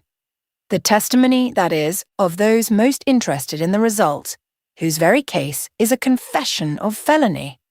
A confession, if you will, that my own aunt was the nurse that carried me away, of which there are proofs. Has anyone seen those proofs? My father has seen them, Lady Anne. You mean Sir Wilton? I do. He accepted them. Has he left any document to that effect? Not that I know of. Who presented those proofs, as you call them? I told Sir Wilton where they had been hidden, and together we found them. Where? In the room that was the nursery, which you occupied for months while working at your trade in the house, and for weeks again before Sir Wilton dismissed you. Yes, answered Richard, who saw very well what she was driving at, but would not seem to understand before she had fully disclosed her intent. And where you had opportunity to place what you chose at your leisure. Excuse me, I am only laying before you what counsel would lay before the court. You wish me to understand, I suppose, that you regard me as an impostor, and believe I put the things, for support of my aunt's evidence, where my father and I found them. I do not say so. I merely endeavour to make you see how the court would regard the affair, how much appearances would be against you. At the same time, I confess I have all along had grave doubts of the story. You, of course, may have been deceived as well as your father, I mean the late baronet, my husband, but in any case, I will not admit you to be what you call yourself until you are declared such by the law of the land. I will, however, make a proposal to you, and no ungenerous one. Pledge yourself to make no defence, if, for form's sake, legal proceedings should be judged desirable, and in lieu of the possible baronetcy. For I admit the bare possibility of the case, if tried, being given against us, I will pay you £5,000. It would cost us less to try the case, no doubt, but the thing would at best be disagreeable. Understand, I do not speak without advice. Plainly you do not, assented Richard. But, he continued, let me place one thing before your ladyship. To do as you ask me would be to endorse your charge against my father, that he acknowledged me, that is, he lied to give you annoyance. That is enough. But I have the same objection in respect of my uncle and aunt, of whom you propose to make liars and conspirators. He turned to the door. You will consider it? Said her ladyship in her stateliest yet softest tone. I will. I shall continue to consider it the worst insult you could have offered my father, your late husband. Thank God he was my mother's husband first. What am I to understand by that? Whatever your ladyship chooses, except that I will not hold any farther communication with you on the matter. Then you mean to dispute the title? I decline to say what I mean or do not mean to do. Lady Anne rose to ring the bell. Miss Maliver met Richard in the doorway. He turned. I am going to bid Theodora goodbye, he said. You shall do no such thing, cried her ladyship. Richard flew up the stair and, believing Miss Maliver had not gone to his sister, went straight to her room. The moment Theodora saw him, she sprang from the bed where she had lain weeping and threw herself into his arms. He was the only one who had ever made her feel what a man might be to a woman. He told her he had come to bid her goodbye. She looked wild. But you're not going, really, for altogether, she said. My dear sister, what else can I do? Nobody here wants me. Indeed, Richard, I do. I know you do, and the time will come when you shall have me. But you would not have me live where I am not loved. Richard, she cried, with a burst of indignation, the first I fancy she had ever felt, or at least given way to. You are the only gentleman in the family, Richard laughed, and Theodora dried her eyes. Miss Maliver was near enough to be able to report, and the poor girl had a bad time of it in consequence. I will not trouble Arthur, said Richard. Say goodbye to him for me, and give him my love. Please tell him that, although all I had was my father's yet, as between him and me, Miss Brown is mine, and I expect him to send her to Wylder Hall. Goodbye again to my dear sister. I leave a bit of my heart in the house. where I know it will not be trampled on." Theodora could not speak. Her only answer was another embrace, and they parted. Richard went to see Barbara and found her at the parsonage. "What an opportunity you have," said Wingfold, "of maintaining before the world the honour of work. The man who makes a thing exist that did not exist, or who sets anything right that had gone wrong, must be more worthy than he who only consumes what exists or helps things to remain wrong." "But," suggested Barbara with her usual keenness, "are you not now encouraging him to seek the praise of men? To seek it for a good thing is the more contemptible." "There is little praise to be got from men for that," said Wingfold, "and I am sure Richard does not seek any. He would help men to see that the man who serves his neighbour is the man whom the Lord of the universe honours. An idle man, or one busy only for himself, is like a lump of refuse floating this way and that in the flux and reflux of the sewer tide of the world. Were Richard lord of lands, it would be absurd of him to give his life to bookbinding. That would be to desert his neighbour on those lands. But what better can he do now than follow the trade by which he may at once earn his living? To omit the question of possibility, suppose he read for the bar. Would that bring him closer to humanity? Would it be a diviner mode of life? Is it a more honourable thing to win a cause, perhaps for the wrong man, than to preserve an old and valuable book? Will a man rank higher in the kingdom that shall not end, because he has again and again rendered unrighteousness triumphant? Would Richard's mind be as free in chambers as in the workshop to search into truth, or as keen to suspect its covert? Would he sit closer to the wellsprings of thought and aspiration in a barrister's library than among the books by which he wins his bread? With eternity before them, and God at the head and the heart of the universe, Richard and Barbara did not believe in separation any more than in death. He in London and she at Wylder Hall, they were far more together than most unparted pairs. Wingfold set himself to keep Barbara busy, giving her plenty to read and plenty of work. Her waiting should be no loss of time to her if he could help it. Among other things, he set her to teach his boy where she thought herself much too ignorant. He held not only that to teach is the best way to learn, but that the imperfect are the best teachers of the imperfect. He thought this must be why the Lord seems to regard with so much indifference the many falsehoods uttered of and for him. When a man, he said, agonized to get into other hearts the thing dear to his own, the false intellectual or even moral forms in which his ignorance and the crudity of his understanding compelled him to embody it, would not render its truth of none effect, but might, on the contrary, make its reception possible where a truer presentation would stick fast in the doorway. He made Richard promise to take no important step for a year without first letting him know. He was anxious he should have nothing to undo because of what the packet committed to his care might contain. The day so often in Wingfold's thought arrived at last, the anniversary of the death of Sir Wilton. He rose early, his mind anxious, and his heart troubled that his mind should be anxious, and set out for London by the first train. Arrived. He sought at once the office of Sir Wilton's lawyer, and when at last Mr. Bell appeared, begged him to witness the opening of the packet. Mr. Bell broke the seal himself, read the baronet's statement of the request he had made to Wingfold, and then opened the enclosed packet. "A most irregular proceeding," he exclaimed, as well he might. His late client had committed to the keeping of the clergyman of another parish the will signed and properly witnessed, which Mr. Bell had last drawn up for him, and of which, as it was nowhere discoverable, he had not doubted the destruction.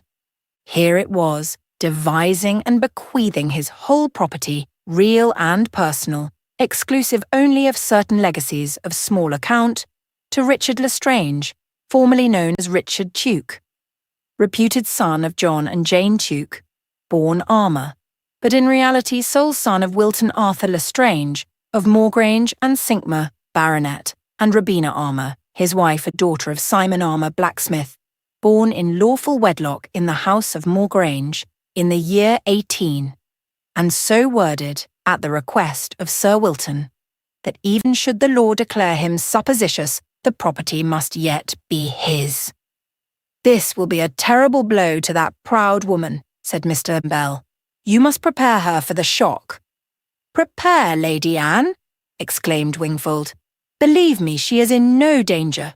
An earthquake would not move her." "I must see her lawyer at once," said Mr. Bell, rising. "Let me have the papers, please," said Wingfold. "Sir Wilton did not tell me to bring them to you. I must take them to Sir Richard. Then you do not wish me to move in the matter. I shall advise Sir Richard to put the affair in your hands, but he must do it. I have not the power." "You are very right. I shall be here till 5 o'clock. I hope to be with you long before that." It took Wingfold an hour to find Richard. He heard the news without a word, but his eyes flashed, and Wingfold knew he thought of Barbara and his mother and the Mansons. Then his face clouded.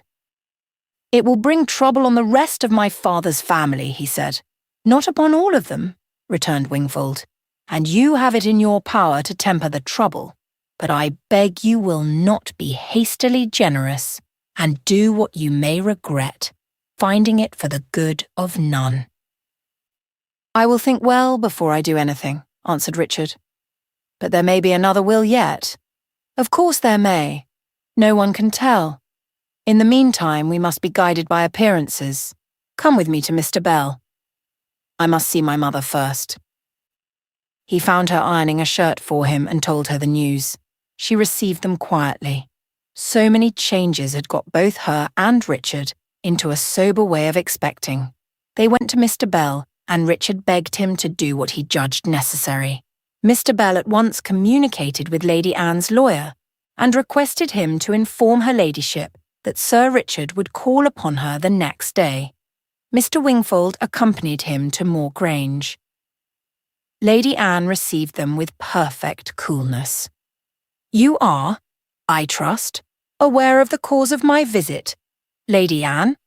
said Richard. "I am." "May I ask what you propose to do?"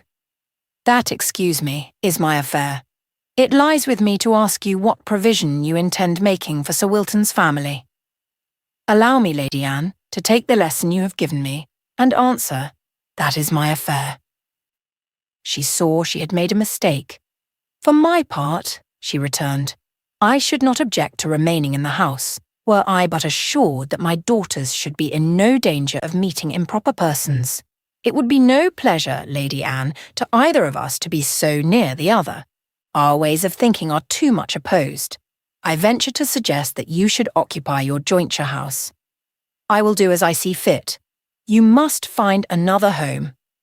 Lady Anne left the room, and the next week the house, betaking herself to her own, which was not far off, in the park at Chinkmer, the smaller of the two estates. The week following, Richard went to see Arthur. "Now, Arthur," he said, "let us be frank with each other. I am not your enemy. I am bound to do the best I can for you all. When you thought the land was yours, I had a trade to fall back upon. Now that the land proves mine, you have no trade or other means of making a livelihood. If you will be a brother, you will accept what I offer. I will make over to you for your lifetime, but without power to devise it, this estate of Cinquemar, burdened with the payment of 500 a year to your sister Theodora till her marriage." Arthur was glad of the gift, yet did not accept it graciously. The disposition is no rare one that not only gives grudgingly, but receives grudgingly. The man imagines he shields his independence by not seeming pleased. To show yourself pleased is to confess obligation. Do not manifest pleasure, do not acknowledge favour, and you keep your freedom like a man. "I cannot see," said Arthur. "Of course it is very kind of you and all that. You wouldn't have compliments banded between brothers, but I should like to know why the land should not be mine to leave.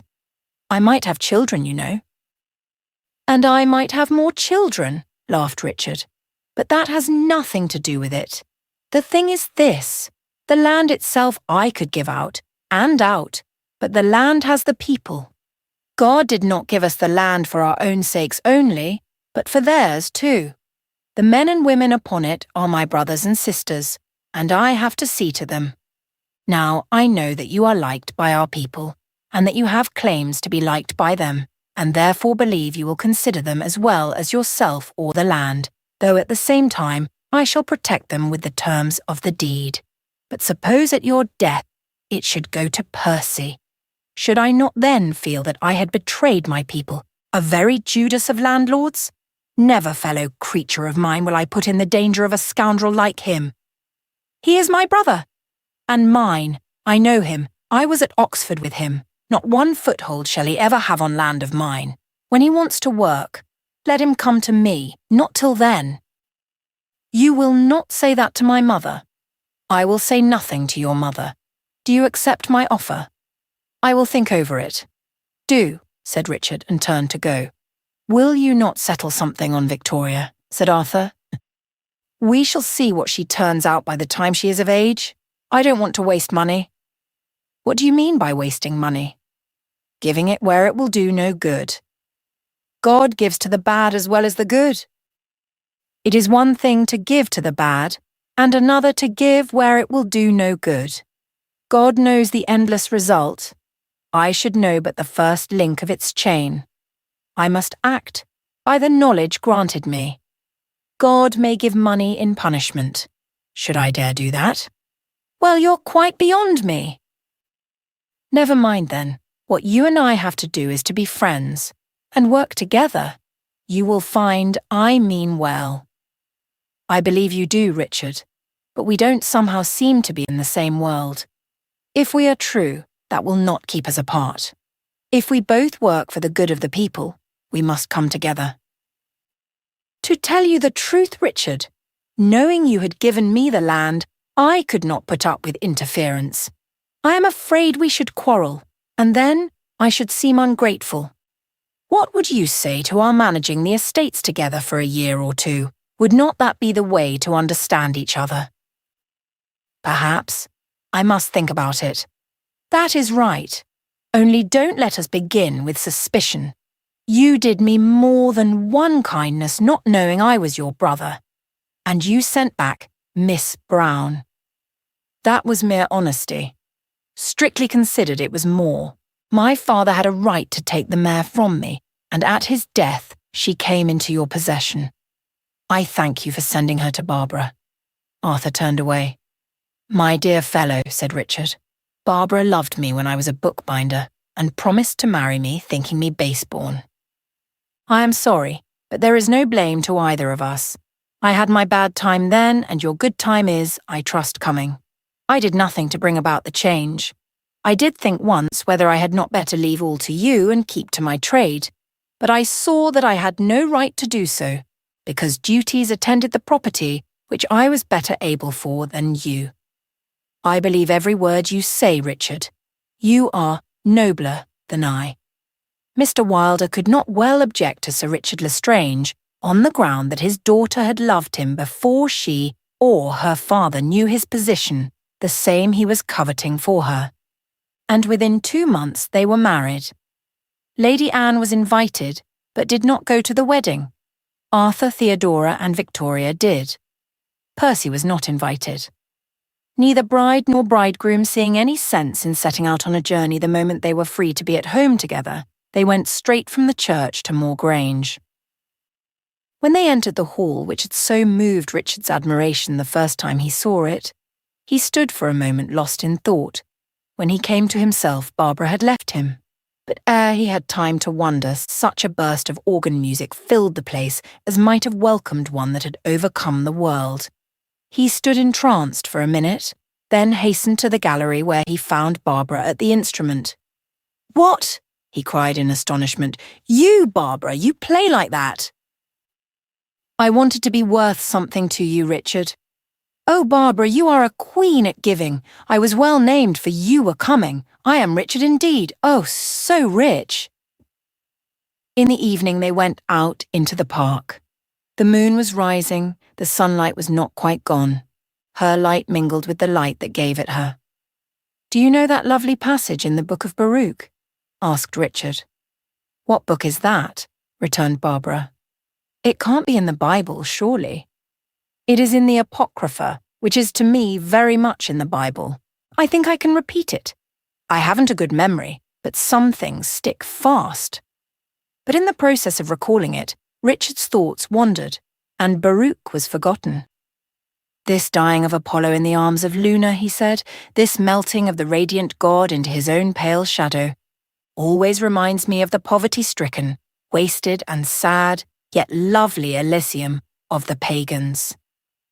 So little consolation did they gather from the thought of it, that they longed to lay their bodies, not in the deep, cool, far-off shadow of grove or cave, but by the ringing roadside, where live feet, into meeting, mingling, parting tides, ever came and went, where chariots rushed past in hot haste, or moved stately by in jubilant procession, where at night lonely forms would steal through the city of the silent, with but the moon to see them go, bent on ghastly conference with witch or enchanter, and, "Where are you going, Richard? Please take me with you. I feel as if I were lost in a wood."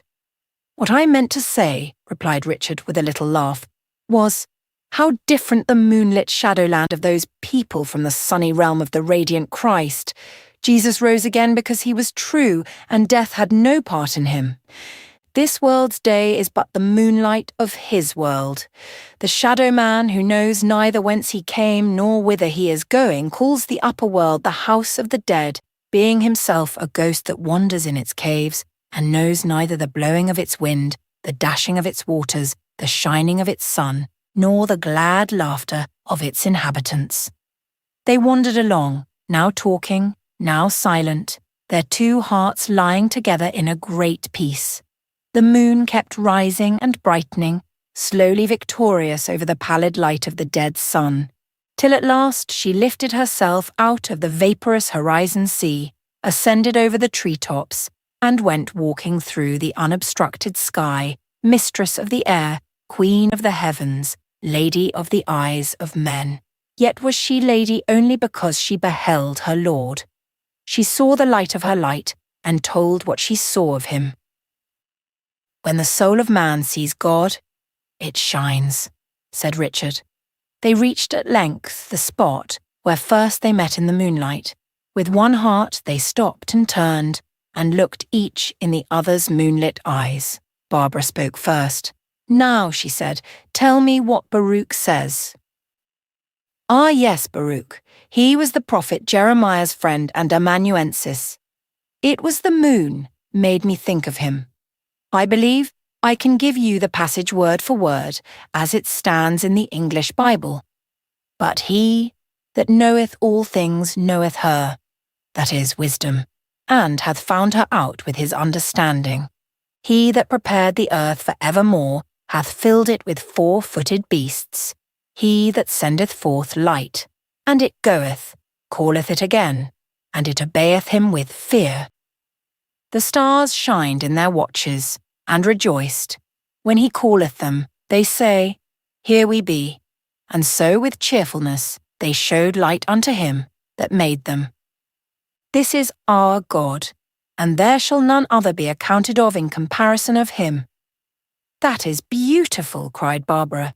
"They said, Here we be. And so, what is it? And so with cheerfulness they showed light unto him that made them." "I will read every word of Baruch," said Barbara. "Is there much of him?" "No, very little." A silence followed. Then again Barbara spoke, and she clung a little closer to her husband. "I want to tell you something that came to me one night when we were in London," she said.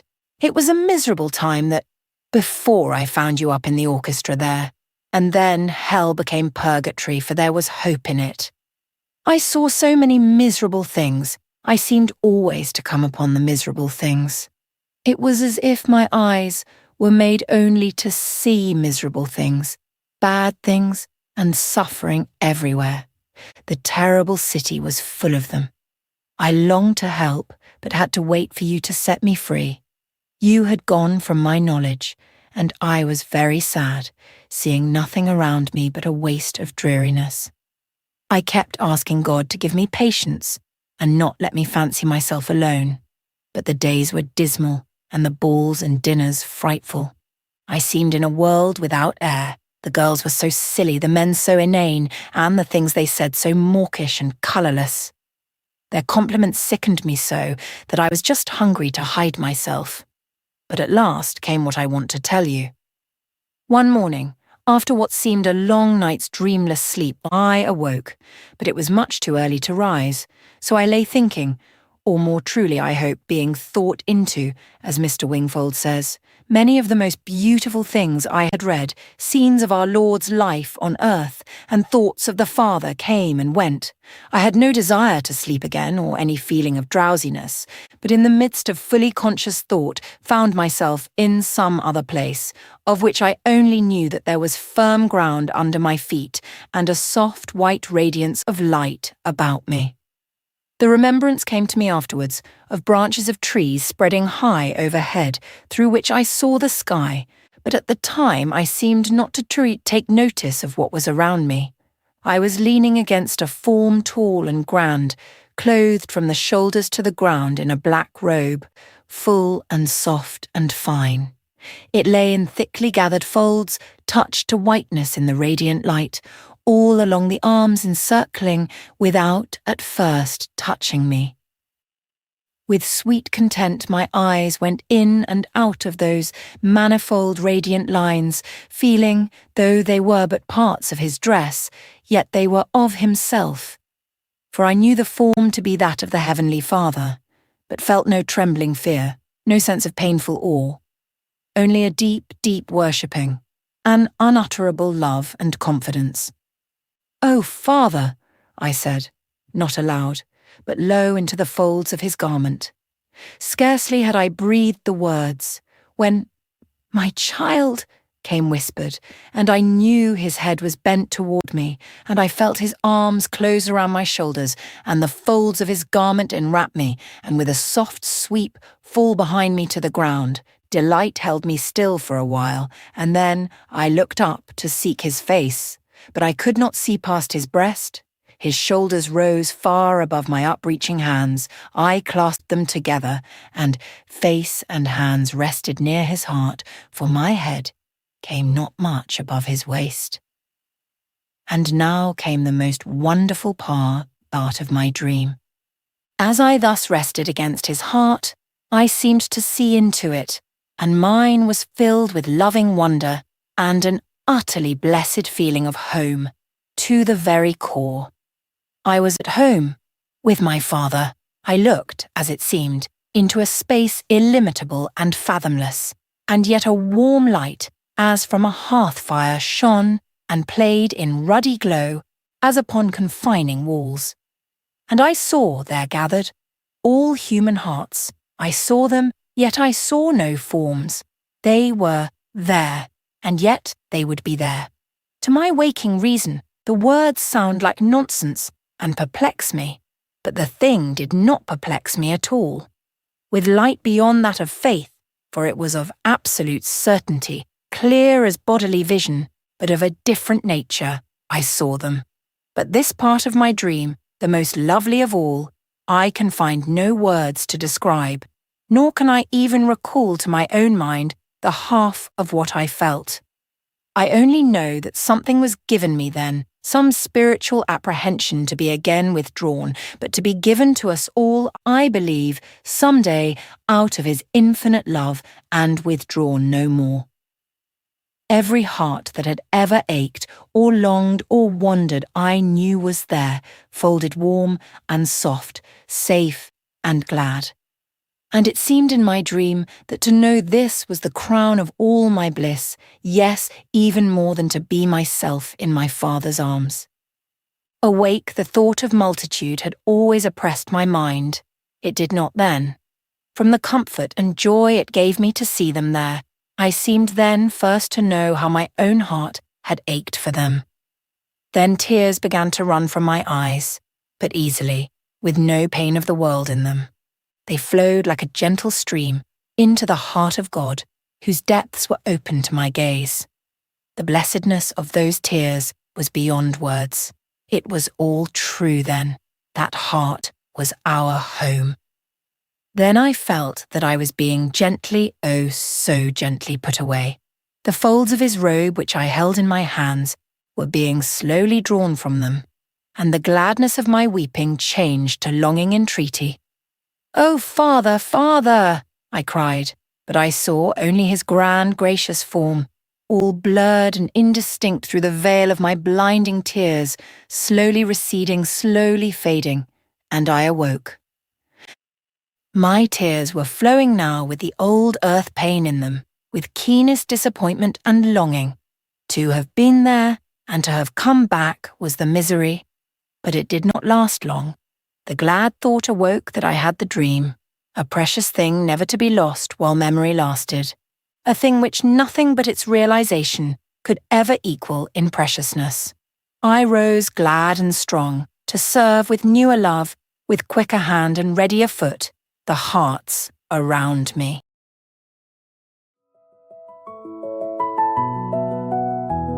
The end. Thank you for listening. Have a wonderful day.